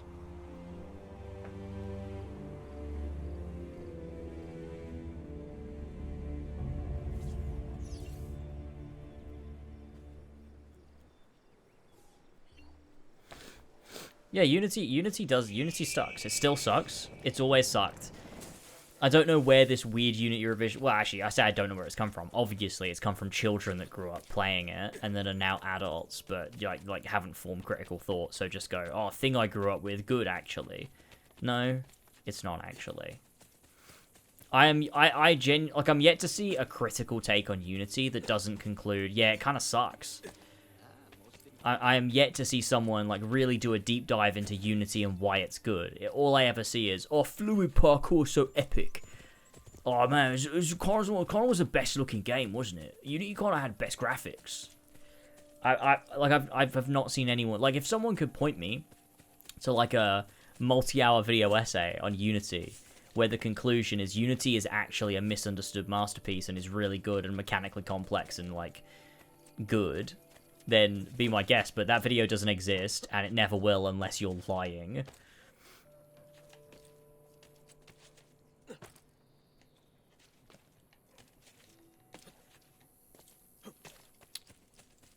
Let's see. Let's do this mission in Connor's outfit. And then we'll switch out to not Jacob, fucking Edward or Shay. Yeah, let's do a fucking assassin tomb in Connor's outfit. Because he never got any. Well, he had the peg leg missions, but...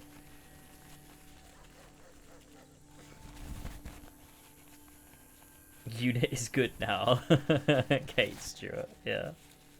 That's pretty funny. Kate Martha Stewart, that's my favourite character, dude. Kate Martha Stewart. Dude, he looks so fucking epic.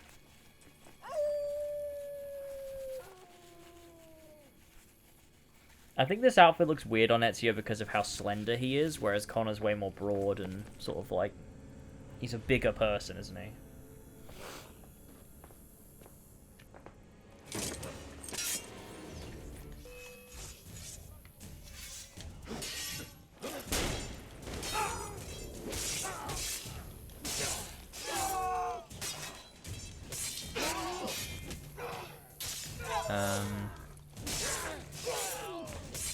When you see the armor bruise in the overworld or whatever you replace the texture with, is it gonna show up as Connor's outfit when you see the armor? Well, it's not. Yeah. No. It'll just be when you wear it. The armor. It'll be armor Brutus. Where did these murderers come from? To be fair, actually, I don't know if I did swap the armor Brutus. Now I'm thinking about it. I might not have actually swapped the armor Brutus for anything. Sorry, you're not too hot, man. Do you want to go out? I'm going to open my door. Because it is very hot in here. I can't imagine he's not boiling like I am. Holy fuck.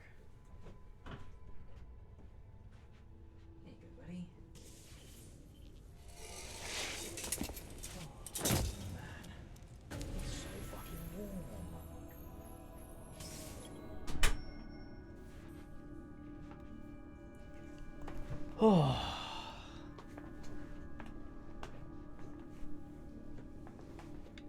is big, but his robes still look massive. They're very thick. His robes are very thick. I love like the weight of them. They feel like the material of them to me has always felt heavy. It's like not like a flowing robe like Altair or Ezio. It's like a thick material. I like that. I don't know why I like that. I feel like an assassin shouldn't have thick robes. It doesn't really make sense, but I just like, absent of the context, I enjoy how it looks. Yeah, like, weirdly, when I think about it, I do actually just like Connor's robes quite a bit.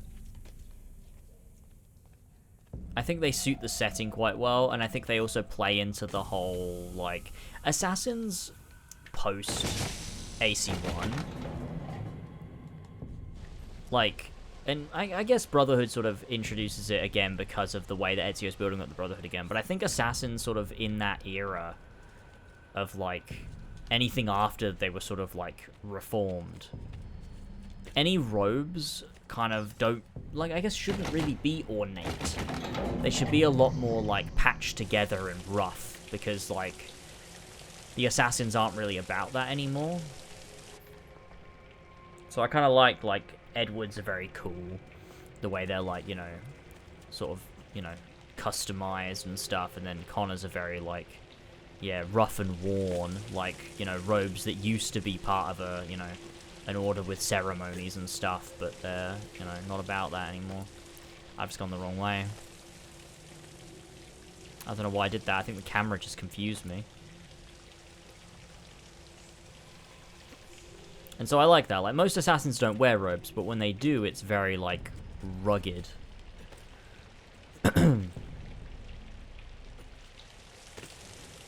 And, like, Unities make sense because, you know, it's this dogmatic order that's, like, sort of fallen back into the way of being that Altair sort of went away from. Which, like, you could have done some really interesting stuff, because Belek is essentially trying to do what Altair did. Like, he sees that, the issues with the Brotherhood there, and he's trying to change it. But they just sort of, like, drop it in favor of, like, I don't know. Unity's a weird game, man. Weird story. Not sure what the fuck they were trying to do with that.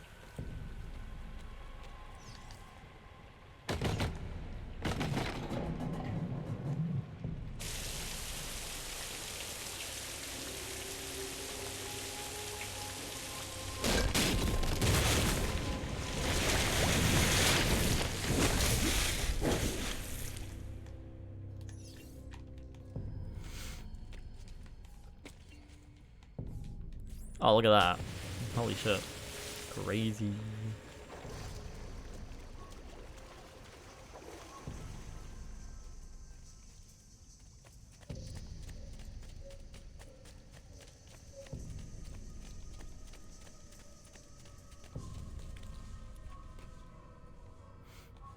I guess that's why, actually, I suppose, the Syndicate robes kind of just work.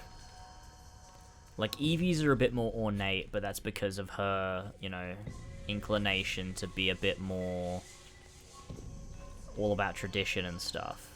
And obviously we learn about that by the fact that she just, like, says it all the time, and that's, like, her character trait. Her single trait. And then Jacob's are a bit more, like, yeah, just thrown together like a leather coat and stuff. And back in the day I would, like, criticize that, because I'd be like, oh, it's just a fucking coat, like, well, rubbish robes. But, like, it does make sense based on what the assassins are. Like, they're, you know, they shouldn't really have, like, a bunch of robes. But I guess also, at the time as well, you've got George, who is wearing assassin robes. So it's like, well, I guess they do have robes. I don't like what Assassin's Creed became. I don't know if you know that about me. Just feels like Assassin's Creed was going in one direction, and then they tried to pull back a bit, and it just kind of, like, ended up harming the message overall. Because it's like, Assassin's Creed was sort of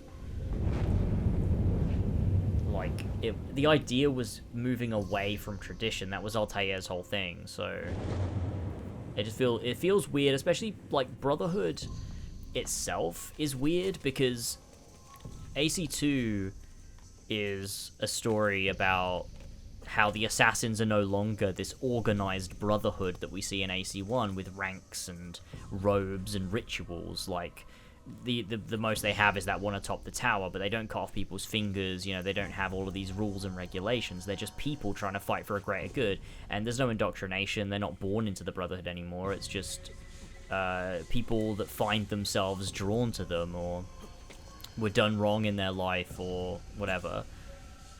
And then you move on to Brotherhood, and it's like, yeah, it's the same thing, and they build up the Brotherhood again, and, like, now it is, like, an organized order. Like, it's this, Ezio reforms it again, and creates this organized, sense about the Brotherhood to give them a bit more purpose and direction, and something that people can look to as a symbol of, like, hope.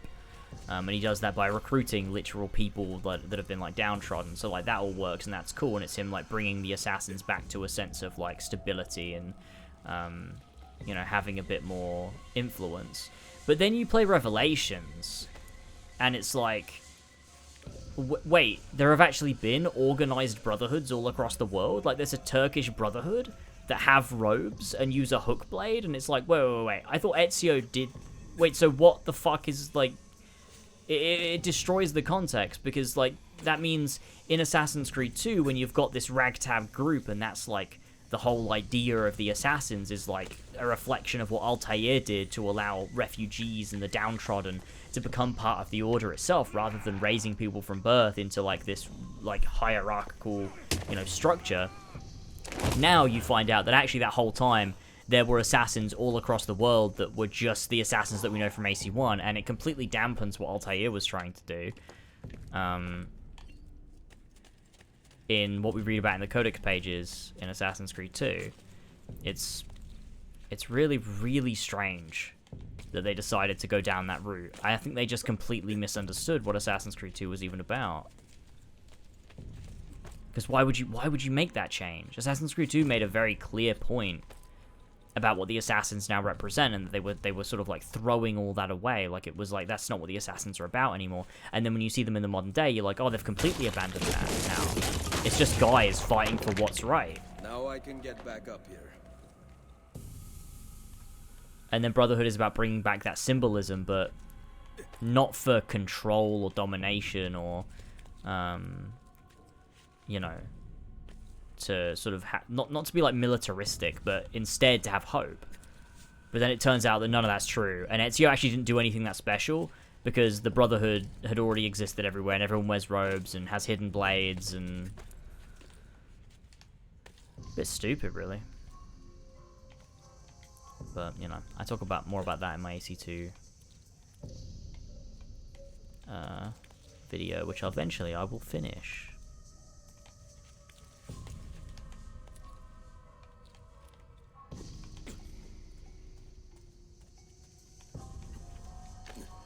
Oop, that was close.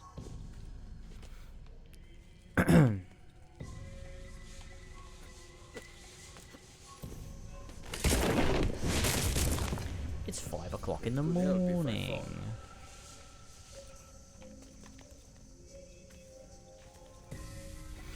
Wow, here we go.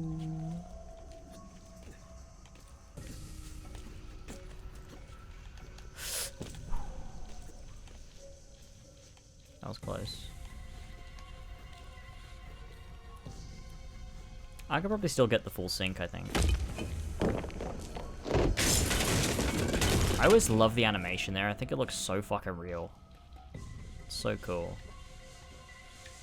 Perfect. A route up if I fall. Hell yeah, he said it. He said the thing.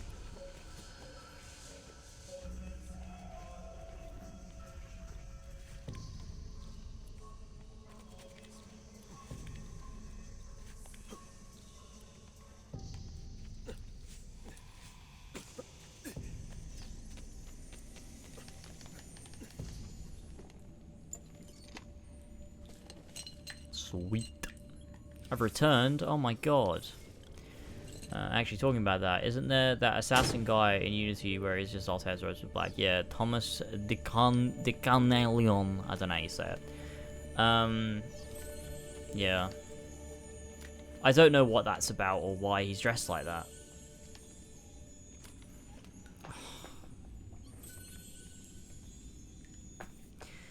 The more I think about it, the more it pisses me off, man. The people making those games just did not fucking get it at all. Because why, in that time period, would there be someone wearing Levantine robe? It just doesn't make any sense. Altair fucking like, it doesn't make any sense. It doesn't make any fucking sense. And the whole idea of there being brotherhoods all around the world too also doesn't make any fucking sense. I hate it. I really don't like it. I think it sucks and is dumb.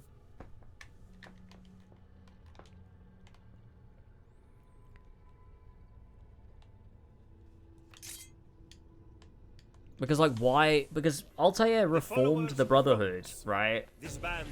To stop them from being these robe-wearing monks living on a castle on a hill. So what the fuck is Thomas from Unity even doing? Why does he look like that? Why is there a Brotherhood, like an organized Brotherhood with robes and shit? When we look at AC2 and they don't exist like that anymore. That was the whole point. Like, they go underground. Oh, whatever.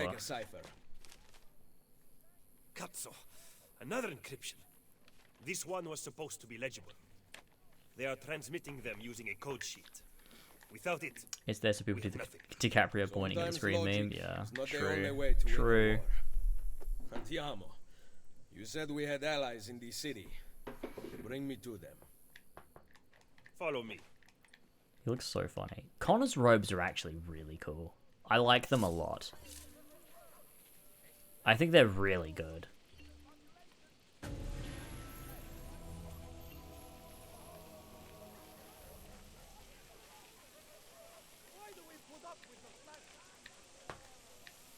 I think AC3 as a game, like, this is the thing, and I've talked about this before, but, like, AC3 as a game is conceptually such a fucking good idea, and honestly, it's a fucking home run.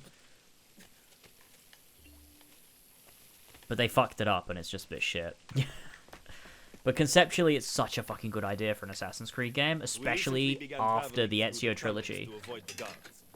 But many of the entrances in the city are broken. By using them, we can get to our destination rapidly without encountering resistance. You gotta play it again. AC3. One day. One day. One day I'll play it again. Today is not that day, but we're getting ever closer to 1,000 patrons. So, when we hit 1,000 patrons, I'm forced to make a video on it. But until that day comes, I won't, because fuck me, I don't want to do it. I don't want to do it. I especially don't want to have to do the work of researching the time period. Because I'm going to have to do lots of reading about the revolution, what led to it, as well as, like, natives, the history of the native people. I know you were used to better accommodations in Toscana. It is perfect. Bene. Then I am off to begin preparations for Romagna. Today, Cesare commands my men, but soon, I hope we will be Really know somebody who studies that academically. See, that'd be a big help. I can talk to you about it. I can pick up your special interest. That's what I do. That's kind of my job. Is my special interest is becoming experts in other people's special interests. That's what I do. Are you also unaware that the Borgia have captured the Apple of Eden? How could we have lost the apple? So, you do not know what goes on. I think if I could find a book like Colin Woodard's Republic of Pirates, but about the American Revolution, I think that would be sick. Because I wonder if Colin Woodard do you reckon he has one like that? In a brothel frequented by cardinals and other important Romans. But the madam there is lazy and would rather attend parties than further our cause. What about the city's thieves? Do they have a guild? See. But they refuse to talk to us. Ooh. I don't know why. What are you going to do? Wait, he has one about American history. I don't know exactly what it's about, but... Dude, does Colin Woodard have a fucking book about American nations?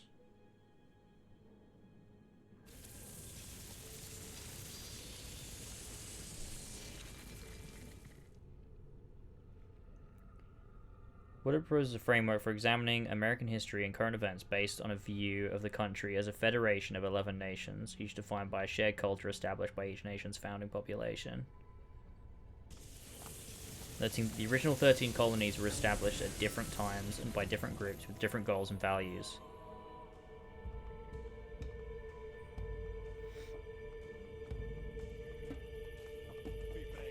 Interesting. That'd probably be a good read.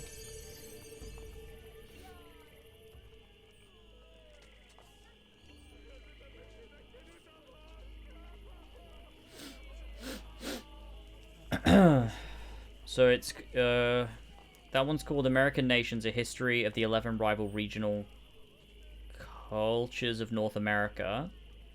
There's American Character: A History of the Epic Struggle Between Individual Liberty and the Common Good. And then there's Union: The Struggle to Forge the Story of the United States Nationhood.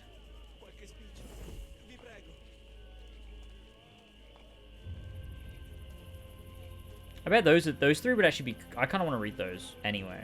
I love the way Colin Woodard writes, so... That could be interesting.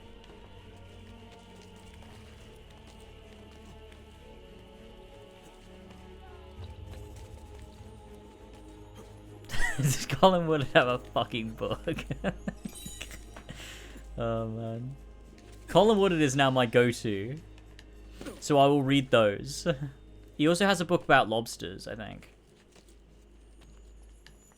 I don't know if those 3 American books are specifically about the Revolution, but it sounds like they're about the formation of America, so...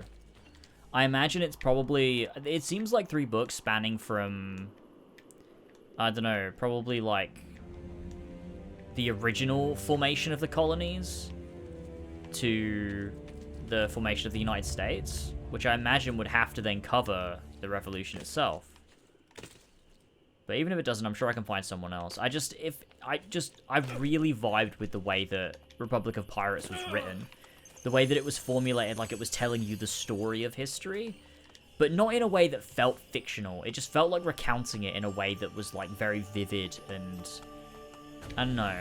There was something to that just really gripped me, and it helped the information stick with me more. I think it was also like the way it was written in like essay format. I think it felt like I was understanding the author's opinions on it, so it would like almost like there was an analysis aspect to history as well, which I think was really cool. But I think if I'm gonna tackle AC3 in a video, I think I would have to tackle the history properly, which I never felt I had to do with the AC1 video, mainly because it was way more of a look at AC1 as a video game and why I think it works when other people don't. And then like AC2, I haven't felt like I've needed to delve into the history. I just think it's a game that's not as informed by its history as AC4 was, and AC3 is. AC2 is more like, the history is there and it's a component to its theming, like about rebirth and the Renaissance and all of that stuff. But AC2 doesn't have strong enough theming for there to be a direct link between the historical period in the way that Black Flag does. Like, pirates is very fucking important because Edward being a pirate is crucial, so knowing the history of pirates is important to understand, like, the thematic bearing. But, like, there's no real importance in AC2 in that same way. It's in a way more minor way, and in a way more sort of just, like, a general feeling, and, like, a surface level way than anything else. Like, it is there. It's very, like, it is there. It's just not as interesting to talk about.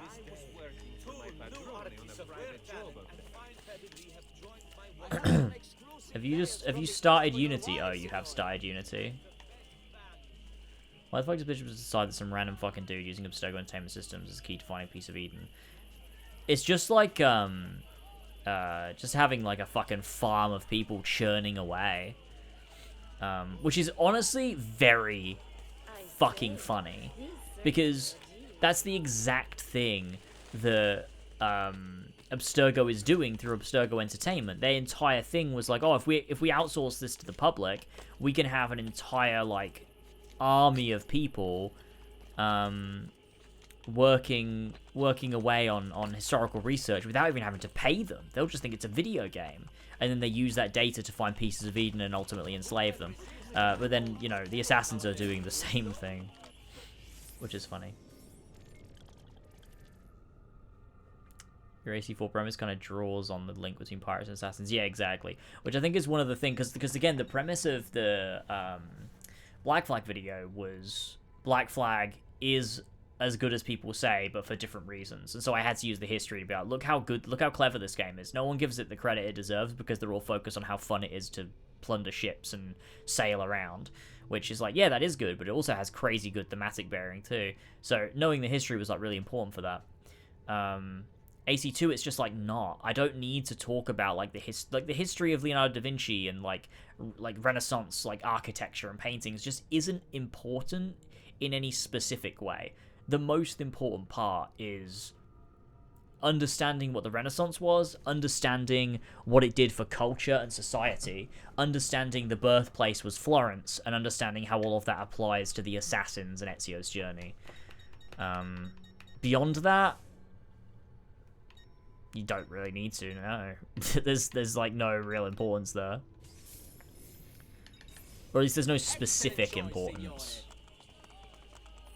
Edward. Wow, this looks kind of good.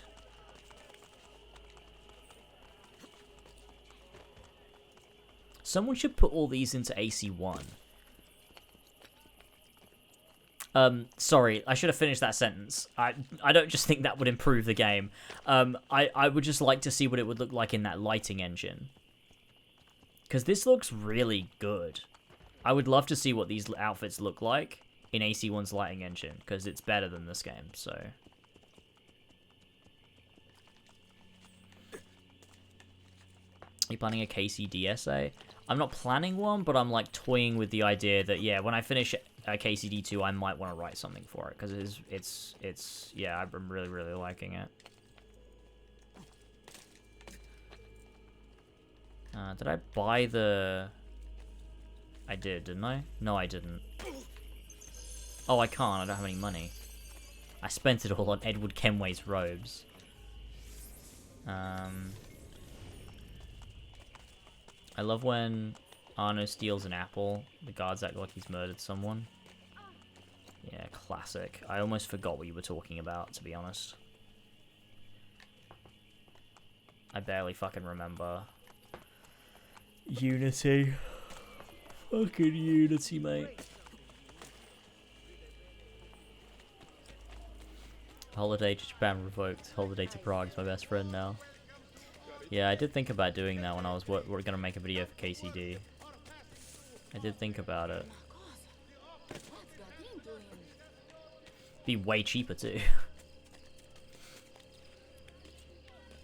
I was honestly thinking about it, and I was like, if I make a video, I was talking to Elva about this, and I was like, if I make a video on KCD 2, like, it's something I always have to consider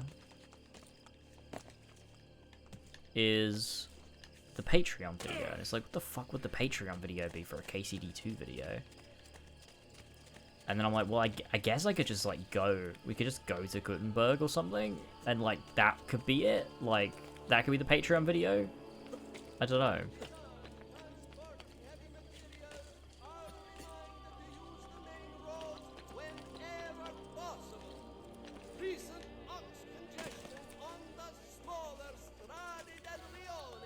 Imagine a world where Assassin's Creed lived up to the potential. No, I shan't. Unity story has no substance to remember, it just starts and ends after a while. Yeah, true, it's got nothing going for it, really. It's got, like, ideas that it just doesn't do anything with. I think Japan is, like, the world's wealthiest country, right? I have no fucking idea, man.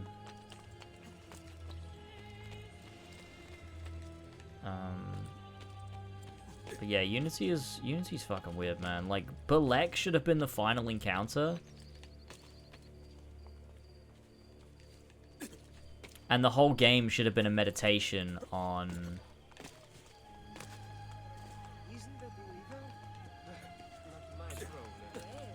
on, I guess, the fundamentals of what the assassins fight for, and whether what Balek's doing is technically right. Like, I think Arno should have, like, I think what would have worked well is you make his tracking down, like, so his father dies. That needs to be a core part of the story, obviously, because it's silly that his father died and then it never comes up again. So that needs to be a core part of the story. It's his motivation for becoming an assassin in the first place. He discovers his father was an assassin the whole time, and so it kind of mirrors Ezio in that way. But then you shift things, right? So the difference being the context differs because the assassins in this period are not the complete opposite of what the assassins are like in AC2. So it doesn't just become this easy journey for Arno. He doesn't just join the assassins, learn from all the best people, form close bonds, and then become a better man because of it. He actually becomes worse. Like, he follows in his father's footsteps because he's trying to avenge his father and also live up to his example. But in doing so, he ends up joining a brotherhood that is dogmatic and cruel and controlling, and the opposite of everything the Creed stands for. And he just sort of buys into it because he doesn't understand it until Belek sort of teaches him. And he has this, like, he's kind of like torn between Belek, who he, like, trusts and has a real connection to, and the assassins that he feels devoted to because of what happened to his father, right? And this sort of revenge quest that he has. And then what you do with that is you end up having him kill Belek the same way, but he ends up, after killing Belek, like, that sort of tears him up. And then you have him dealing with that loss, and sort of like, it's almost like the inverse of what happened with Amualim and Altair. In that he had to kill Amualim to reform the Brotherhood, but the opposite sort of happens where he kills Belek and he realizes that that was the wrong thing to do in the end, and ends up sort of carrying out Belek's wishes himself after realizing and pondering on what Belek was doing and why he was doing it. And you could incorporate Elise in there and perhaps have her be sort of like this, like, light in that darkness that sort of shows him what he's fighting for and why. And he sort of starts to realize that actually blindly following a cause just because it was something that was in his family doesn't make sense and isn't in the best interests of him or anyone. And also isn't even what the assassins stand for in the first place. And you sort of have him learn sort of for himself. I feel like that could be cool. That could be like a cool thing to do. I don't know why it would be called Unity. I think you probably have to change the name. But then again, I don't know why Unity's called Unity anyway either. Because it's just that, like, Arno and Elise are Assassin and Templar, but, like, neither of them particularly hold the ideals of either order. They just grew up together. Unity is fucking weird, man. Like, Elise is not a Templar in any way, other than she's, like, a bit hot-headed, I guess, which is, like, not what Templars are, but they are in, like, the modern Assassin's Creed games, because it's just good and evil, but it's like, oh, Elise is, like, Anakin Skywalker, in that she, like, kind of just, like, oh, shoot first, ask questions later. Like, that's what Templars are boiled down to. That's the only Templar trait she has, which isn't actually a Templar trait, but, like, that's the only thing that can be attributed to her Templarness. I don't think she's ever said anything in Unity. I don't think she ever says anything about, like, oh, we need to control the people because we need peace, and, oh, God, I just hate war so much, and it's so bad that war happens, and I just think it'd be better if, like, we controlled everyone's mind. Like, she doesn't believe that. Like, what the fuck are we doing? It's so fucking bizarre.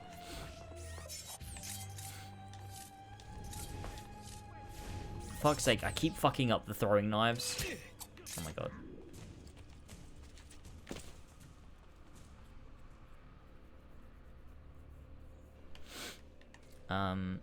Shit, I wanted to loot that body. Hang on a minute.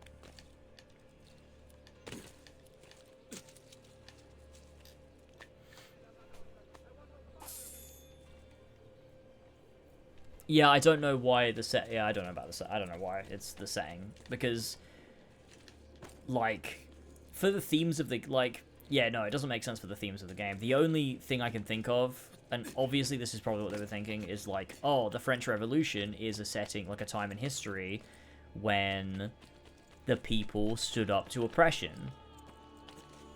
And that's what Assassin's Creed is about. But that's like the only thing I can think of that, like, you know.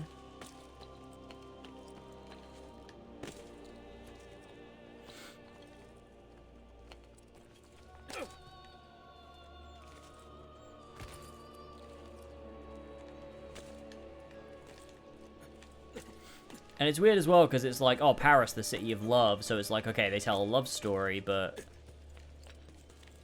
yeah, I don't know. There's no cohesion there. I don't know what the game is saying by any of what it's doing.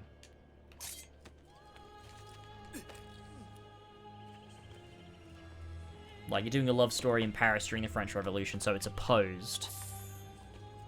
Because it's not idyllic, like it's all sort of falling apart because of the thing, and then it's like, well, Elise is a Templar, but the Templars become shallow and don't actually represent anything, so like you can't even use like the idea of like control and domination, because like I don't know what the assassins want anymore, or the Templars want, because also the Templars you're fighting is like Germain's Templars, which are like not the same as Delassere's Templars, but like Delassere's Templars don't seem to hold an ideology at all, actually. And it's a weird truce they have, right? Because, like, Delassere and Charles Dorian have, like, this weird, like, ceasefire. But, like, what does that mean for either of them? Like, does Charles just allow Delassere to have control and domination in a small way? And Delassere just goes, yeah, look, I won't go full Templar, alright? I'll just do a little bit of exploitation of the working class. Just a little bit here and there. I don't know. I don't know what Unity is about.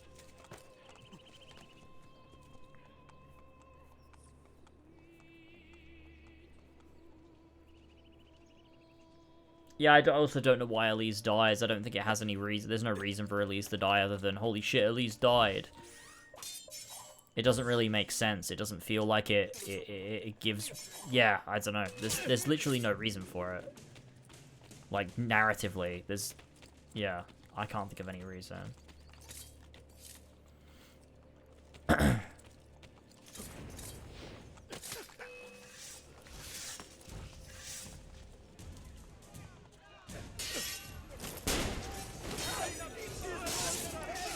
Edward's robes look cool fighting in this wave.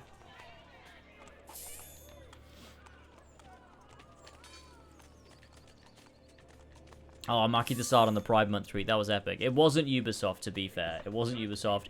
It was the Mentors Guild, which was fan run. It was just endorsed by Ubisoft. But yeah, it was very funny. The AC2W Templars were shallow too. Yeah, absolutely they were. Yeah, for sure. But I think it's counteracted by the fact the assassins weren't.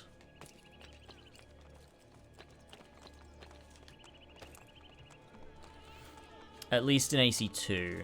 I think in Brotherhood they're a bit more shallow, but I think that what they represent at least means something, so like you can glean something there. But yeah, the Templars suck in 2 and Brotherhood.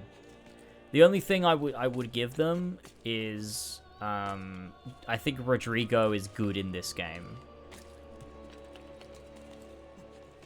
I've been running around doing nothing, just talking. I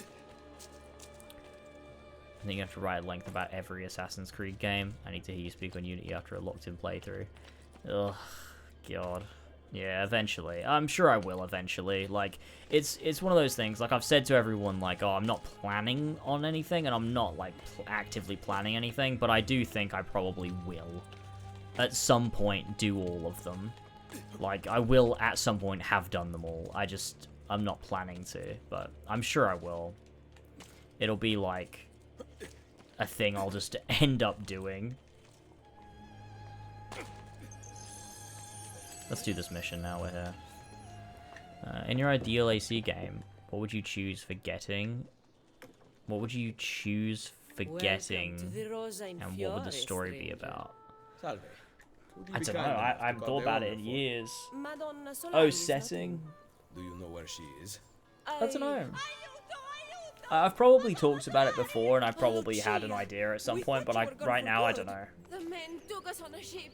I guess I just don't think about it anymore, so I don't know. Slave traders, Messere, near Isola Tiberina. They want coin in exchange for her life. I will get her back. I think there are a lot of good settings for Assassin's Creed, but I think it has to be one that's ripe for either, like, dissection of a character or dissection of the ideologies that either the Templars or the Assassins hold.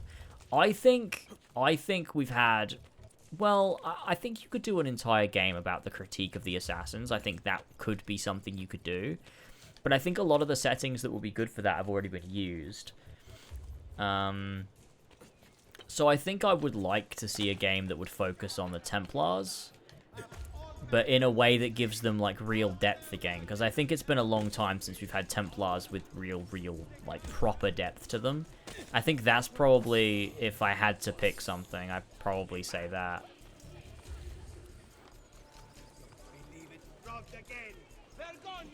I don't know exactly what setting would work for that.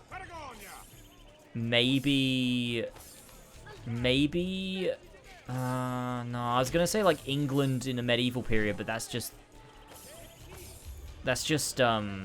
Valhalla, isn't it?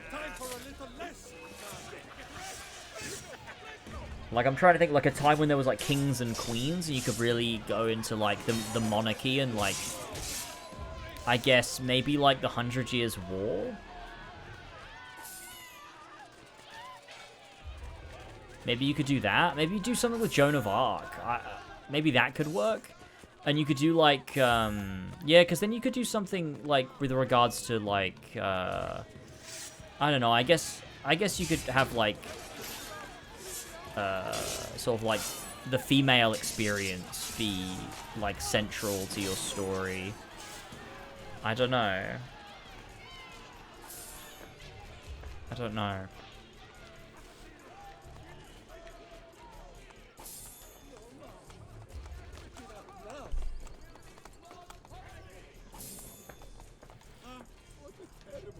Which was that evil king people talk about? You mean every king ever? I don't think there's... I feel like there's nothing but. I feel like to be a king, by virtue of being a king, you're evil. But do you mean Henry VIII?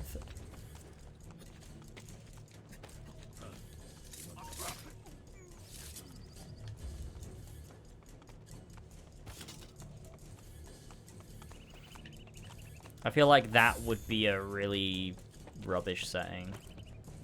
Or maybe not rubbish, like Tudor England. It would be good mechanically and visually. But I don't know whether it would work thematically. I mean, it would, because you could definitely do something, you know, with the working class and stuff. You could. But I don't know what exactly you would do, or what historical figures you would assassinate, or like how you would tie in the Templars. I don't know. I mean, it's like it kind of feel a bit like a parody of itself to be like, oh, Henry VIII, the Templar. Like, I don't know. Feels too easy.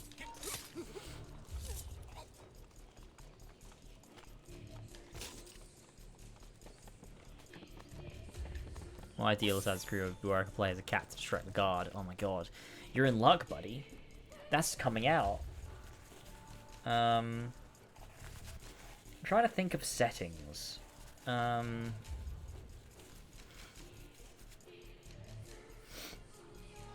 would really work. I feel like, honestly, World War II... It would, like, it wouldn't work mechanically, but it would work thematically. Would actually probably be a good one, but then again, that's just the Saboteur. It's pretty much the game, like I'm imagining it would be.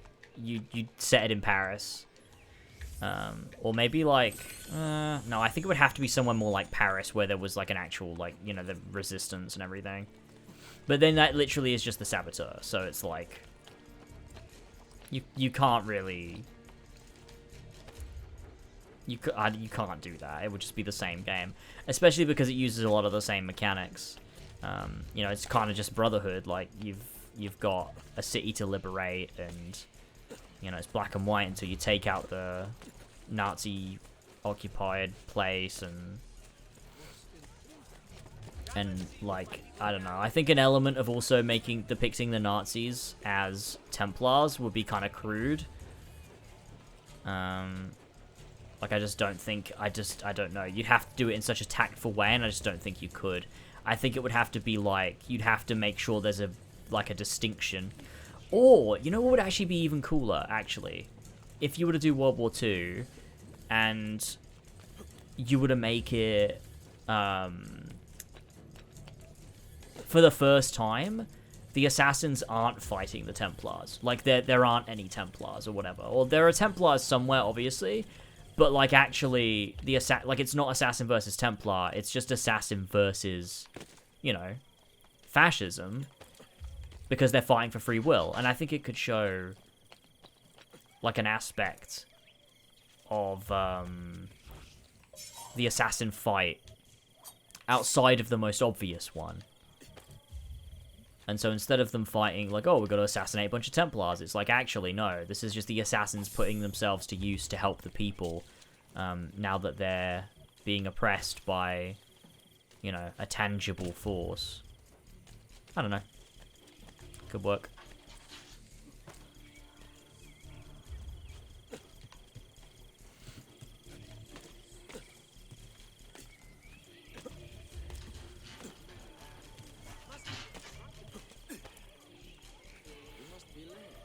So it's not a shock we never got Rome. Brother, I'm in Rome. You mean like ancient Rome? Like, you know, Roman Rome?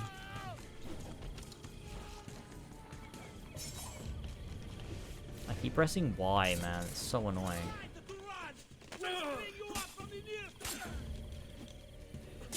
Imagine if the Assassin Templars kind of unite against fascism. Well, the Templars are fascism, so that wouldn't work or make sense.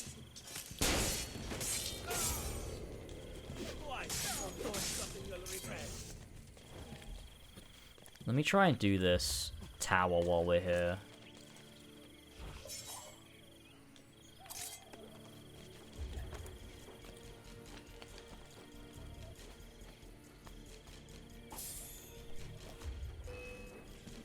No, that wasn't the game. I thought that was like something in real life then for a minute.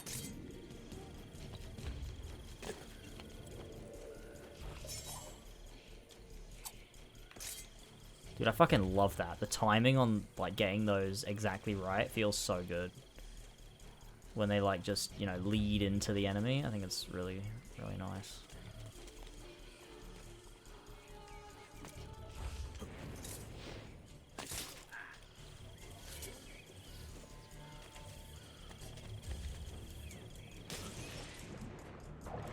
Lol.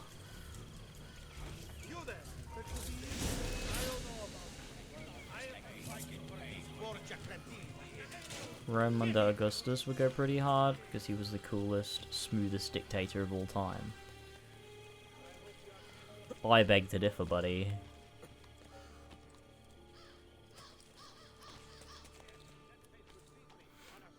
Yeah, no, I agree. We all thought that's what Comet was going to be in 2016, but it ended up being Rogue, which is like very funny stuff. We know we're getting Japan. Like, they're kind of like, I think eventually they've got to pick an interesting, unique setting, right? Because they've kind of used all the typical, like, shit ones. Like, you know, we got ancient Egypt, and yeah, it was a rubbish version of ancient Egypt, fucking Ptolemaic Egypt, instead of, like, you know, an actual good period.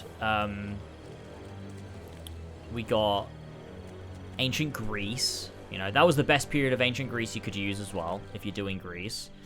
So that's cool, we got that. Vikings, they've done Vikings, you know, they're doing all the classic ones, like, you know, the typical periods. They're doing feudal Japan. Like, that's gonna be ticked off the list. Then what? You know, they're doing the witches and stuff. Then what are they gonna do? Are you here for the horse? What's next? You gotta pick something unique. You gotta pick something I unique have your soon. money. Let her go. No! Take it up with Cesare. Oh my god. I've been owned.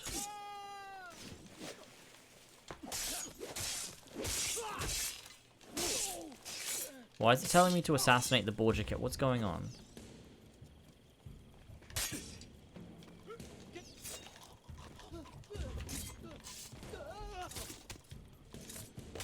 Why can't I assassinate him? What the fuck's going on? Okay, that was weird.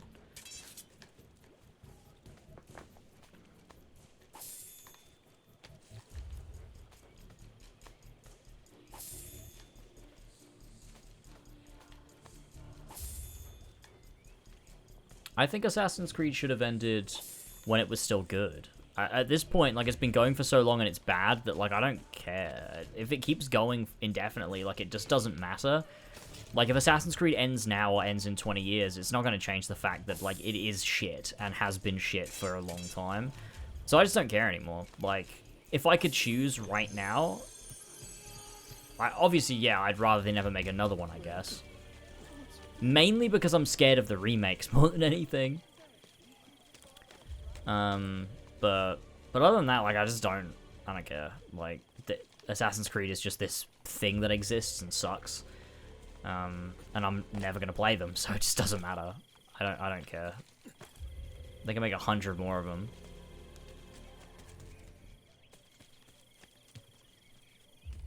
But, like, you know, 10 years ago I would have said, yeah, if they ended it now, there's like a salvageable legacy there. But that's gone. Yeah, it's not even close to salvageable. There is, like, you know, its legacy is a shit, you know, slop franchise. And it's been there for ages now.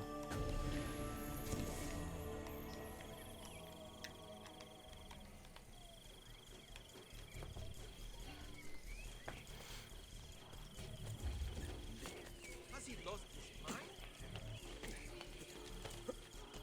Peasants are not allowed. That man looks awfully.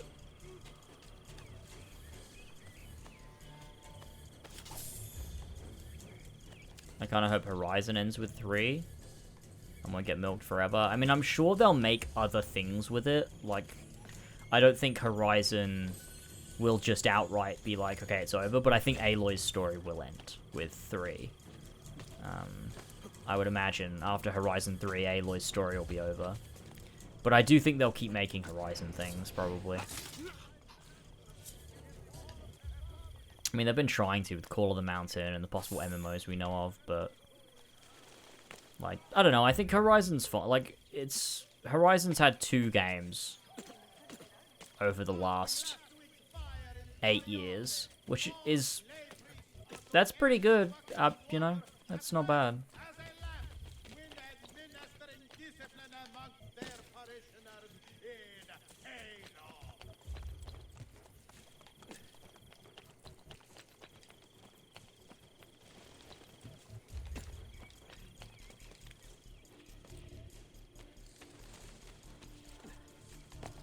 And like 5 Horizon games are on right now. Yeah, but I mean after 3. Like, I mean, like, I think they'll keep making them. Like, obviously we know they're already making them, but I just mean, like, when Horizon 3 is out, like, I think that Aloy's story will finish, and I don't think they'll be thinking about wrapping up Horizon.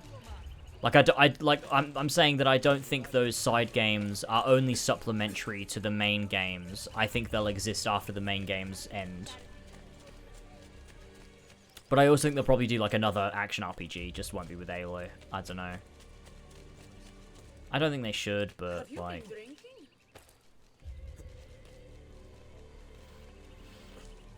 yeah, there was the, Call of the Mountain. I played that. Not all of it, but... Looks rather risky, really. think Shadows will be a sales flop? No. It's Assassin's Creed. It'll sell buckets. Maybe not quite as many as they might want. Like, I don't think Assassin's Creed quite has that same power it used to, but I still think it'll sell millions. Mother? But Sister? I don't think it's got that Sir Machiavelli Black said Flag that you era might sway. be Like, here. if they'd have released Shadows in 2015, No, I think or it would have rather, been the I do not know. highest selling We did not Assassin's go Creed to game, Firenze. probably. Why? But, Ezio, we want to help. I was trying to help you by sending you to Firenze. you know. Where is Madonna Solari? She's dead. She's dead. Merda. What now? Will we have to close? You cannot close. I need your help. Messere, without someone who can run things, we're finished. I'll do it. You do not belong here, Claudia. I know how to run a business. I ran Uncle Mario's for years. This is different. What alternative do you have, Ezio? You do this, Claudia, and you are on your own. I've been on my own for 20 years. Fine. I intend to repair the brothel. This place is a real mess, and I want your courtesans to find Caterina Sforza. You can count on us.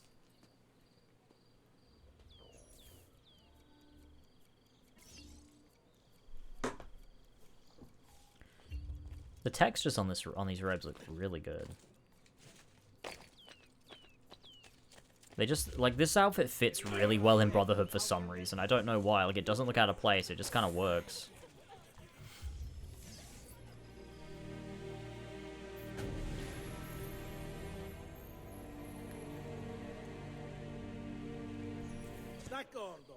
Monteriggioni did have a brothel, but Claudia didn't work in the brothel. She was the bookkeeper in the villa.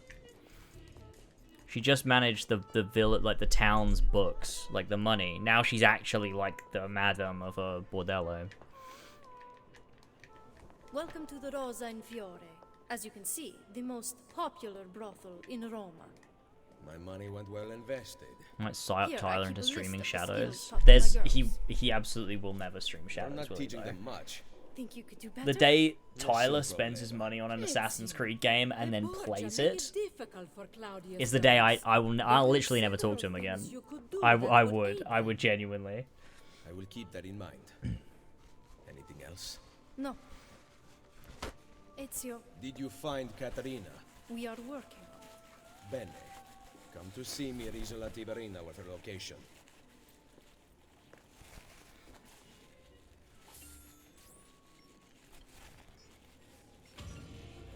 Did it all that thing again in Unity like an AC2? Oh yeah, when Monsieur de la Serre dies. I guess they kind of did, didn't they? Let's break through on Kendrick first. Imagine not liking Kendrick. You'd have to be like a complete fucking like idiot. Like you'd have to have small tiny brain, I think. Small tiny person brain. Tiny person brain. What the fuck does that mean?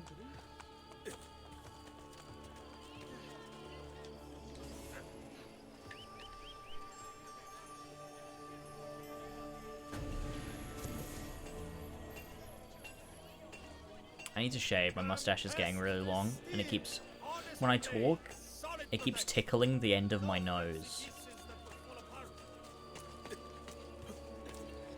It's really annoying me.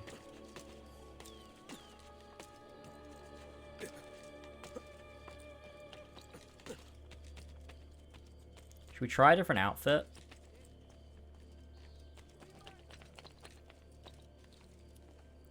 For the, well, we should do, Bartolomeo first, I think. Oh, I just heard glimmering. Was that a chest? It totally was a chest. Really 50-50 on how it's gonna go.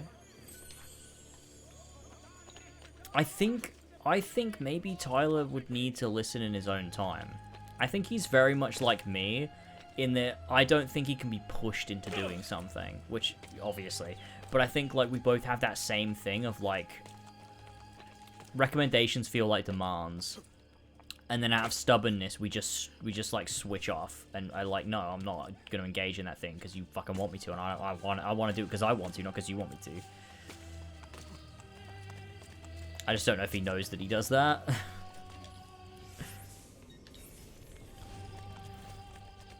I think he'll do it with me. No, I think he will. I just don't think he'll... I just don't know if he'll actually absorb it unless he's decided to do it in his own time of his own free will.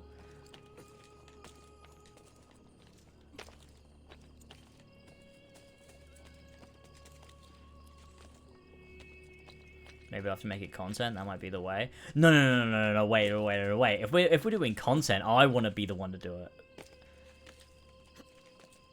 I should get it. I need to get it. We need to do a As Always podcast comeback special episodes to do a like a spoiler cast on each Kendrick album, and then a special episode where I run him through the battle. Actually, I'm thinking of doing that with George. I don't know if he's like ever listened to Kendrick properly, but I think that would be fun.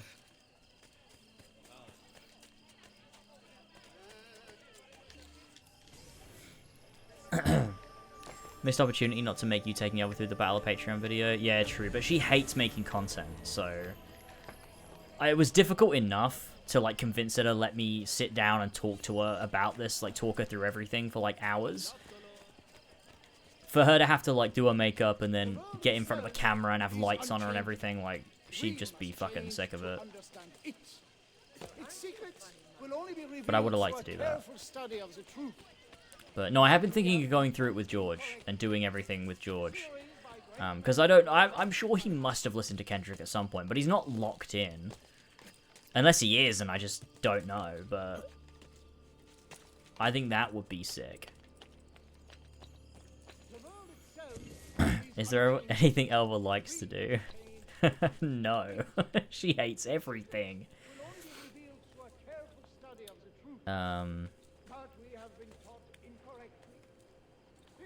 She likes to look at the money in her bank account that she'll never spend on anything. She loves that.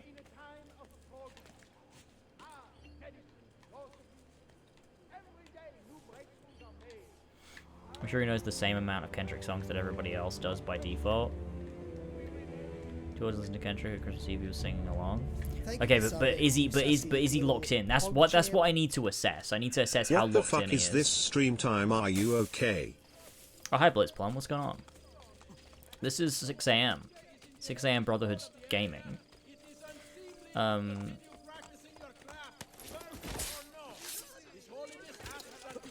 wait, no, hang on, I wanna rob this man. I don't know if he's locked in. I hope he's not. I hope he's really not locked in at all.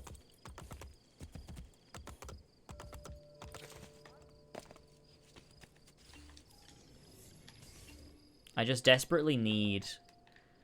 I barely remember when me and Elva did it. I remember it was fun, but I barely remember it. And I think it would have been good if I, like, I don't know. I didn't savor the reaction enough. I honestly regret not doing it all, like, on stream or something. Because I didn't realize how into it I would be. Like, how much it resonated with me. The whole, like, all of it, everything. So, like, there's a part of me that's like, man, I kind of wish I'd, done it on stream. That kind of would have been really fun. Be able to give my, like, raw reactions to everything and have it on camera.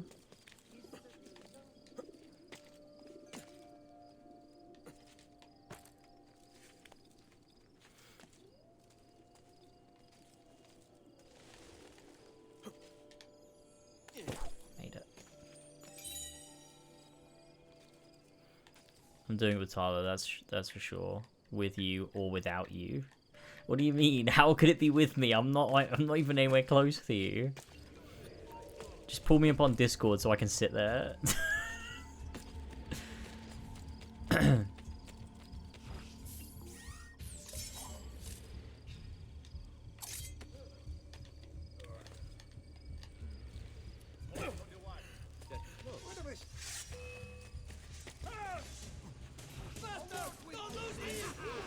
Oh, motherfucker.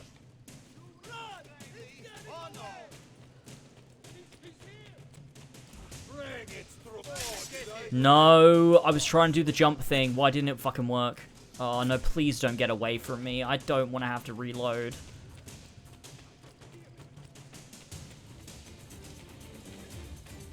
Oh, nice. He's fucking stuck. Nice.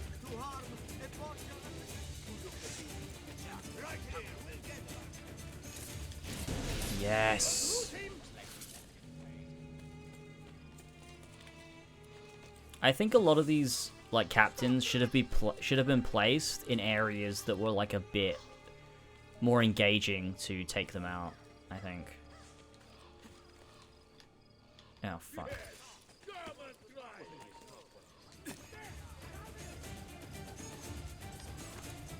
You get on a cool pal. Set up a camera and you can be a voice. Oh my god, I love being a voice.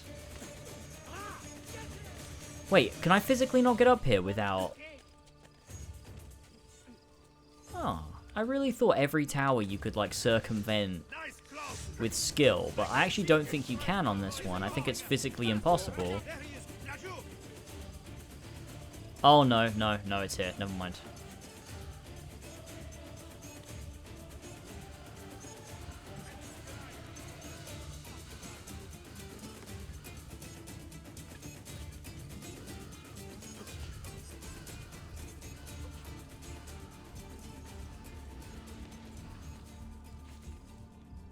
Oh wait, now hang on, we gotta do this.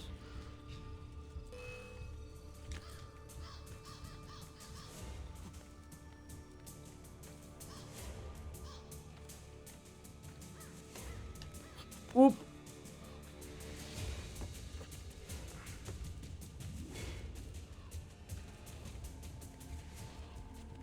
There we go. And go for work. Have fun, gamers. Thanks, man.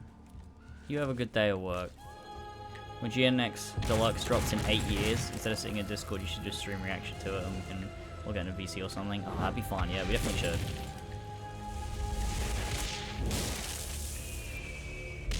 Man, I wish I had my first time reactions to the whole battle thing. That was so fucking fun. That whole thing was such a good fucking night.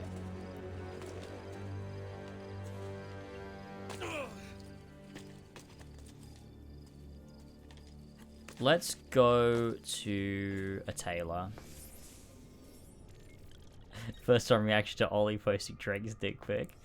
That was so funny. What even was that? Like, what? Why was that posted then? Because Ollie said context and then posted it. And I was like, wait, what do you mean context? What does that mean? I still don't know why you posted it. Was it purely just shock? Like, just after like a really shit song? Because Drake mentions it in Family Matters. Oh, does he? I've only listened to that song once, so... I've not gone back and listened to any of those again.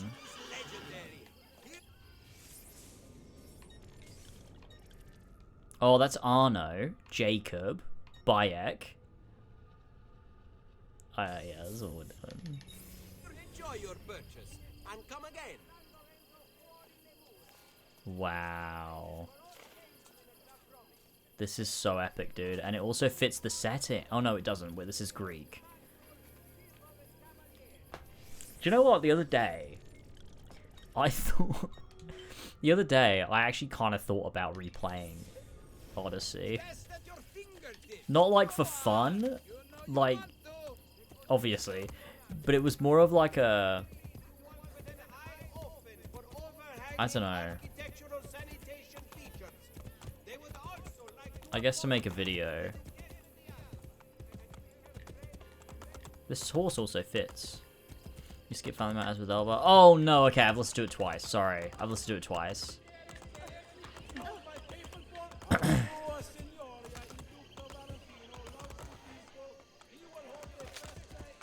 Catching me calls out before I meet the Grahams.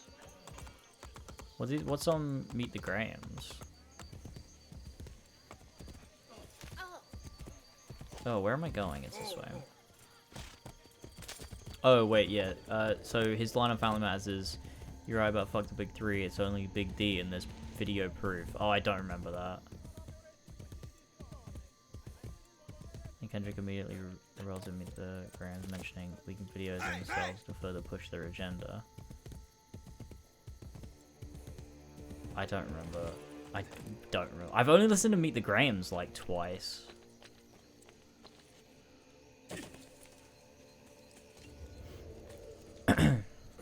I'll probably listen to it more than that, actually. Probably more like 4 times.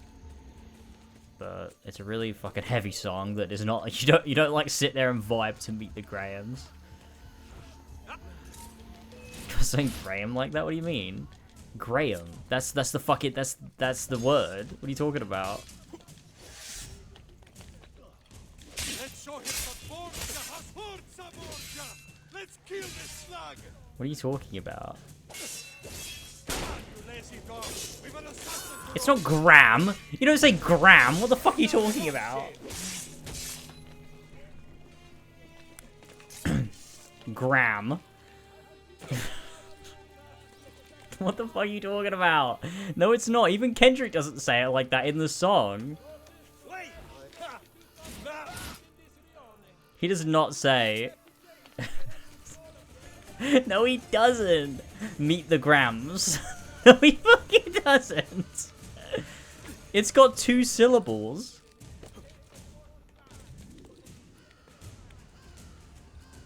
It's so hot in here. I mean, he's saying it with an American accent, so it's like kind of quicker, like American like words kind of like contract syllables, but it's still like it's less heavy on the second syllable, because you know in an English accent you put way more emphasis on it. So Graham, like it is very obvious, but America's more like you do still say the second syllable. It's just like Grames. It's more like that, right? Like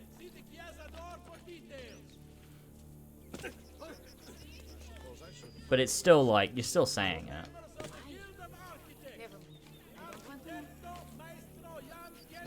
I'm not gonna open the link because we're just gonna disagree. You're gonna be like, no, it is like that, and I'm like, it's not, because I'm listening to it and I don't think that it is.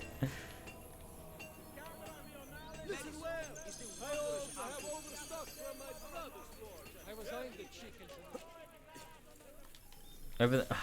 No, I'm not doing it. It's just gonna be a fucking rickroll or something. I'm not doing it. You want me to open the link way too bad?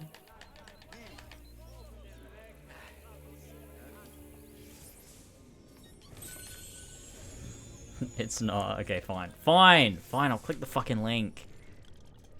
But we're not gonna agree.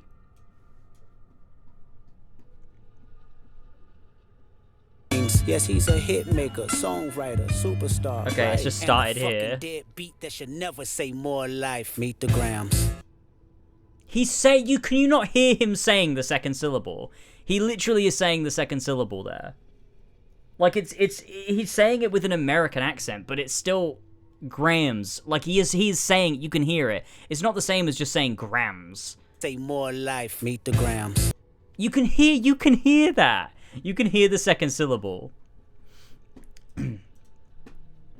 But obviously it sounds different in American accent. Like obviously it sounds different in American accent. But he is still saying the whole word. He's not just saying grams.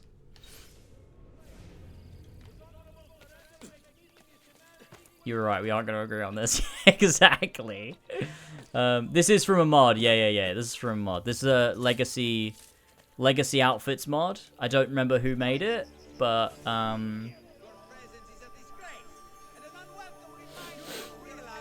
it sure is. There's an H in there for sure, but that's 0.5 speed. I've already clicked off it. It's just the way Americans contract things. Oh my god, Eivor, Basim, Aguilar.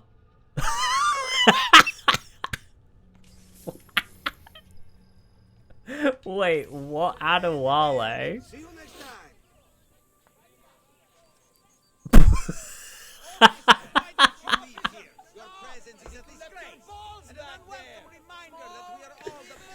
This looks so stupid. Adewale's robes are fucking awesome, but they look so dumb on anyone that's not Adewale.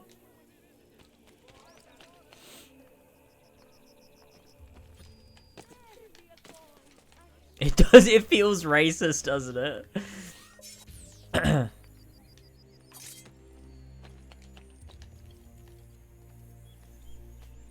Although I don't know what about his outfit is like racially charged.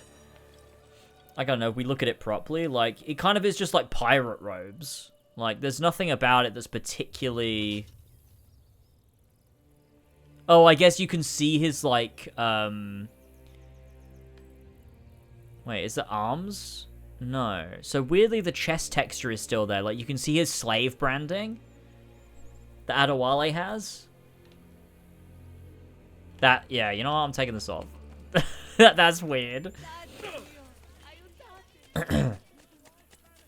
Do the arms have the textures? No, they are just Ezio's arms. It's just on his chest. You can see where where he was branded as a slave. That is weird to wear that, I think. I don't like it. Let's do Eivor. Another satisfied client. Arrivederci.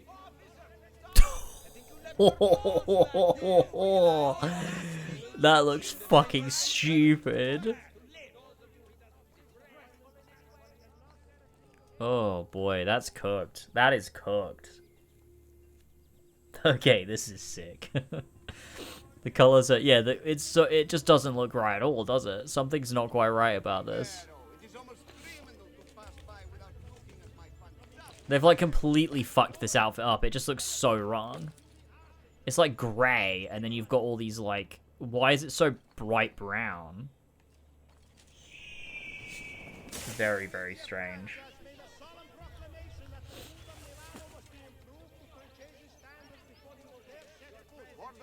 Let's change this.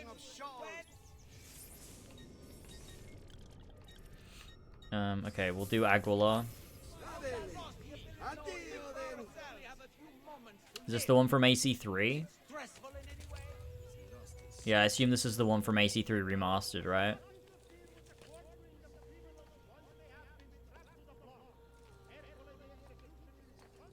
Aguilar's robes are fucking shit too, man. What a fucking shit. Like, just look like shit. Like, they weren't even... like, what is this? Why does it look like this? They don't look cool at all. They just look rubbish. Like, I don't know what they were going for here at all. Like, when you make a film, like an Assassin's Creed film, why wouldn't you design it to look like the iconic white and red robes? It feels really odd to miss that and, like, just make something that just looks, like, really bland.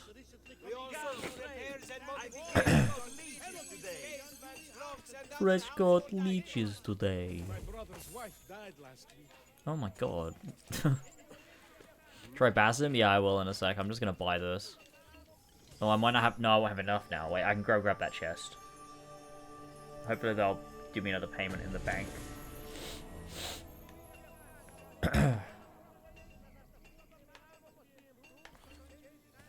Looks like shit. Probably exactly accurate to Valhalla. Horrible game. Oh, that didn't give me enough money at all. How much was it? It was like 2,400 or something?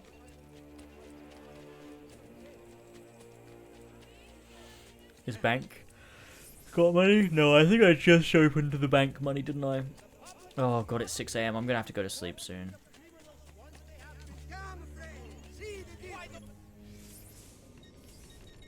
Oh, no, I can't get it. Wait. Oh, it's just it's 2,000.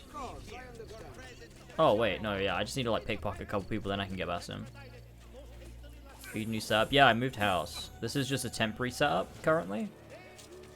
I'm just sort of, like, got to set up in a spare room while I'm, waiting to get my office all sorted, but... yeah. See you next time.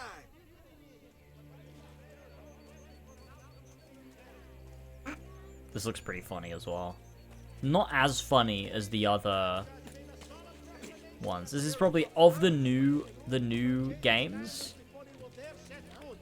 Of the new games robes that are in this game, this is probably the most not weird looking, but it still looks weird.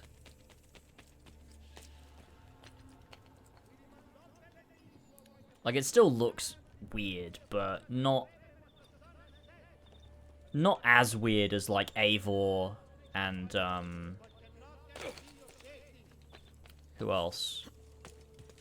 They're, like, Ezio, Revelations, and AC2 robes.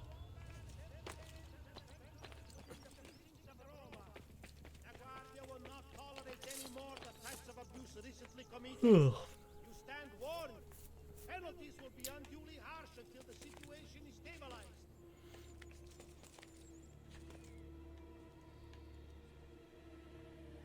Wow, look at the pretty city that we live in. Oh, now I can magically assassinate. Oh, Basim, launch. Anyway, you know what I really miss? The random monologues channel. What is that?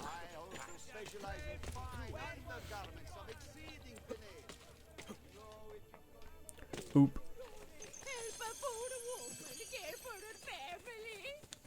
Let's buy. Oh no, I can't buy these, can I?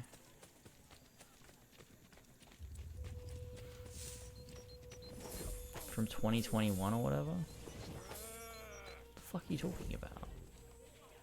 Shit! Someone's had my purse. I don't think I've ever seen that before, so I don't know what the fuck you're on about. My only son is struck by the flood.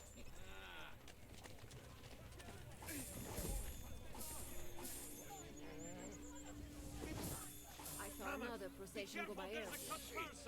Oh my god, there's a cut purse about. No, it's me, buddy. Oh shit. No, wait. Oh shit.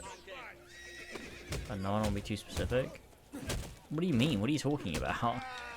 I actually have no fucking clue. What does that mean? Have I just forgotten really important lore or something?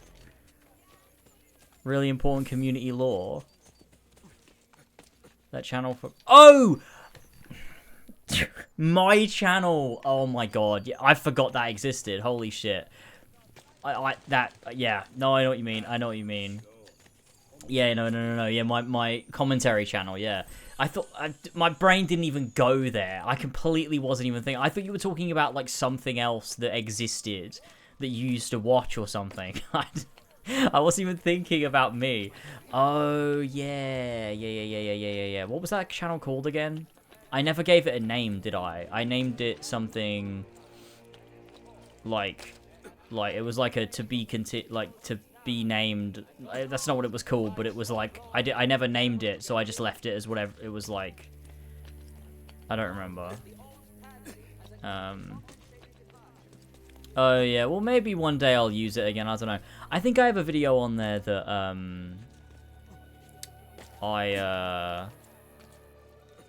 I made and never published. I think it's still just private. Maybe I'll put it out one day.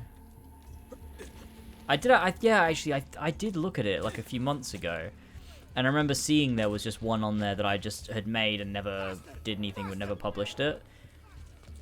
I think it was because in it I talk a lot about like 2016, 2017 period a little bit, like in more detail. And it felt a bit like, I don't know whether I want to make that. Mainly, not because I didn't want to, like, bring up the past.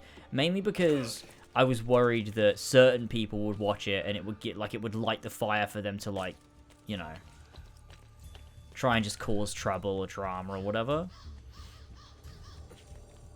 So I was like, fuck it. I just won't bother posting it. But, I don't know, it's quite a vulnerable one, I suppose.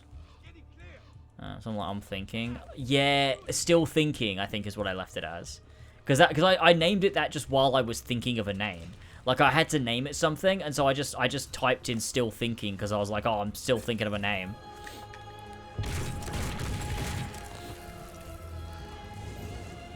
Oh, and now I've just said it. Now I've just said it. So people can find it. Can you find it if you type that in? Oh, no, you can't. It doesn't come up. It comes up with, like, some Lego man with 14,000 subscribers. So you can't even find it.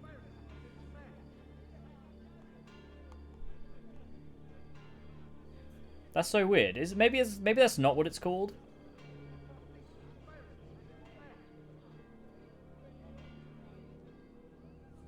Oh, no, there it is. I found it. Yeah. If you search by channel, it'll come up.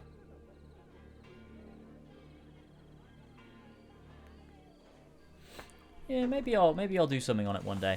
The only thing with that is that the Assassin's Creed multiplayer servers really did go down. I think the only one still going is Black Flag, and I don't like playing Black Flag as much as I like playing Revelations and Brotherhood. So I'd have to do it with like a different games, I guess.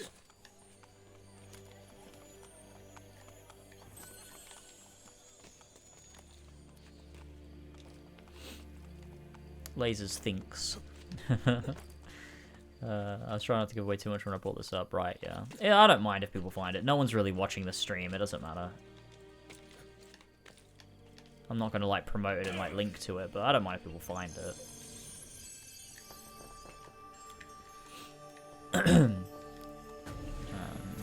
But yeah, the only thing is, like, I really liked using the AC multiplayer gameplay, because I thought it was, like, quite unique. And it was something that was quite, like, I don't know, I guess unique to me as a creator as well. Was the, you know, I was an AC gamer and I played a lot of multiplayer, but like just doing the same thing, but like with Halo, I don't know if it would work quite as well. My bus has arrived. See you later. Alright, see you later. I'll probably wrap up in a minute. I'm watching this stream. That's true. Impossible. That's the purview of every assassin boy. It's my favorite Bellet quote. Your favorite quote, like, because you actually think it's good, or favorite quote because, like, it's really funny? I don't know. I think it could go either way.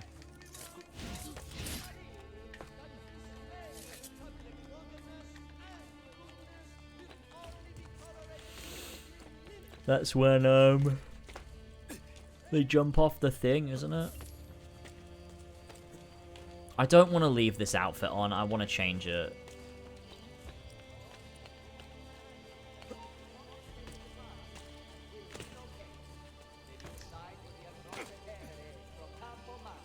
I want to change it at least before I end stream. Let me just go to another... Let's go to the bank, and then we'll come back here. Man, I really need to get back to making that AC2 video. I really want it finished and out the fucking door.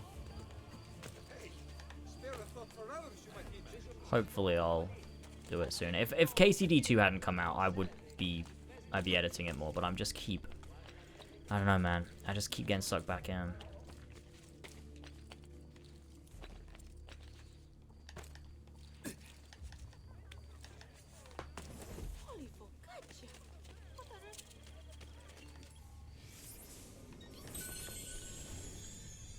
At least being mad at Arno for not delivering the letter is actually the funniest thing ever. For not delivering the letter. Oh yeah, because he just slides it under the door so that he can go to the party, doesn't he?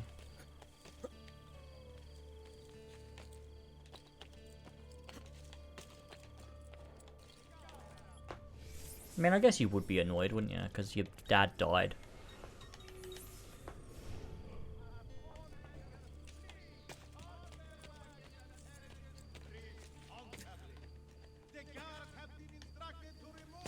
Oh, shit.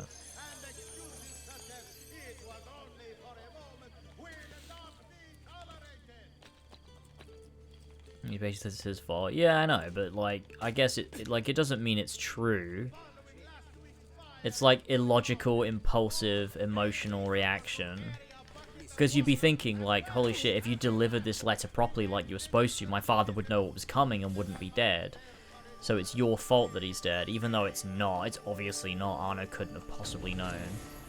But I don't know. I think that's a realistic way that you would react.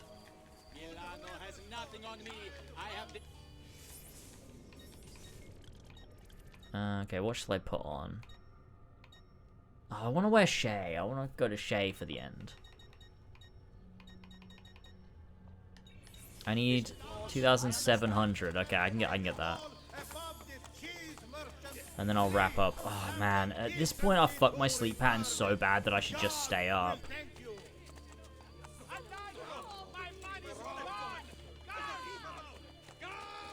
It's way too hot in here, though. And I'm hungry.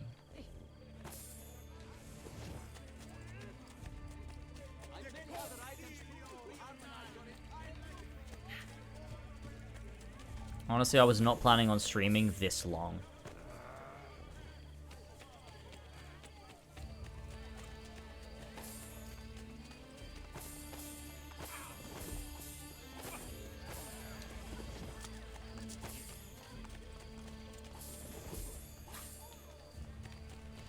I need to get out of this office, man. It's so hot in here. I just want to change my outfit to Shay. Florentine Crimson. That's what I call Shay. He's my Florentine Crimson. Whoa. He has the same hair as Shay, so it kind of works.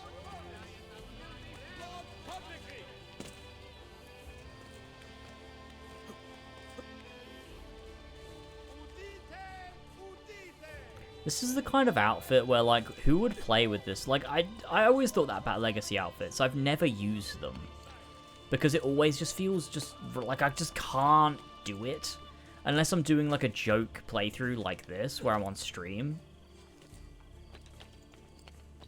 Like, if I was sitting and playing on my own, there is not one AC game where I would wear, like, genuinely wear a Legacy outfit for a playthrough. It does not enhance my enjoyment.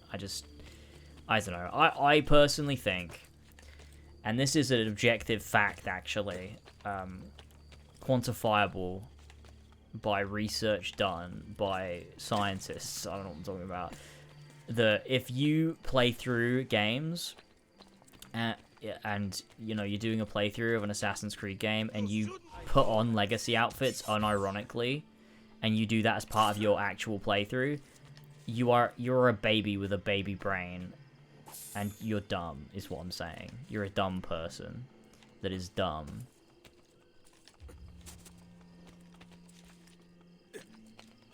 Is what I think. And not just what I think, it's true. I've heard it in a special report by scientists, like I said earlier.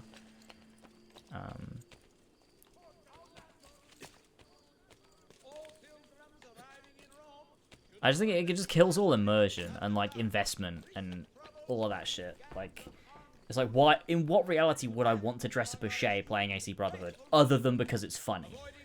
There is no, like, actual reason to ever want to do this. And it's the same with a bunch of outfits. Like, I don't know. Like the Raiden outfit. It's novel for, like, 5 seconds, but I don't actually want to wear that outfit for anything, because it, like, just kills, it just slices through your immersion. And, like, the actual context of the game itself. Like, I want to, you know, I want stuff that enhances my experience. Not makes it feel silly. Which is probably one of the reasons why a lot of the modern AC games just don't appeal to me. Like, I don't want to have a flaming sword because it reminds me I'm playing a stupid video game, you know? Unless it's a fantasy game where that would make sense, which is not what Assassin's Creed is, so... You know? It's that sort of thing. I think. What am I even doing right now? I'm just running around. I should wrap things up. Let me grab that chest real quick. It's been a good stream, though. It's been good to play a little bit of Brotherhood. Next time I go live, we'll do a little bit more.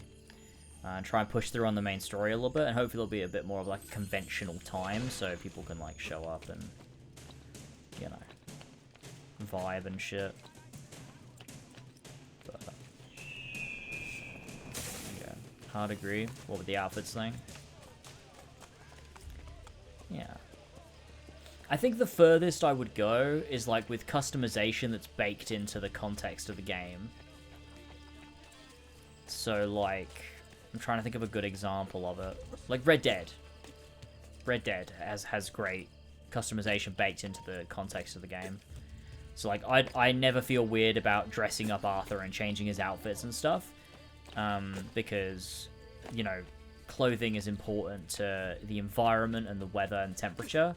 So, like, that's important to have different outfits for those sorts of things. But I think having different outfits for different occasions, he's like a very... he's a character with a lot of texture to him. So I think you get that sense that he would kind of wear little bits of everything depending on where he was, who he was around, and stuff like that. Whereas, like, Unity, the only reason I would change outfit is for the stat boosts, not because I actually think it makes sense for Arna to be, like, customizing his robes. It just feels a bit, like, out of place. So that, again, breaks my immersion, I think. Which, and obviously that feature was just added because of co-op, so that players could be, like, expressing themselves with different outfits. More than anything else. I may wear the armor of Altair for Lost Sequences Brotherhood, but that's about it. I think Armor of Altair is one of those things where I'm like, when I get the Sword of Altair, I can kind of headcanon that, like, oh, he got the armor back as well, like, he rebuilt it or whatever, and it doesn't feel as weird. Like, sometimes I can do that and it won't feel as crazy.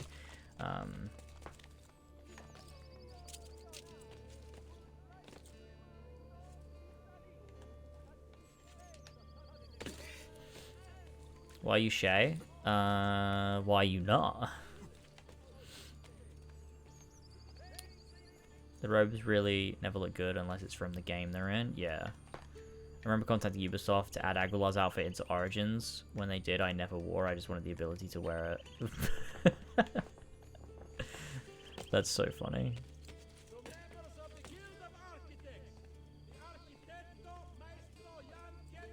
It's such a funny outfit.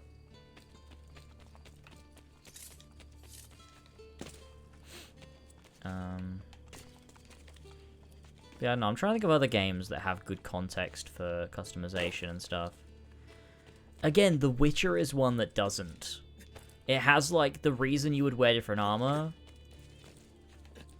is for, like, for stat reasons, not for story reasons, except for the Witcher sets. Those Witcher gear sets, they bake themselves in a way that makes a lot of sense, and that feels normal and organic. But the other armor you can get, like stuff you can buy or you can get from loot, feels weird. And I just never do that anymore. I did on my first playthrough of the game, but ever since then, I've never worn other than the Witcher sets. I just keep the base armor until you can get the first, you know, school. Well, normally I go for School of the Cat, but whatever school that you want to go for. Yeah, I'm trying to think of other games, other comparisons. Obviously Bethesda games are kind of like wear whatever you want. That makes sense. You can kind of just do whatever. I don't know. Like different suits in Batman Arkham or whatever. Like I would never change the suit that you're wearing because it's like it's context. Like I don't know. I just can't do it. Like I don't want to be looking like Christian Bale's Batman in Arkham Knight. It doesn't feel right. It doesn't make me feel better playing the game. It just feels weird and out of place. Like I don't want to be hyper aware that I'm playing a game. It just doesn't make the game feel better for me. Like, because games to me are not just like a bit of fun. Like, they have artistic integrity to them, and I think there's only a certain amount of that you can customize before it starts breaking your sense of, like, I don't know, the art's integrity, I think.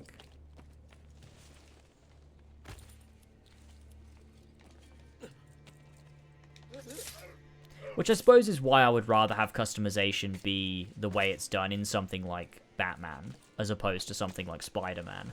Because in Spider-Man, it's like baked into the mechanics of the game, but not into the context. So you have to work for the suits you're getting, and you're canonically like crafting them in the game.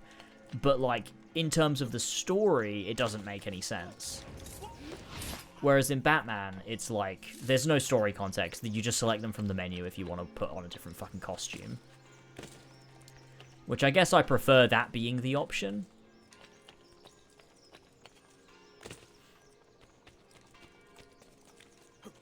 Like in Act 3 of Ghost of Tsushima, physically cannot change from the ghost armor. Yeah, no, I agree.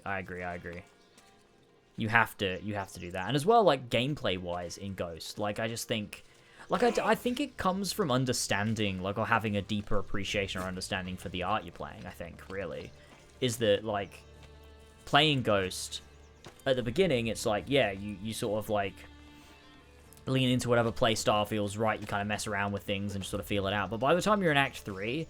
If you're doing those, like, samurai showdown things, that feels wrong. It's like, no, you should be going in stealthy and taking everyone out without being seen. That's what you should be doing in Act 3 of Ghost. And if you're not, you just don't understand the game you're playing.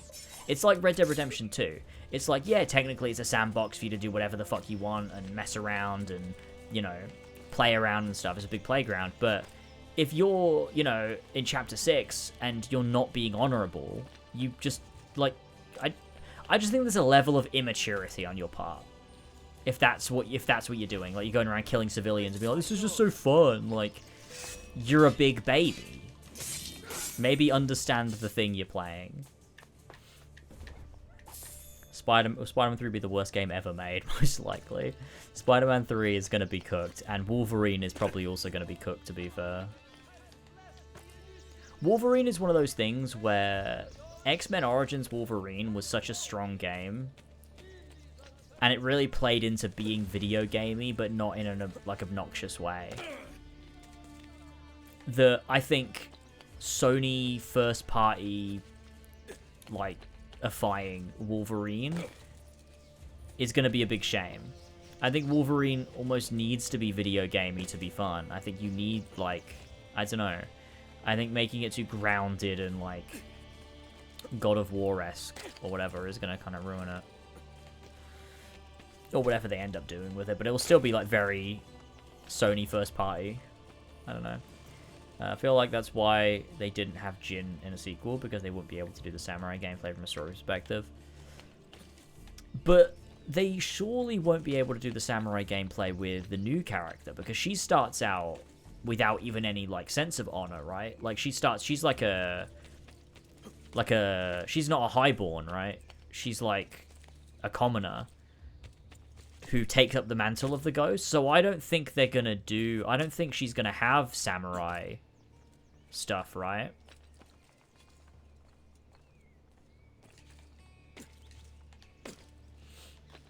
In which case... Like, I think it actually would be quite a ballsy move on their part to just have it be a stealth game. Because that's actually what Ghost is about. Like... Ghost isn't a samurai / stealth game. It's just Jin was a samurai. So he had that learning curve of unlearning the honorable way of fighting that he was grown up, like that he was brought up with. And that's why, like, that's the reason samurai gameplay was part of Ghost of Tsushima, not because Ghost as a franchise is samurai cross ninja gameplay, but just because Jin specifically was a samurai from birth. So I don't think the sequel should have it. I think it would be actually weird if it did, right? Totally agree, but they're gonna go God of War-esque. I mean, we've seen the leaked footage, which is God of War, but with Spider-Man gameplay. Yeah, right, like the zoomed-in camera, him just kind of like, you know, chugging along, jumping across buildings. Like, some of that looks really janky. And obviously, like, it's super early. It's impossible to say what it will look like when it's out. But I struggle to figure out how, like, an explorable space where Wolverine can just jump around like the way Ezio is doing now is not going to look ridiculous in the way that Sony make their games. Like, because you've got to make it grounded and real. But at the same time, you've got Wolverine able to just, like, run up buildings and, like, claw his way along things. And, like, is that not going to look really stupid? Like, I just don't know. I actually have high hopes for Wolverine, but Spider-Man 3, I'm really hoping they learn from Spider-Man 2. I mean, I think with Spider-Man 2, what I'm actually quite pleased with is the fan reaction was actually, like, generally quite negative. Whereas with God of War Ragnarok, people just glazed that fucking game. But with Spider-Man, it felt like I saw a good amount of people being like, yeah, this game was kind of a bit of a disappointment. More than you'd expect, anyway. Like, obviously it was like an overwhelming... overwhelmingly it was positive, but there was a lot more people critical of Spider-Man 2, I think. Especially comic book fans, which is weird, because you would have thought they would fucking love that shit, but I did see a lot more people critical of it, so I think that, to me, is like, okay, that's cool. Maybe Insomniac will see that and go, okay, maybe we kind of went in the wrong direction for Spider-Man 2, and maybe they'll reel it back, but I don't know. It depends. Everybody turned against Spider-Man 2. The Reddit fucking hates Insomniac now. Yeah, see, I mean, that's a good thing. I like that. Like, I think it's good to see that people are kind of waking up to that and being like, oh yeah, this game was a bit shit. Because it was. It kind of was shit. Whereas with God of War Ragnarok, everyone just fucking glazed it and was like, yeah, this game's fucking awesome. And that was it. That's sort of the end of it.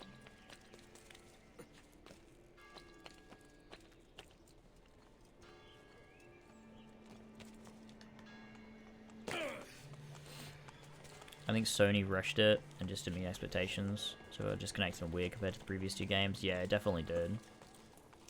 It definitely did. And I think, like, Miles Morales feels quite different from Spider-Man 2018.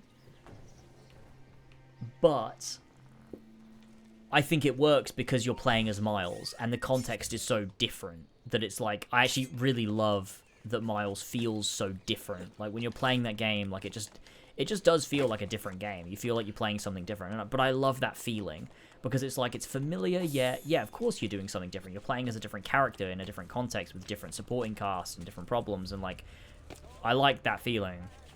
But then when you play Spider-Man 2, and it feels... Oh, Spider-Man 2 is fucking shit, man. God. Spider-Man 2... That game sucks. But, like, in a way where, like, it doesn't suck. Like, it's difficult to explain what I mean, because the game itself is obviously competently made. Like, it looks great, it plays great, it feels good, it's polished. Like, it's not shit because of those reasons. It's, like, bad in, like, a weird way where it just rubs me the wrong way. I hate it. The game just bothers me. It feels stupid. Like, the game feels stupid, and I don't like that, because the first game felt quite intelligent, I think. It's a very clever game, I think. But the second one just feels dumb, and it makes me feel dumb playing it.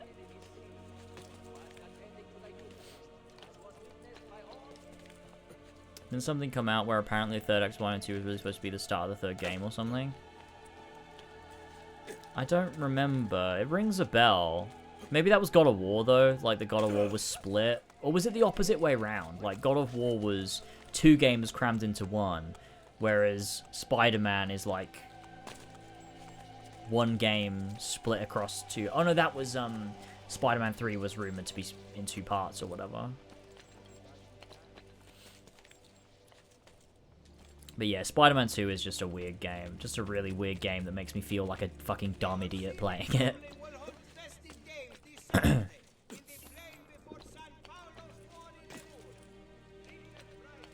Oh, nice. The bank vault.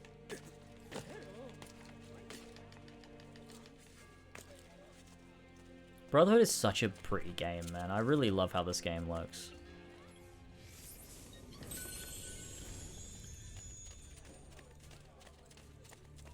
With that was God of War. With Spider-Man 2, it was, I think, 40% of the final act was cut in the last 6 months. Right. Dude, it's so weird that, like, Miles is just in the game, and he has his little side story with Martin Lee that's separate from Peter, and they're basically separate for the entire game. And then at the end, Miles is just fighting Venom, and you realize that these characters never really met each other or interacted. Like, there was nothing. Like, there's no emotional tether there at all. When you're fighting Venom as Miles, it's like, there's nothing here. There's no thematic core. There's just nothing. Just hollow as fuck. You know what, I'm gonna go do this other 2 while we're just talking before I wrap up.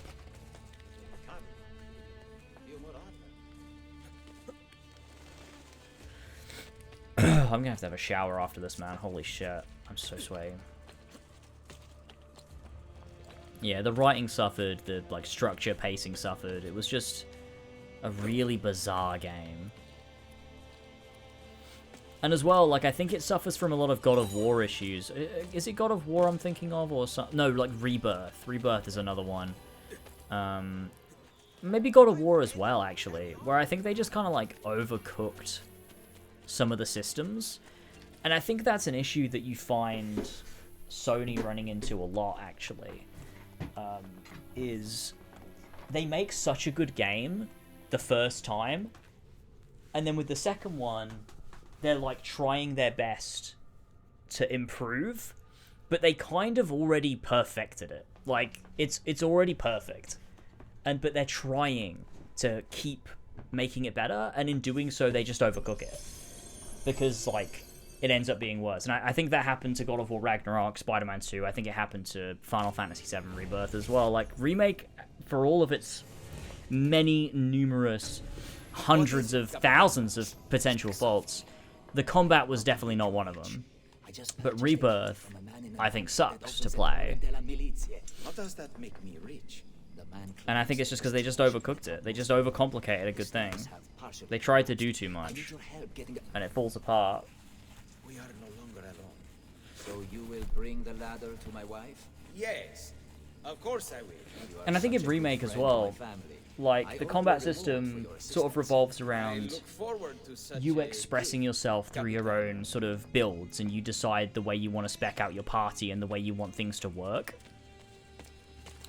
And you sort of engage with people in a way, and like bosses in a way where you've figured out a system that like works for you, and you sort of like play into that, and you sort of get to personalize it. Whereas in Rebirth, it feels way more like the boss can be beaten in one very specific way, and you've got to figure out how they intended you to do it, rather than being able to beat it in a way that you've like sort of custom built, which I think is the antithesis of sort of, I don't know, a lot of Final Fantasy gameplay in general.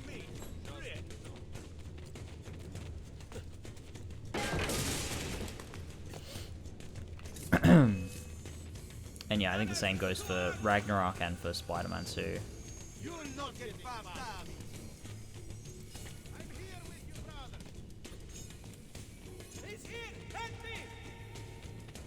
Like, I think Spider-Man 2 was way too concerned with, like...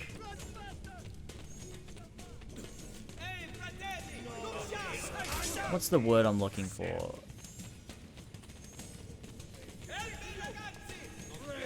It was too concerned with there being, like, no pitfalls of the system. Like, Spider-Man 2 was so obsessed with there being no exploitation that they killed creativity for it. Because I think Spider-Man 1... while it has, like, there's a bunch of, like, ways you can kind of break the game and fuck with it, but some of the best games are games you can break and fuck with by exploiting systems that are in the game.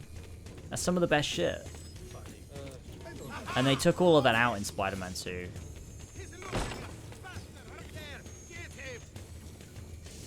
And in being more balanced, you lose that, like, real creative flow. Cazzo! Stay away from me, assassino! Yeah, it's really interesting. I hadn't heard that. I wonder what it's going to be like in the third game, because they've talked about wanting to give players more options and materia and abilities and shit. I don't know how they could do that. Yeah, I don't know how they could do that. I think if they go back to the way Remake plays, I think things will be a lot better. I think if they go back to that general design philosophy, because I think they very much shifted design philosophy between games. Which sucks, because one of the saving graces of Remake was just being able to play it. Like, fighting bosses and stuff, I just found really engaging and fun in Remake, and I didn't enjoy it in Rebirth.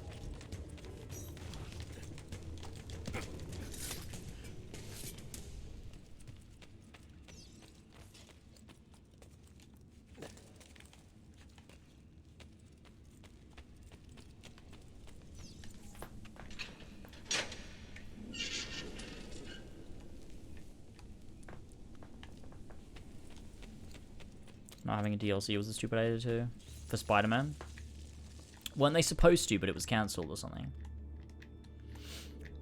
I don't know if they go back to the Remake design philosophy. They're gonna have to do even more of the whole open world thing. You know, like double the size alone with Wutai in the third continent. Yeah, true. They've boxed themselves in, and I think that the more time that I sort of sit on Remake, Rebirth, the entire Remake project, I think it just becomes so clear how unpurpose built Final Fantasy VII's structure was for what they're doing. Like, they picked absolutely the wrong way to remake it, obviously, but, like, you know, if you're gonna remake Final Fantasy VII, you don't do it this way, because it just doesn't work properly. You don't do it in 3 parts. You don't drag it out. You don't turn it into an open world. Like none of it feels cohesive or coherent. It's very, very strange. Like the way the world is designed too. Like in Final Fantasy VII, the idea is the world is so much bigger than what you're seeing. You're just seeing the bits that are important to the story, and that's why you have the overworld system. You go to the key locations. There are obviously other places in the world, but you don't see them. Whereas in Rebirth, there are not other places. You are literally traveling the world, and the planet is actually tiny because you see every inch of it. And so it loses so much depth by doing that. Because there's so much depth that's just implied by Final Fantasy VII.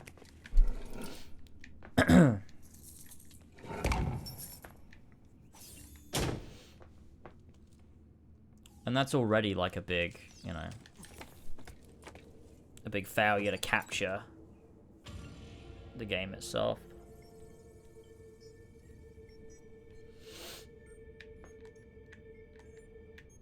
Because I think one of the biggest things about the old Final Fantasy games and the world map system is like artistic representation of a space more than a literal one.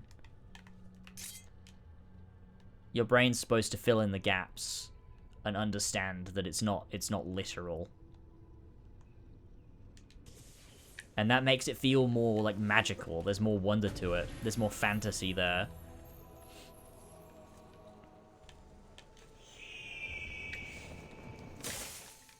But when you translate that to like a literal space, you lose so much of that in the process.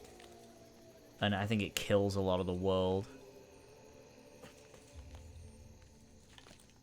Especially like when you're going to have an airship and you're going to fly around in an airship across the world that you can literally see, and it's supposed to be a planet and it's fucking tiny. It's going to be so weird.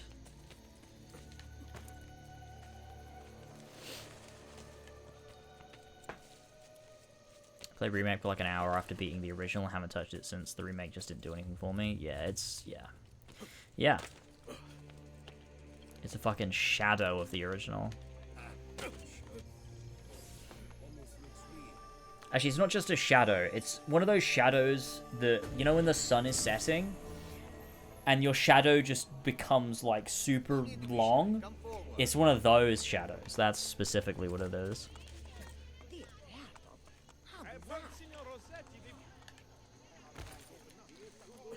Man, I want to get back into my Final Fantasy VII era. I'm feeling it. I'm feeling it bubbling after I've talked about it for a little bit.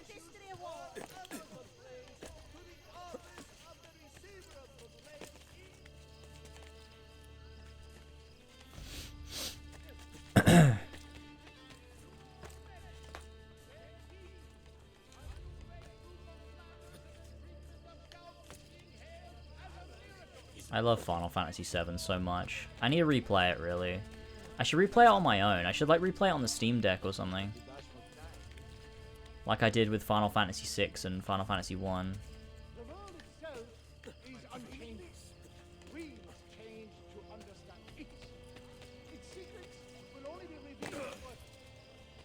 I can go back to his solo tip arena real quick.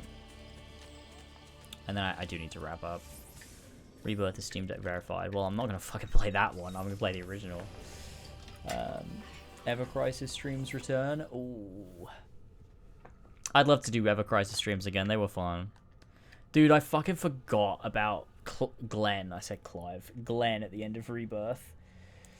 Dude. That game... The fact... Dude. Like, I just don't... How can you like Final Fantasy VII and Rebirth? It just doesn't make sense in my head. The ending, the fucking post-credit scene has Glenn from Final Fantasy VII, that definitely exists, is like secretly Sephiroth, and a Sephiroth vessel or something, is a thing that they did. Like that, like, and you're telling me you can be a fan of that and Final Fantasy VII at the same time? No. No, no. No, you can't be. It's not a post-credit scene, it's part of the ending. Oh, really? I thought it was after the credits.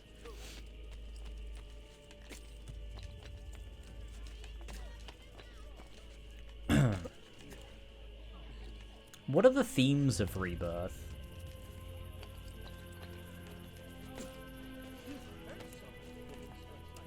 Like, I still don't understand, like, what does Rebirth mean in the title? Like, thinking about it. Because Remake, because you've got to assume, right, this, like...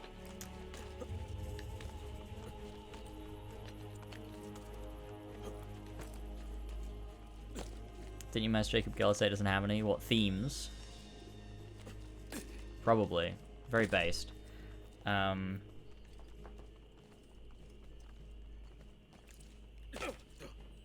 when you think about it, like, Remake is called Remake, right? And everyone thought, oh, that's a clever title because it's not just a literal, like, oh, it's a remake of a game. It's not just subtitle remake. And we know that's the case now because the second one was not called Remake 2. It was called Rebirth, which implies that remake means more than just a literal video game remake. It's actually something in context of the game itself and what it's exploring thematically, right?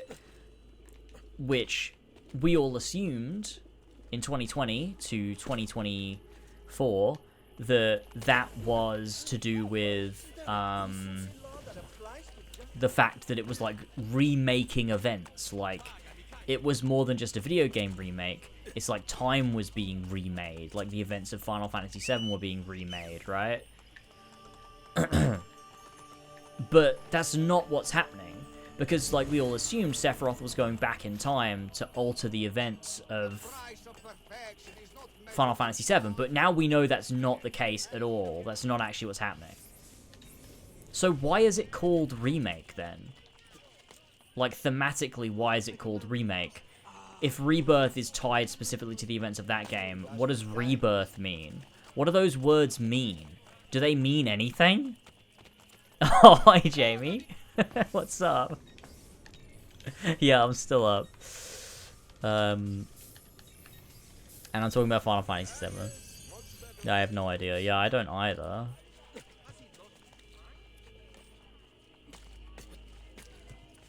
I think the biggest move they could make is for the part 3 to not be called Re-anything.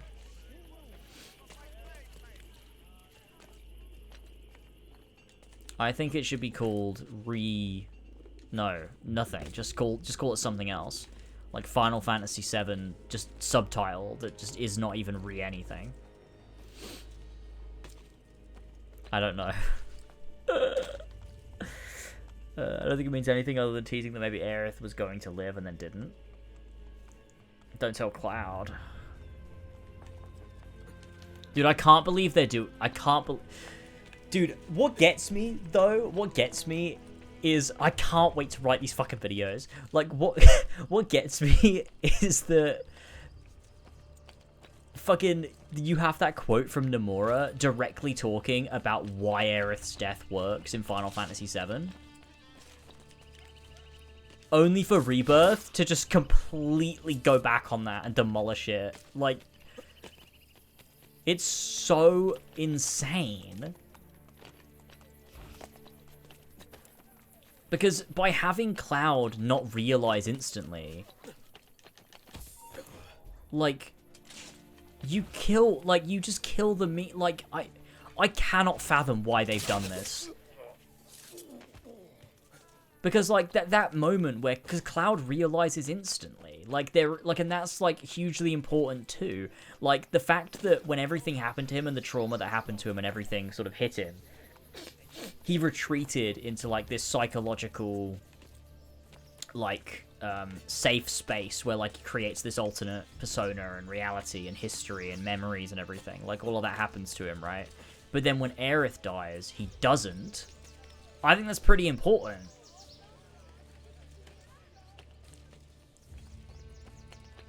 His reaction doesn't automatically go the exact same way, but they've decided they're going to do it the opposite way.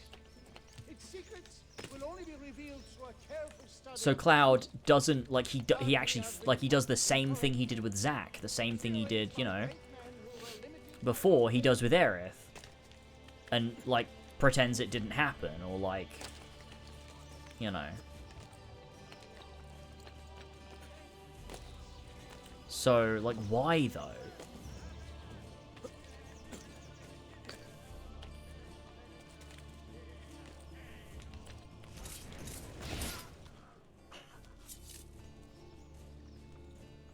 It really bothers me how meta Rebirth is without making it part of the story as well. Because I think that's the one saving grace of Remake, other than the other things that I said before were, is that we all thought the meta layer was also, like, acknowledged by the story. It wasn't just, like, for the fans. It wasn't just like, oh, if you've played Final Fantasy VII, this is a sneaky little change for you guys.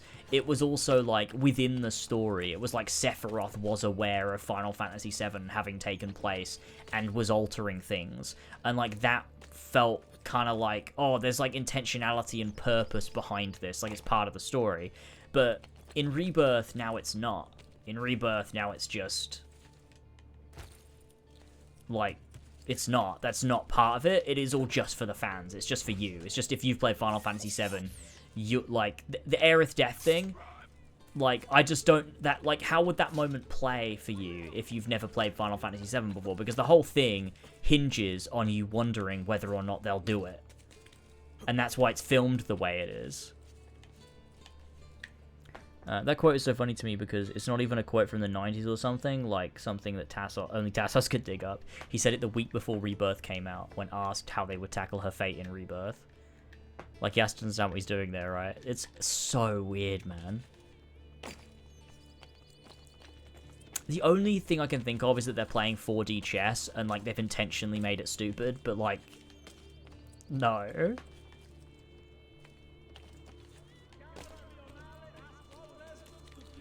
I think I'm still of the opinion that in Remake, it was intentional that this was Advent Children Sephiroth. I genuinely think everything that Sleepeasy, is that his name, said in his theory videos is actually what Nomura intended in Remake. I think they changed it. Or at least someone else was at the helm and Nomura wasn't in charge, and so it was someone else's vision. This is the only thing that makes sense for me.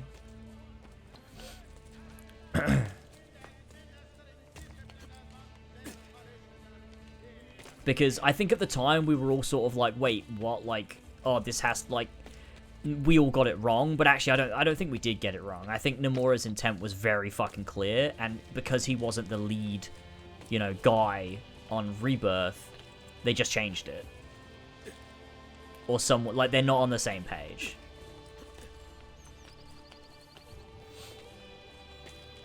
And that makes sense.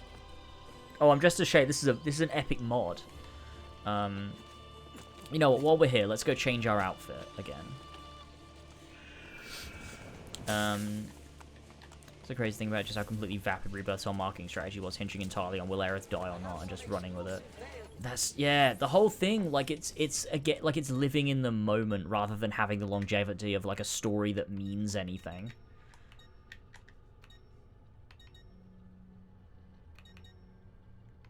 Let's wear this one again. This one's funny.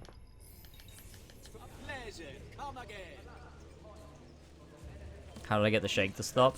I had to close Xbox Game Bar or Windows Game Bar, and then stop capturing it from the game capture and just do display capture on OBS. It was actually surprisingly simple, but I just couldn't figure it out. I think it's because I had to reload the game, or yeah, I had to reload the game after I closed game capture. That's what it was. Yeah, it was a fucking bizarre problem.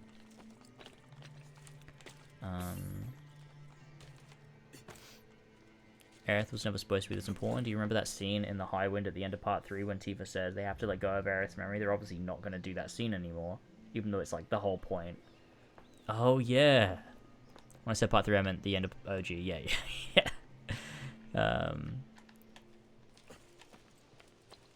Yeah, that's true. Like, I just, yeah. And I think that's the thing, right? Is because Final Fantasy VII Remake and Rebirth follow the events of the original game, and because it's got the highest fucking budget of all time, it's able to trick you into thinking it's got more sincerity to it. Or, I don't think it lacks sincerity, but I think what word am I looking for? I can trick you into thinking it's got more depth, right? Or that it's got more purpose, or that, like, what they're doing means something more than something like Dirge or Crisis Core can, because those games are so obviously what they are, which is cashing in on the success of Final Fantasy VII and telling a story that doesn't need to be told, that is, like, vapid and shallow and, you know, whatever else.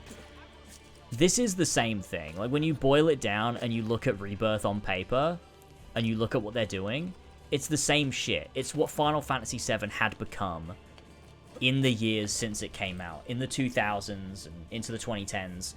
Like, what the game had become is, like, you know, Tumblr posts and Reddit posts and, you know, forum chats and, you know, memes and, you know, YouTube videos and all of those things. It strayed so far from that original game that it's not even trying to capture it anymore. It's not, it doesn't have that at its heart or at its core. It's very obviously a compilation game, but because it's following the events of Final Fantasy VII, I think it's harder to see that. Alright, see you later, Jamie. Have a good one.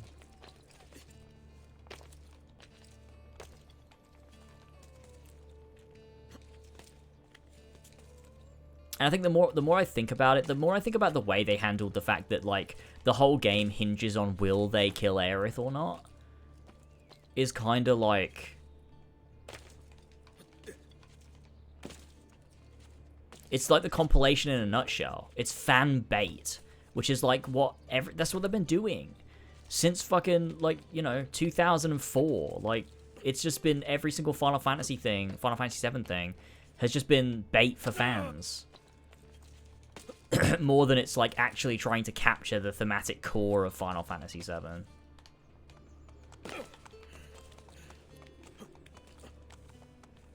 Like, oh, will Aerith die or will Aerith not die? Tune in to find out.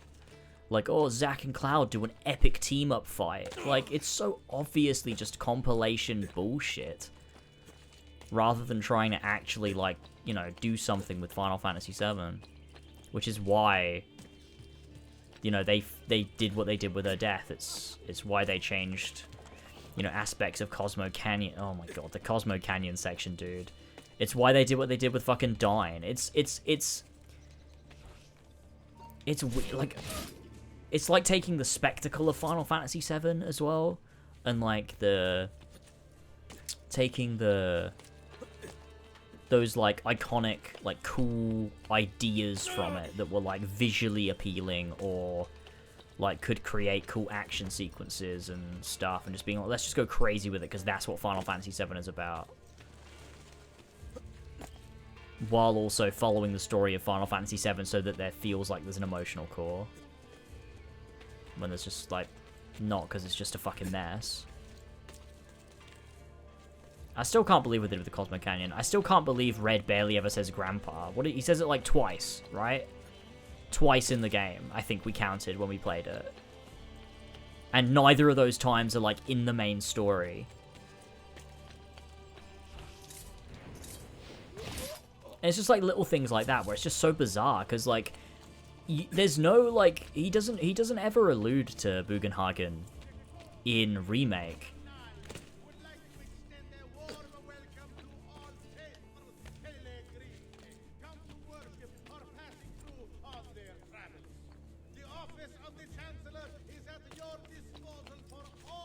Whereas like it feels like they were conceived in two separate like because whereas like there are things in Disc 1 that are then paid off, you know, in Disc 2, or, you know, there are things that are set up in Midgar that are paid off later when you go to Cosmo Canyon or whatever else. It feels like Remake was trying to keep all of its story points and plot points to Midgar alone, and they didn't want anything that would be referenced later. Like, that's how I felt. I remember playing the OG for the first time. And I remember when we got outside of Midgar, and I was like, this, like, the other stuff, I was like, yeah, this feels different, it feels, like, distinct, and, like, it's obviously got its own identity, like, it does feel different, but, like, it felt familiar. And then as soon as I got out of Midgar, I was like, this just feels like a different game. I was like, I don't understand how this is what Remake does next, like, I don't understand how this is what happens after the end of Remake. Because it just doesn't feel the same to me. Remake just, like, it just felt so isolated to me.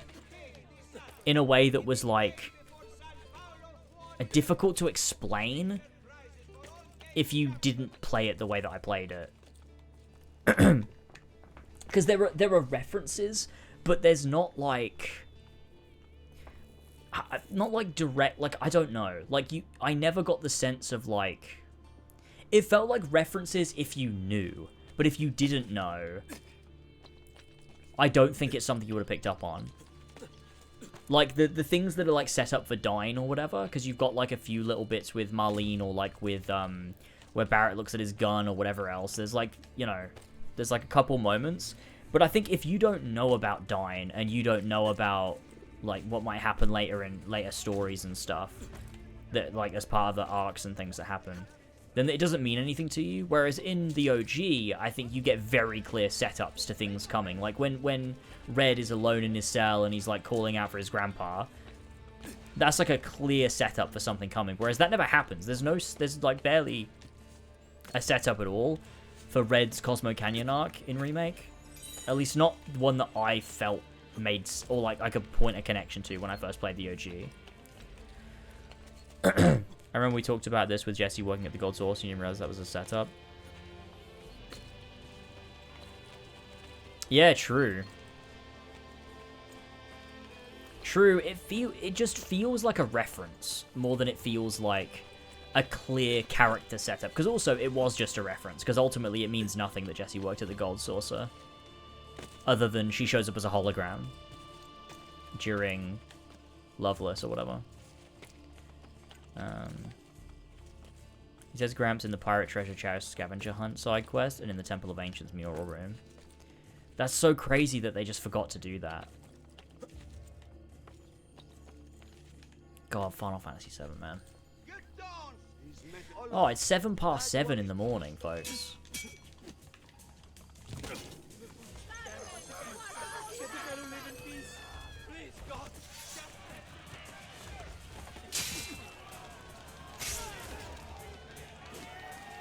I think it's just whenever I get, like, too, like, confused about Remake and Rebirth, I think it really does just come back to the fact that Final Fantasy VII, even though I played Final Fantasy VII a couple years ago, it has not been what it meant in 1997 for a fucking long time.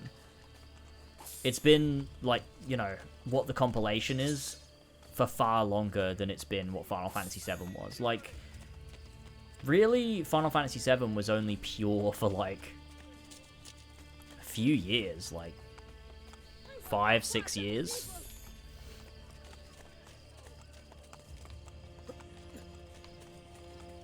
So it's just kind of like I gotta remind myself of that, I guess, that Final Fantasy VII became just, like, slop very quickly. And that's what this is. It's slop for fans of slop.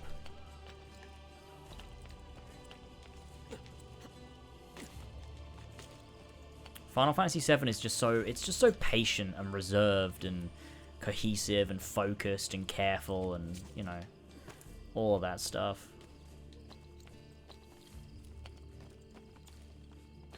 Where the fuck is this bank? There it is. Yeah, Jesse working at the Gold Saucer meant nothing. That's crazy. Like, there's a nice little scene you can get if you interact with the painting of her on a date, but that scene doesn't mean anything unless you do the scene with Tifa, and even then, it's not like it adds anything. We know Tifa misses Jesse. That's why they put her at death in Remake. At her death, yeah. Yeah, it's just meaningless. It's just meaningless. I think as well, like, Final Fantasy VII, like, the people who work on those games have been kind of, like, had their views on the game warped by fan reaction and, like, the discourse around, like, Crisis Core, I think, especially. Where it's kind of just, like, I don't know, like, that ending of Crisis Core, like, even though it wasn't at the time because it was 2008 or whenever it came out, so it couldn't have been YouTube bait, feels like reaction bait. Like, where it's just sad. It's just like sad for the sake of sad, to the point where it's just like ludicrous and like ridiculous. Like it just goes on and on and on and on, and it just ends up silly.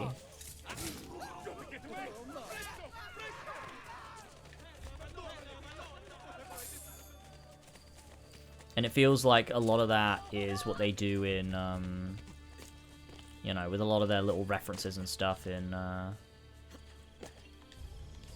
Rebirth and stuff, like the Jesse painting scene is like, oh, it's just supposed to make reaction channels cry a little bit.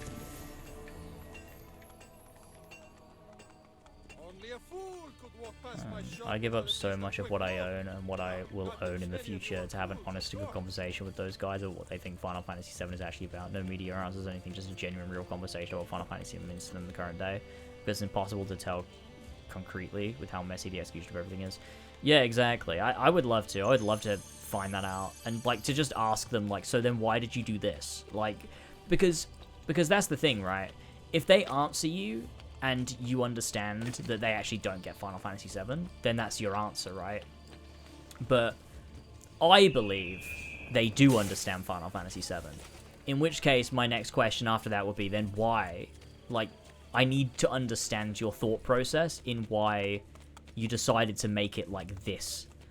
What did you think that... Like, I would love to ask them. Like, I just think, genuinely, there's not a reason behind a lot of it, potentially. Like, I think if you genuinely sat down and you had a conversation with these people and you said, right, so you understand Final Fantasy VII, you get, like, for example, like, you understand why the confrontation between Barrett and Dyne works, right? And you understand that, you hash it out, you're like, yeah, okay, we're on the same page, we both understand exactly the same way why that worked. And then you ask them, like, okay, so why did you think having Dyne grow tentacles and have a boss fight with you was, like, good? Why did you decide to do that?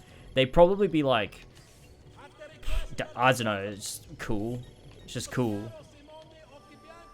I just can't imagine they would give you like a thematic reason for why they thought they needed to do that. I genuinely think there's just a part of them that goes, we don't care.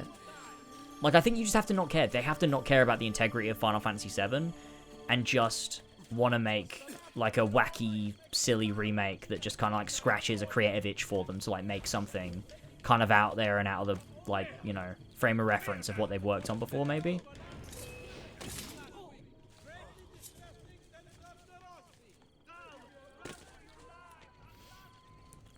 Because there's a lot you can point to in these games to make you go, oh, well, they just don't care at all. But then there's some things that genuinely give the impression that they hold significant reference to Final Fantasy VII, and what it used to mean still means something to them. Yeah, that's the weird thing about it, isn't it? You just can't tell. What do you think do you think they think the original Dyne confrontation was cool? I think they do. I think they think both. Like, and yeah, that is actually something that happens. That, like, when Barrett goes to confront Dyne, he grows these mechanical tentacles, and then you do a boss fight with him, and then after you beat him in the boss fight, Barrett sits with him and has his little moment where he kind of like cries and is like, oh, Dyne, like, I'm so sad about this. But there's not enough time to like really mourn him, because then Palmer shows up, and you have to do a boss fight against Palmer as like Tifa, Cloud, and like, I don't know, Red or whatever, while Barrett is out of action, still sitting with Dyne's body, and that takes about 25 minutes. And Palmer is a very funny epic comic relief character, so that's obviously really tonally fitting. And he starts like fucking taunting you on his like boss fight, and like he's got his special mechanical frog, and then after that you get a final little moment with Dyne's body again. So obviously, you know, you got to switch back the tone again, and then after that you will get on the back of a turret and have to escape from Shinra soldiers while you're on a turret, and that takes like 20 minutes as well. Like, it goes on for fucking ages. It's genuinely, that might be one of the most egregious parts of the game. Like, it's not like, is it not?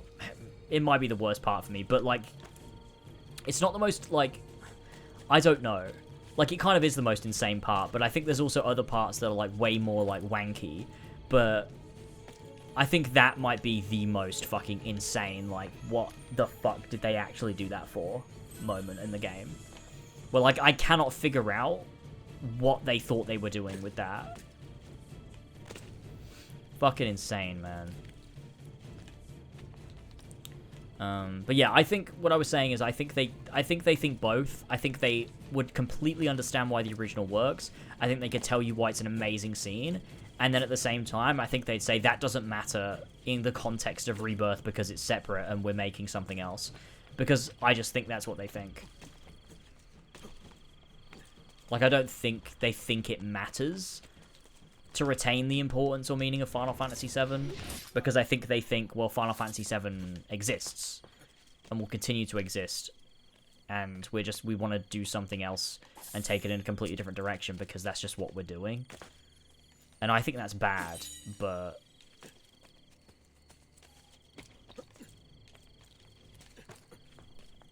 Because Palmer should be in this game, but they cut Rocket Town, so they had to put him somewhere.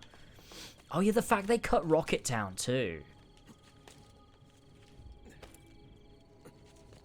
Dude, the character assassination of Sid is wild as well. He's just not even the same character. Just wild how there's no tension, no friction. Dude.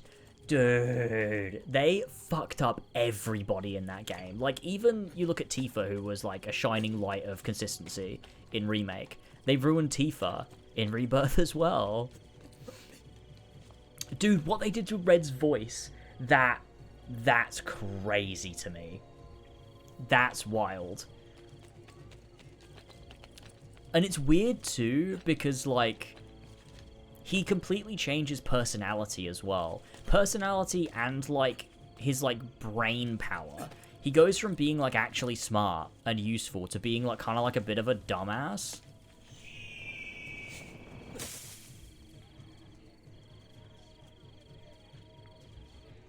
It's so crazy.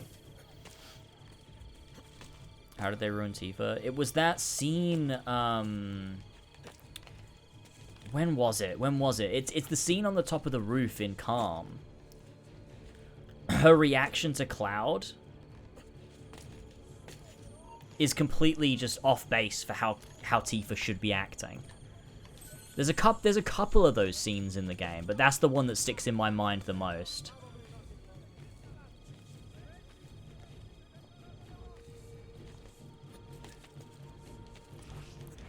Because I think what they were going for was adding depth, but I think all they did was take away from her characterization and just made her feel inconsistent and weird. And not really understanding her role in the story.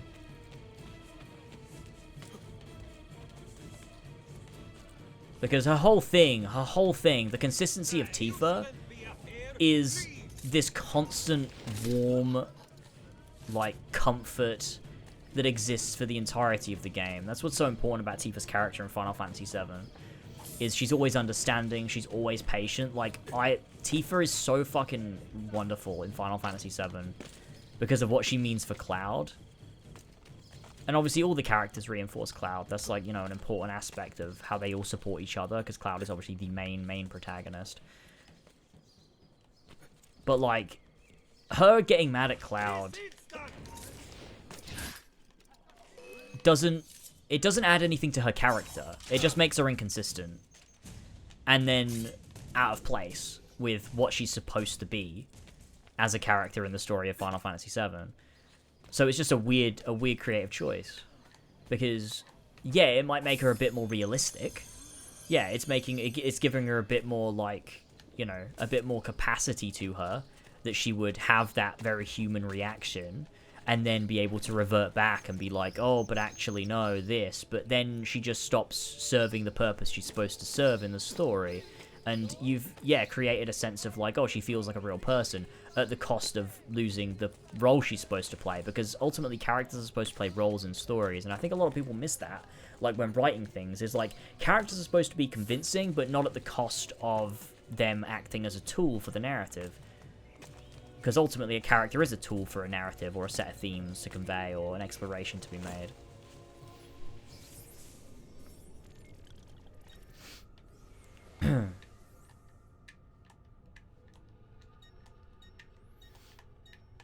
Yeah, see, that's the thing. They wanted to add tension, but, like... like, for a start, like, there doesn't really need to be tension for the story to work. Second of all, it doesn't go anywhere. And third of all, there was tension in Final Fantasy VII, and that was done through Cloud, mainly. It was Cloud's turbulence, not Tifa's. Tifa was rock solid. That's one of Tifa's main, like, you know, like, character traits, is she's a rock.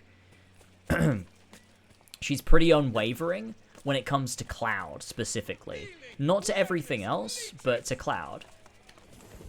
And that's very important for Cloud. The fact that Tifa is always reliable 100% of the time.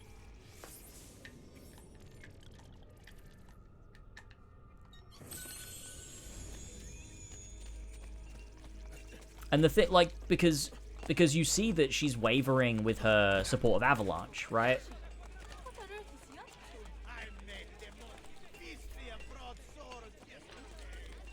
Because you've got multiple angles of Tifa. You've got...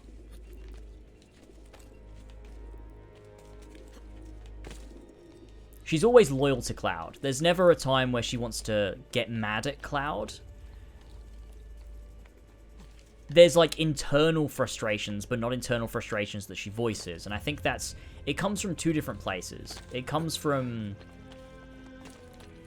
like, her not understanding the situation fully, but it also comes from her genuine care for Cloud. Like, I think Tifa's patience is a huge part of her character.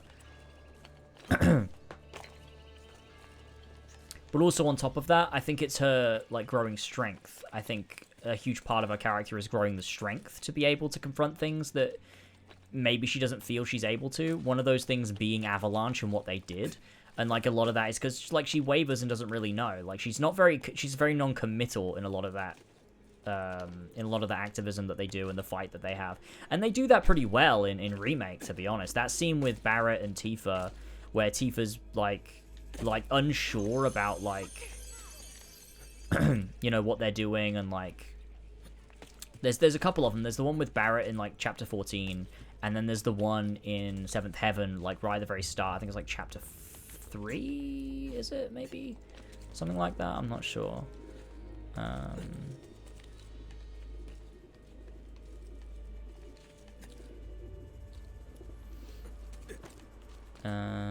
They brought into the stupid people who think Tifa being passive in the original was a writing flaw. It's not a writing flaw, it's a character flaw. It's two different things. And character flaws aren't negatives to the story or the character. Yeah, right. Exactly.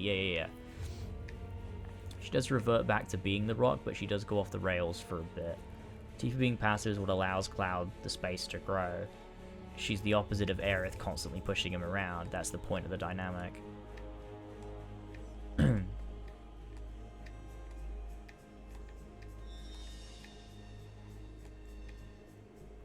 Yeah, that's in the original too. That's a... yeah, there's a major part of Tifa's character definitely is the fact that she's uncertain of her commitments, herself, and the people around her, and the role she's supposed to play for them. And, like, she very much cares about pleasing people, and, like, not about disappointing people, but she also has very strong morals as well at the same time.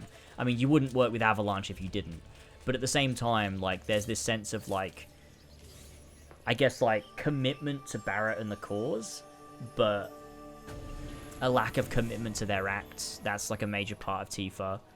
And then also on top of that, you've got the way she interacts with Cloud, and, like, people really do say, like, oh, why didn't Tifa say something? Like, why didn't she just tell Cloud? It's like, well, she wasn't sure.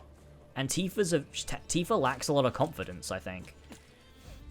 And I think that's core to her character, and, like, that's what allows her to grow closer to Cloud, is her lack of confidence, but the fact that she knows she can be there for Cloud. I think it gives her confidence to grow, and it gives Cloud confidence to grow as well.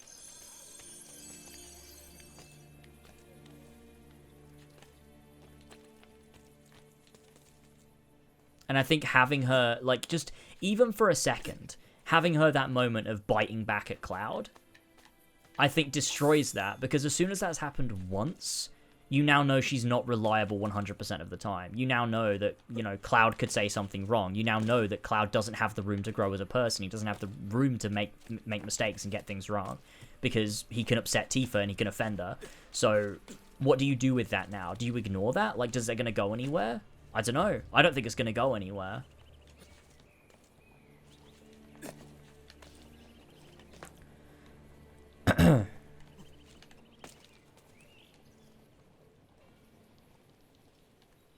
And also, she literally... Oh my god, dude. She literally tells Aerith the secret as well. She literally tells Aerith Cloud wasn't in Nibelheim 5 years ago. I completely forgot that happens. Oh my god. Dude, I can't believe that happens. Like, she just breaks the confidence, like, and just says it. Straight up says it.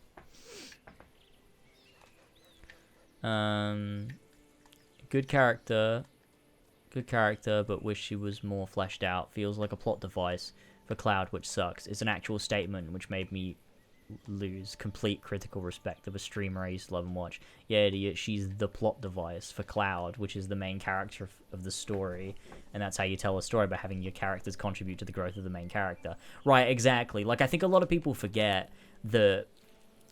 I don't know why people... Like, Like, characters serve purposes. That's the point of characters at the end of the day.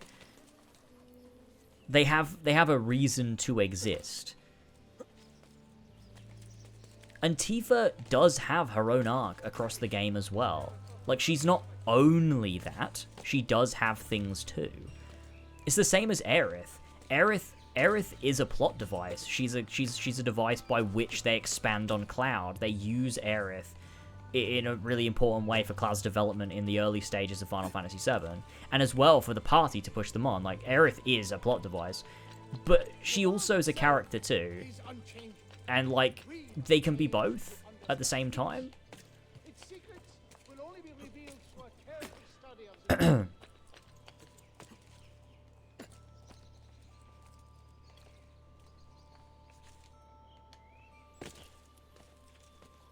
Final Fantasy IX is far more of that typical ensemble cast, like a Final Fantasy VI, where every character has their own story. Final Fantasy IX is just done better, because all of the characters have their own stories and themes which play into the overall themes of the game, like the overall game's plot. But obviously the two main characters are Zidane and Dagger, and their love story. And it's... Honestly, it feels like an answer to Final Fantasy VIII. It almost feels like Sakaguchi was like, okay, so that sucked. This is how you do, like, a good one. Further, the criticism of Tifa's character in the original only being centered around Cloud has always fell flat to me, because it's literally the exact same case when you reverse the role. Cloud means just as much and is just as integral to Tifa's character and story as Tifa is to Cloud, and that bond is the core of the story. Right, exactly. Yeah. Like, that's... Like, the way that Cloud is very important for Tifa's character as well. Like, they inform each other. It's just, like, it's a cycle. Like, they can't exist without each other in the way that they do, or the way the characters are explored. Both are integral to each other, and they're integral because of the way they're written. Yeah, exactly. They feed into each other. Yeah, symbiotic is definitely the right word. Like a yin-yang sort of situation. Like, neither really works without the other. And, like, so... Like, it doesn't make sense, because if you're going to criticize Tifa and say, oh, she's too this, she's too that, she is only there for Cloud, one, you're not understanding Tifa as a character, but also, you're overlooking the fact that Cloud, from Tifa's perspective, if we're looking at, if it's a Tifa-central story, Cloud is only there for Tifa. I guess you could say Cloud is part of, more present in the plot, sure. I mean, that's fair to say, I guess. Cloud is more present in the plot, because the plot sort of revolves around him as a character. But it's only really because you're playing as him.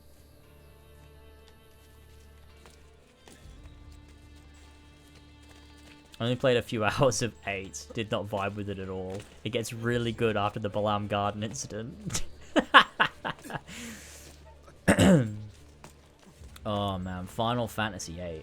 Final Fantasy VIII is like the opposite of Black Flag, where like people are right to dislike it, but they dislike it for the wrong reasons, man.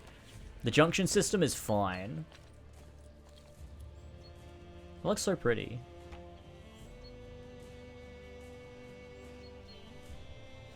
Final Fantasy IX Remake is happening, by the way. I'm gonna crash out. I think that's the only time that sentence has been said. What? Which sentence? I feel like a lot of things I just said would be like the only time. Final Fantasy VIII is the complete opposite of Black Flag. Yeah, true. That probably is the first time that sentence has ever been uttered. Holy shit, I just made history.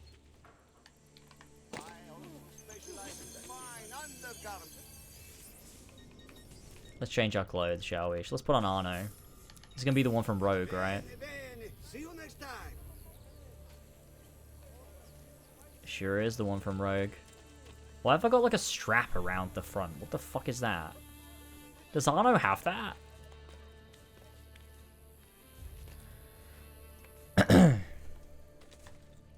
I should say that every day. Ah, shit. Foil again. Oh man, we need to go back to. I need to go back to being a Final Fantasy streamer, man. I can talk at Final Fantasy at at length way more than I can talk about Assassin's Creed, and it's because I still kind of care, I guess. Because I'm like recently into it, so it's like, and it's also an active thing I'm like consuming. Whereas Assassin's Creed is like long dead. I can't really talk about it anymore, unlike my criticisms of it, because it's like, it's dead. I've kind of exhausted that, you know. I've exhausted that well. It's run dry. I don't like the armpits on this. It looks weird. I'm gonna change again.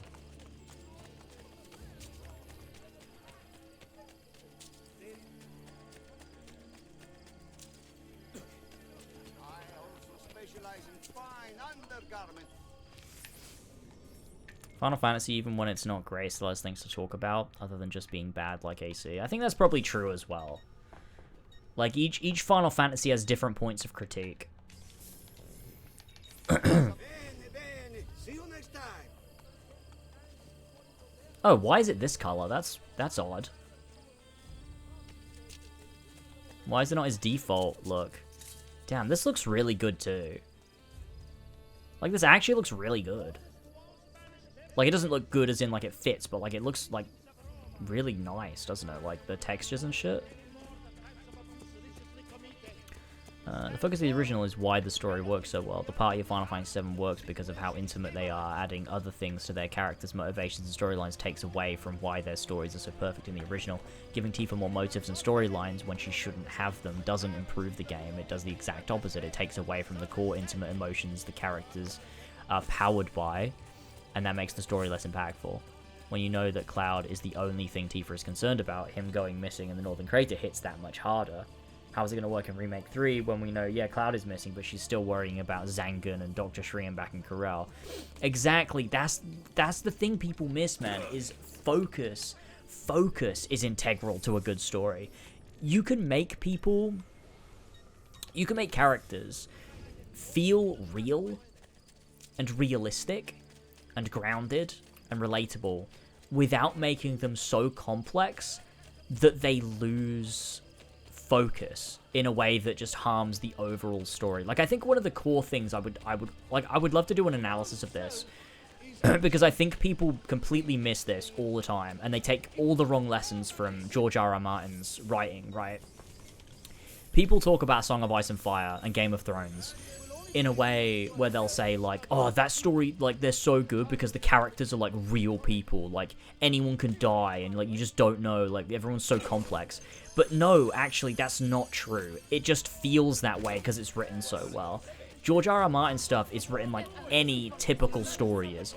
That's why people can point to exactly what's going to happen. That's why people knew from the early days that Jon Snow was one of the most important characters. Because it's still, if you analyze it properly, you still can point to the obvious direction that it's going to go. You can still understand the roles that characters are playing, the way that they're serving the story and the way that everything plays out. You can see where it's going. It's just he layers it so much that he obscures it from view and makes it feel more realistic and convincing than it really is. And that takes a hell of a lot of talent to be able to do, don't get me wrong.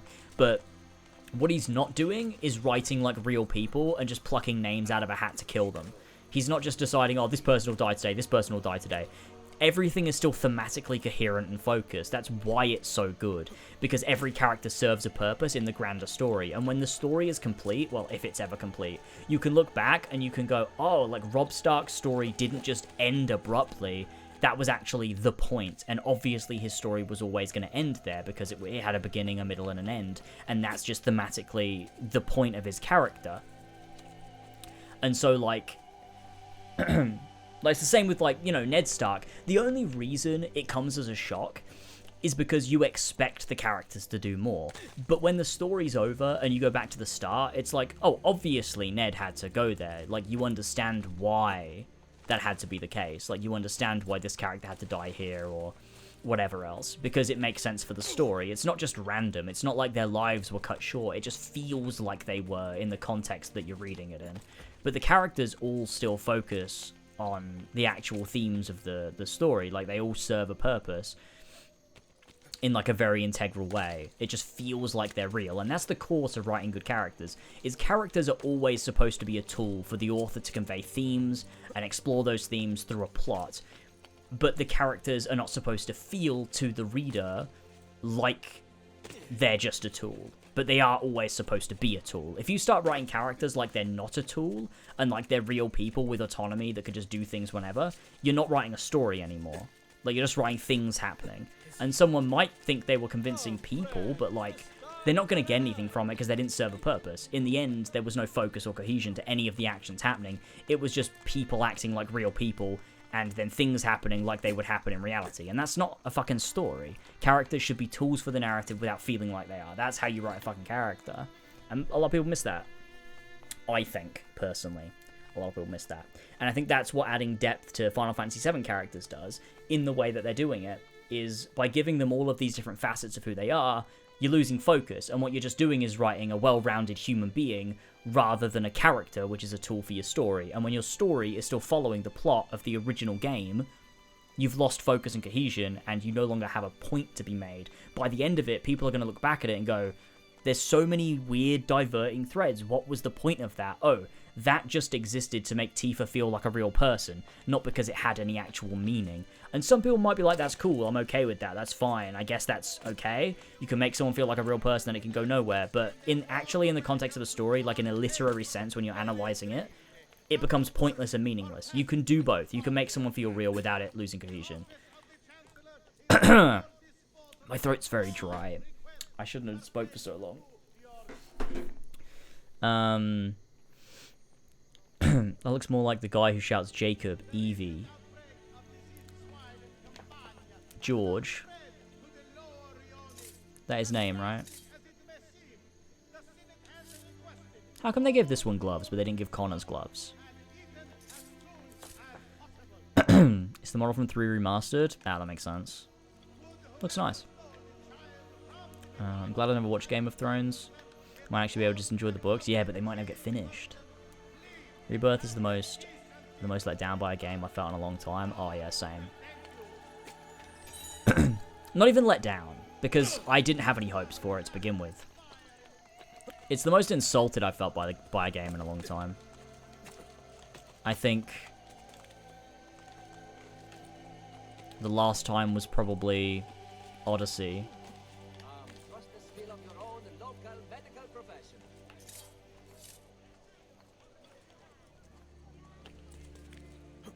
What outfit? This is Jacob Fry from the wonderful game Assassin's Creed Syndicate. I should really get some water. Oh my god, I've been live for like 6 hours. Holy shit. Well, longer than that, 7 hours, because I did like an hour-long stream before this troubleshooting. I thought the final trailer was fucking incredible, and the game just bored me and made me so confused. I thought the final trailer was bad, but that's by the by. That doesn't matter.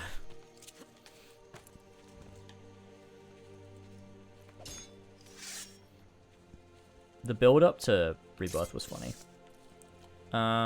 Did you ever play the Assassin's Creed multiplayer modes for Brotherhood Black Flag? Yeah, man. I played them all. I used to play the fuck out of Revelations.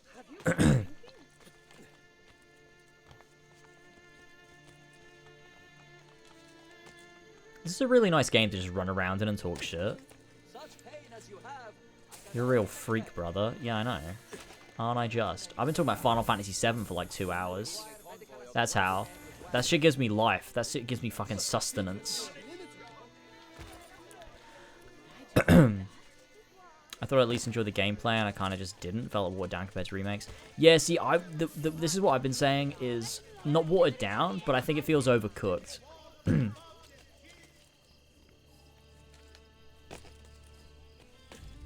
I left at the right time. You came back at the right time.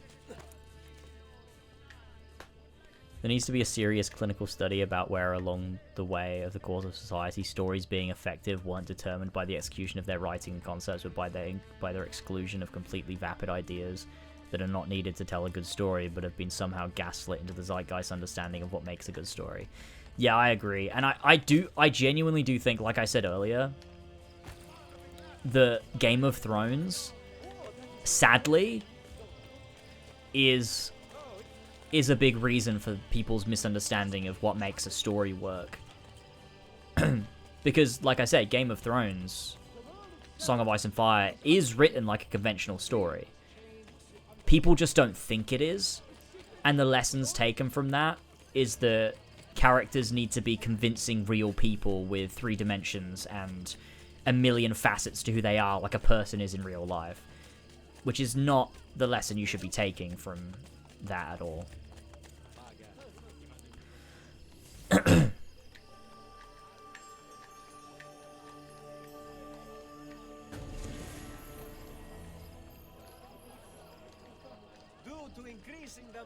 Because when you peel back the layers of any good story, there is a certain amount of restraint that allows for convincing 3-dimensional characters while not overcomplicating them to the point of reality.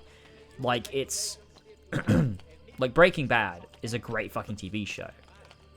But the characters that we love, a lot of them, like, you don't learn every little thing about their lives. You learn the necessary things that you need to build out an understanding of that character in the context of the story they're a part of. Right? Not every part of the character for no reason. Everything you learn about them is relevant for the story being told and the themes they want to explore. Like, everything you learn about Walter White is specific to that story. It's not, you never learn anything random about him. You don't learn, like, you know, his favorite food when he was 4 years old, because yes, that would make him a more convincing person, but you're not trying to write a convincing person. You're trying to write a convincing character as a tool for a narrative, which is what a fucking character is. So it's silly to be building out Tifa and being like, oh, this fucking doctor she knew in Corel, or yeah, like our old fighting instructor and whatever. That's why doing what they did with Zack in Crisis Core is stupid and pointless, because that's not his function in the story. His function isn't to be a well-built out character. It's literally to be a plot device to inform what Cloud becomes. That's the point. That's the only point he should ever have served. But for some reason, people don't fucking get that shit, man. It's so bizarre. It's more of an everything works kind of design, whereas Remake was more tactical, rock, paper, scissors combat kind of way. See, I thought the opposite about Rebirth. Or Remake was more of like a... Yeah, I think Remake is definitely more rock, paper, scissors, but in the sense of, like, I think you have way more creative freedom. Whereas in Rebirth, for me, it felt more like I was trying to play, especially with bosses anyway, was that I was trying to play to the developer's design. It's like I had to figure out what they wanted me to do, rather than figure out how to deal with the situation. It felt like I was, like, trying to work out, like, backwards how they made the game so that I could beat the boss the way that they needed me to do it specifically. Please delete every file related to your Ace 2 video and you can be a mega video about this. The sniff is not worth the scratch. Do y'all have that saying in England? I feel like I've heard it before.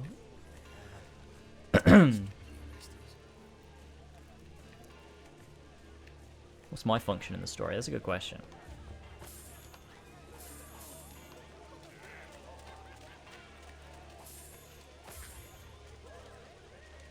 I remember having this argument about character writing. I feel like everything you're talking about is just one problem, trying to make 3 games out of 1. So they added a lot of unnecessary stuff to make it longer. That's true, but isn't it the other way around? They added a lot of unnecessary shit, so it ended up being, oh, we'll have to make this 3 games. What do you think came first? Do you think they tried to make it 1 game and realized they wanted to add a load of shit and decided, wow, we could probably do this 3 games? Or do you think they decided, I want to I want to make this into 3 parts?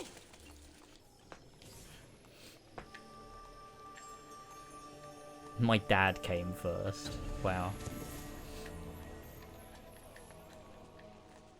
No client of mine will ever be caught under drift.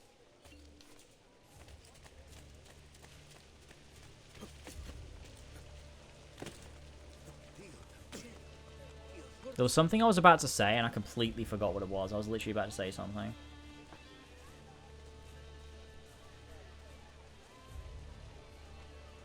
Fuck.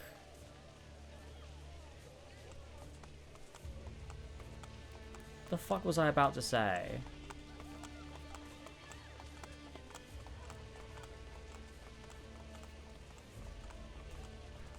I don't remember.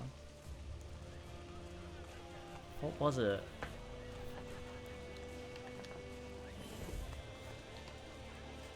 I've just forgotten. I've literally completely forgotten.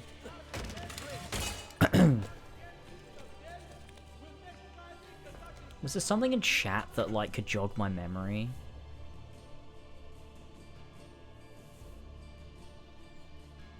I think it was just, again, talking about the fact that, like...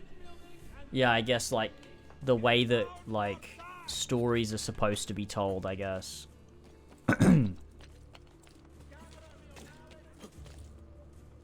Has changed. And people focus on other things way too much. Yeah, I don't know. I think I had a point to make, but I've forgotten exactly what it was.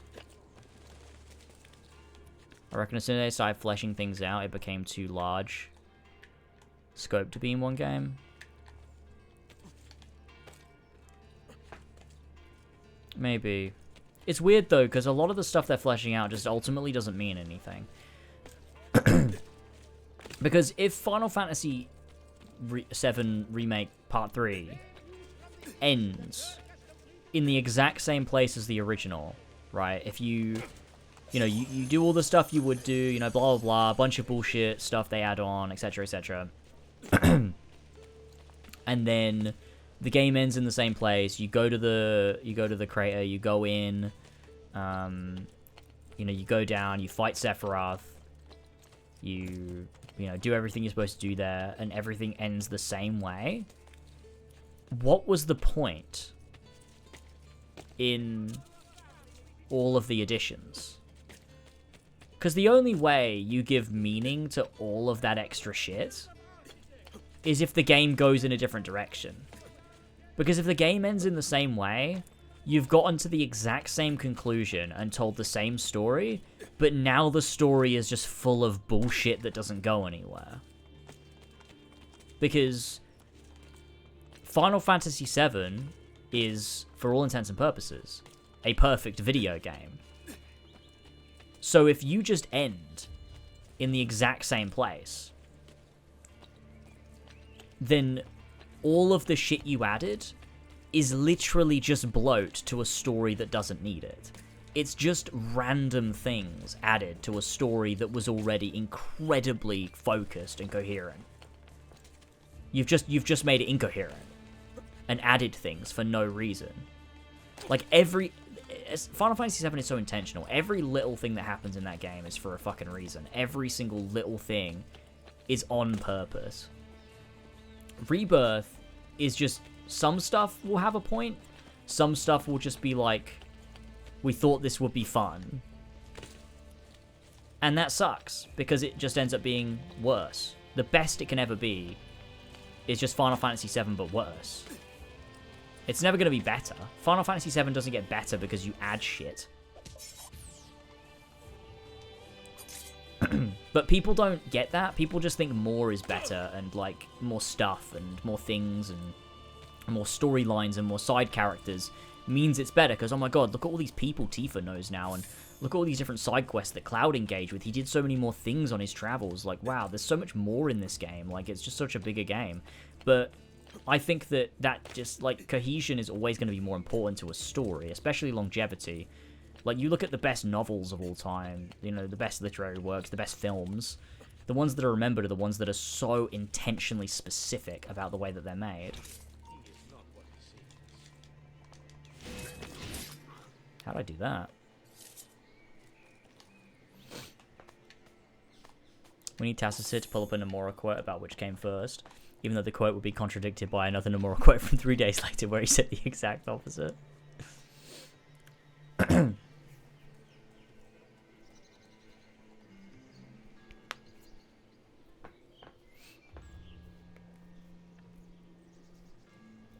Imagine if they added playable Advent Children to the end of Part 3, but also Zack being there is epic. It's very epic. If I said what you just said, I'd get a fleet of F-16 sent to my house to gun down everyone associated with me. What did I just say? What if instead of Flash Paradox, he was called Fash Paradox, and he worked for Doge? What? The Doge of Venice? What happened to less is more? Now if less is more, then imagine how much more would be. What? Wheel of Time novels are quite bloated, yeah. I've never read them. It's so crazy to me that they don't realize that literally physically adding more locations takes away from the amount of locations your fucking brain imagine existed in the original world. Yeah, exactly. And the same with, like, doing the, oh,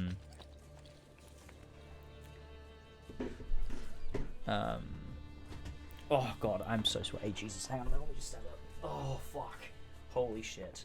Holy shit. Yeah, and like I said before about the world map, is like, you know, you only see the significant places, the places that are relevant to the story and the themes. You just know there's a bigger world out there with more people and more stories and stuff you never got to see. Like, it's just this sprawling world and you can never see it all, and, like, that is kind of part of it. But, like, the fact that you literally traverse, not just even adding more locations into Remake, but the fact that you literally traverse the literal fucking space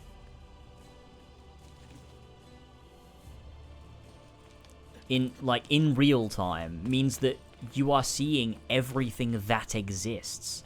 There is no space that can be left up to your imagination. Everything you see is everything there is. It's physically not possible.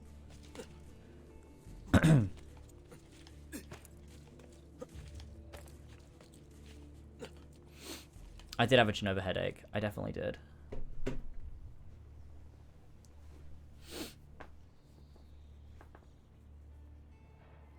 Like, it starts to feel... Rebirth's map feels like a video game map, because it's locations from Final Fantasy VII stitched together.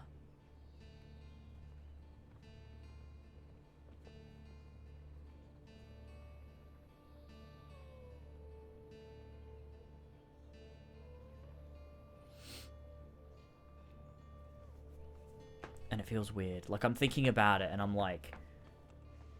The more I think about the map of 7 Remake, and... No, Rebirth, not Remake. Remake doesn't suffer from that issue. Rebirth does, horrendously. Like, you think about the jungles in, shit. Gongaga? You're telling me that's a real place. Like... It's not, like... It's not a video game map. That's a real place in the world. Like, it is a video game map, but it's also a real place. It's both things. And so people have to traverse that. That's a real place. And it works that way. It feels like Vanaheim. Vanaheim? Yeah. From God of War Ragnarok. Where it's like, you cannot tell me this is a real fucking place. Like, I think that's one of the cool things about, you look at God of War 2018, is, yes, it was a video game space. Obviously it was.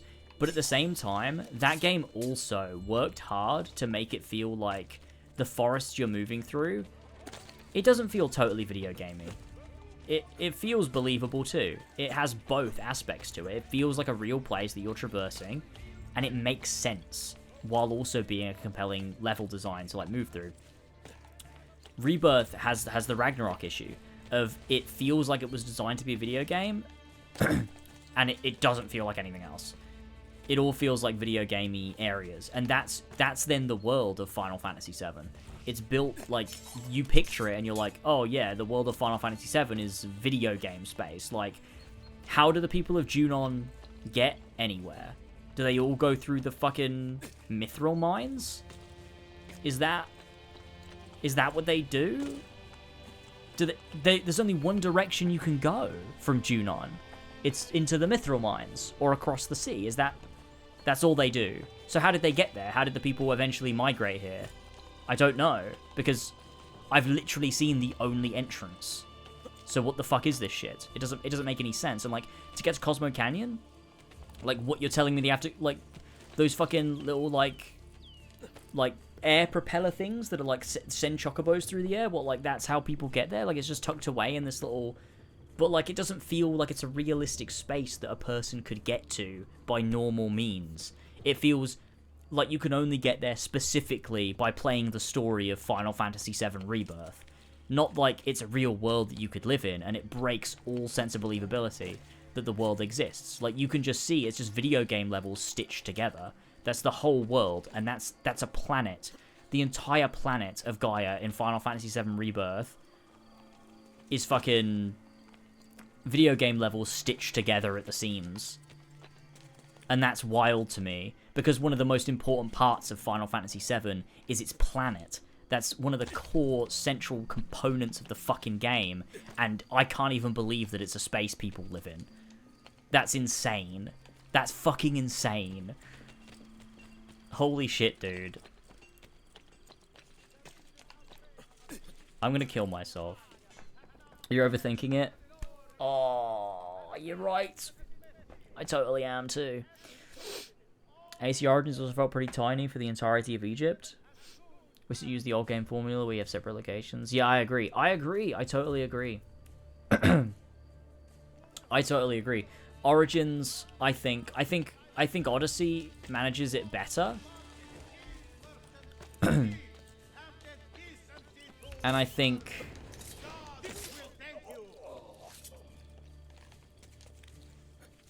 Valhalla does it better as well.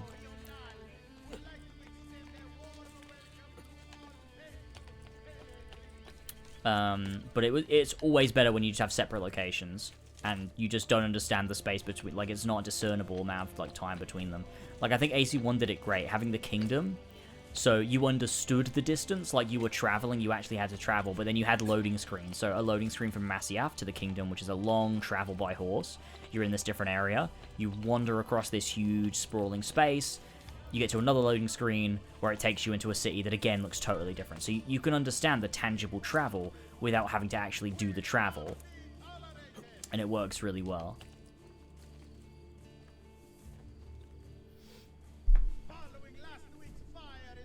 Assassin's Creed Odyssey is a misunderstood masterpiece.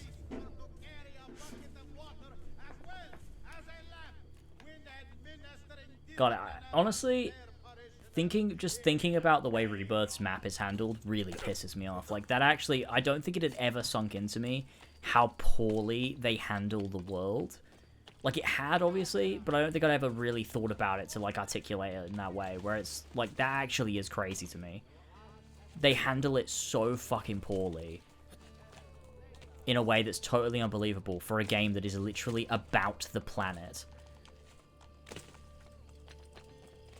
So sad. Oh my god. Why am I still streaming? I really should wrap up stream. My legs are going numb. My room is so fucking hot.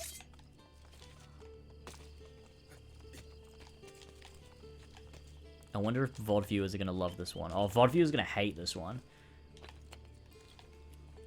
We've been whining about Rebirth too much. That's one that I get a lot. When people don't like your criticism, they say that you're whining. You can never criticize something. Critique isn't allowed. You're just whining like a baby. Just enjoy thing, for God's sake. Why can't you just enjoy thing? I got a comment the other day that said something like, why can't you just enjoy it? The fact that we even have a remake after 20 years is amazing. Like, oh, sorry, yeah, no, sorry, you're right. It's amazing by virtue of existence. That is it. So long as Final Fantasy VII Remake exists, it doesn't matter if it's good or not. It just has to exist. Fucking idiot. My room is hot too. Cyberpunk has been paused for the last 3 hours, and my fans kick up every 10 minutes. That's wow.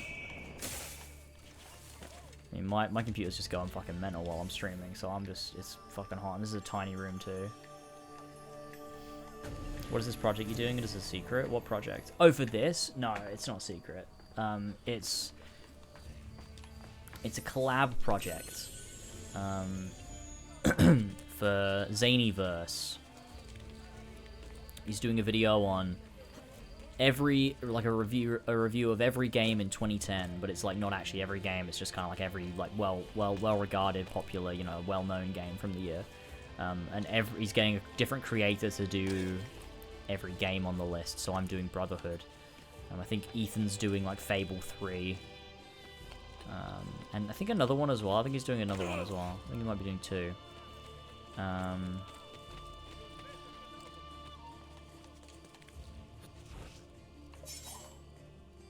So I'm just playing through the game again, so I've got it fresh in my mind when I write that script.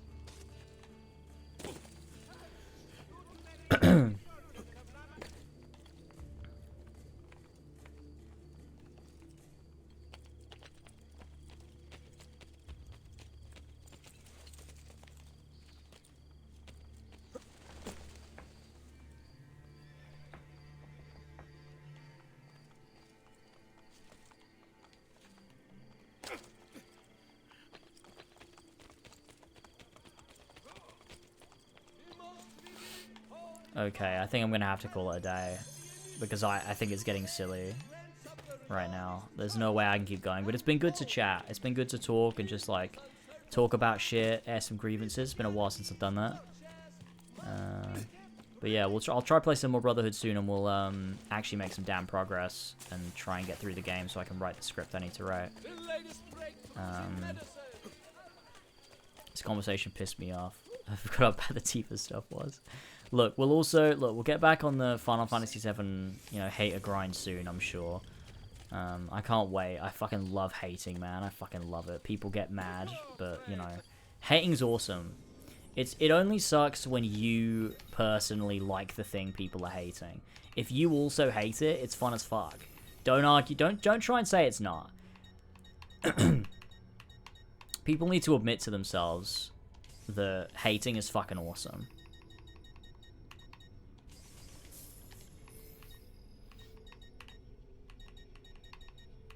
I'm sick of pretending it's not fun. Ciao, signore. E mention me to your amici.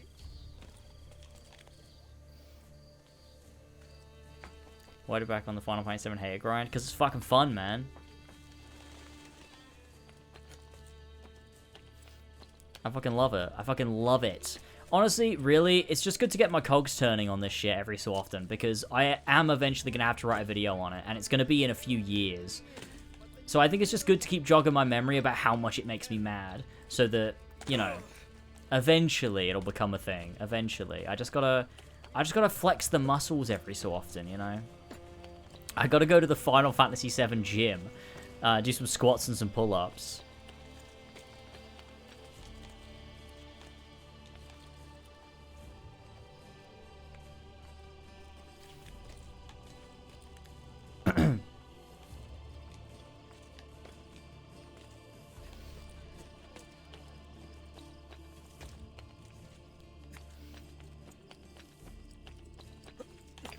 be ready for it when Remake 3 comes out.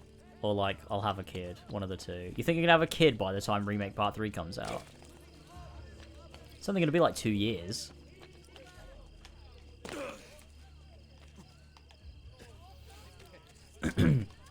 I imagine, right?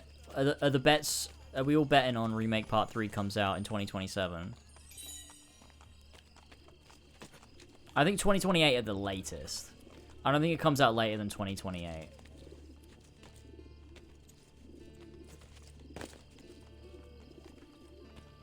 But yeah, it was like, what was it? Just under 4 years between Remake and Rebirth, and they've already built the world now. It's not going to be anywhere near as hard. It's just like adding to it. There's no way it'll take them another 4 years. But if it does, that's 2028. Like if it takes them 4 more years. Like it took them 4 years to make Rebirth. If it takes them another 4, then it's 2028. Otherwise, I think it'll be earlier. I think it'll be 2027. I won't have a kid by then. 2028, I don't know, man. I'll be 27. I'll be 31. Dude, I'll be 31. I don't like that. No, I don't like that. No, I actually really don't like that at all, actually. That makes me want to weep. Well, that's certainly not a common sight.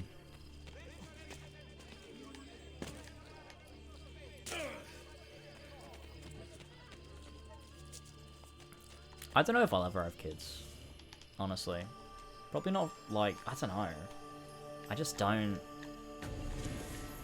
think it, like, this. I don't think I have any reason to. Maybe eventually, but probably not, like, for 5 years at the, like, at least.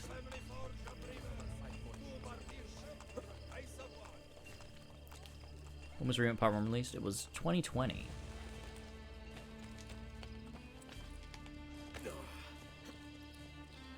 What about the Bloodline? The Assassin's Creed Bloodlines?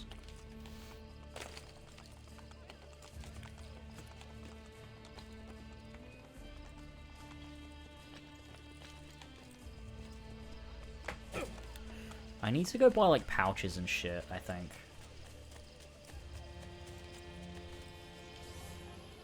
I'm gonna go do that. I'm gonna go back to Solo Tiberino and do that.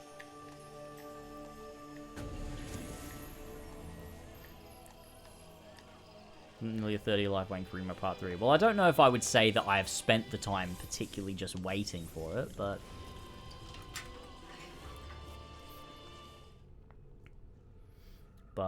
I guess you could say it. If you wanted to say it, I guess you could say it. Dude, it's 8 o'clock. What the fuck am I doing? I'm so sweaty. Oh, I need to get in the shower. A shower's gonna feel so good right now. I'd kill for a shower. Oh, I kind of just want to go play Final Fantasy VII. Oh, I really want to play Final Fantasy VII. Fuck. I need to get the Steam Deck out.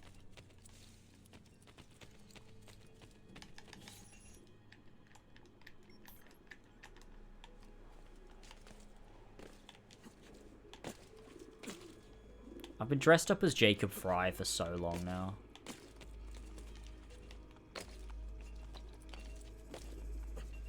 Finds everybody plat streams. When I said Final Fantasy VII, I meant Final Fantasy VII, alright? I'm never gonna... Well, okay. I say I'm never gonna plat Rebirth, but maybe I'll have to when I make the video. It depends what angle the video ends up coming from.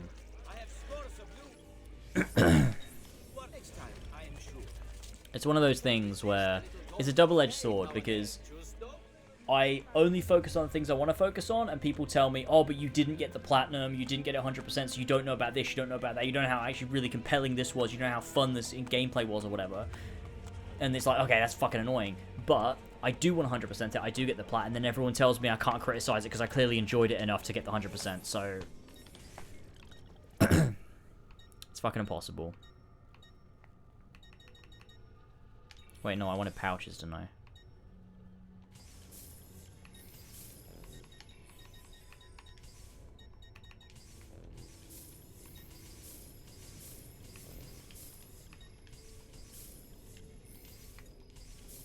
Selling my elephant ivories because I don't need the armor. Let's go.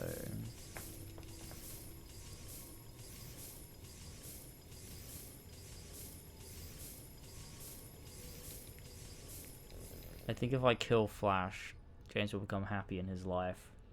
He's keeping James in the Final Fantasy VII gutter. I've got to slay him. Oh, let's get a smoke bomb pouch.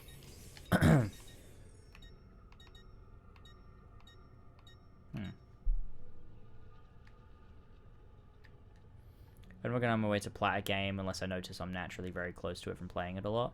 Yeah, I generally don't either. The only time I, like, really push myself to is if I'm, A pleasure. Come again. working on a video.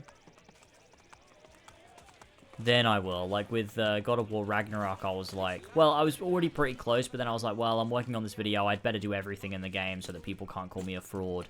And then people still called me a fraud, so it was fucking futile anyway. Like, with Odyssey, I remember I got to, like, max level and did everything in the game and shit for when I made the video on Odyssey. And I got so many comments where I was like, oh, but you're level 99 in a lot of this footage. That means you must have enjoyed it enough to get there. It's like, no, man, you don't, yeah, you're dead right, man, you're dead fucking right. You're dead right. And people that make documentaries on North Korea just love it in North Korea. They just think it's fucking awesome there. That's why they went and spent so much time there to make this critical documentary on it. It's obviously because they like it, because when people sink time into something, it's always for positive reasons. Always. What I'm saying is Odyssey is just as bad as North Korea. That's what I'm saying.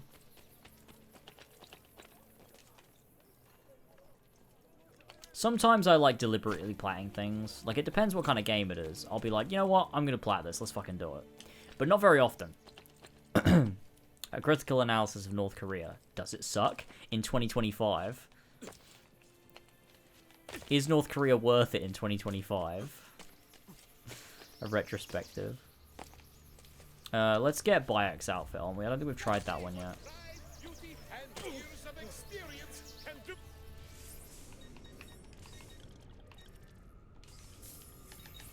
Ezio, then. I'll mention meet your friends, eh? This feels racist. Not quite as racist as the Adewale one. That felt more racist. So this does feel racist. Do you think anyone plays Brotherhood this way and thinks it's so fucking awesome?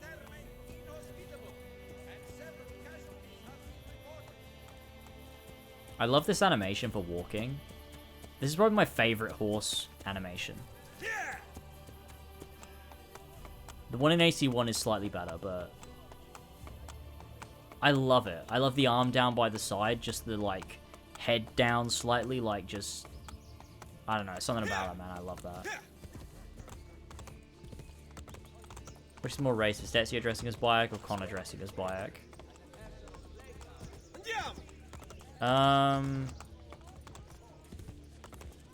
Connor dressing as Bayek in the context of the game is not racist. But a player dressing up Connor as Bayek is more racist. Probably because someone has uttered the words, "This really suits him." Which, yeah. That's probably more so, I would say. I'm gonna change this. Oh shit, I have to go back to Alexios. Okay. Let's mark choice. Ciao for now. I don't know about... Honestly, the Alexios outfit kind of really does suit, like, Rome as a setting. It's probably the only Legacy outfit that feels like it kind of works.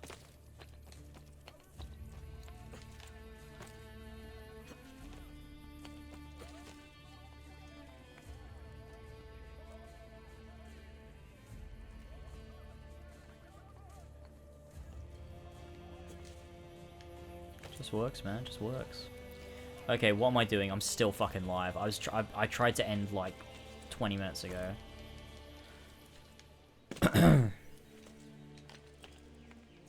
I do love Odyssey. Odyssey's awesome.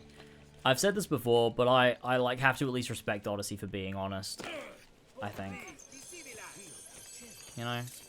Odyssey knows what it is. It fucking knows. It's not trying to bullshit you. You know?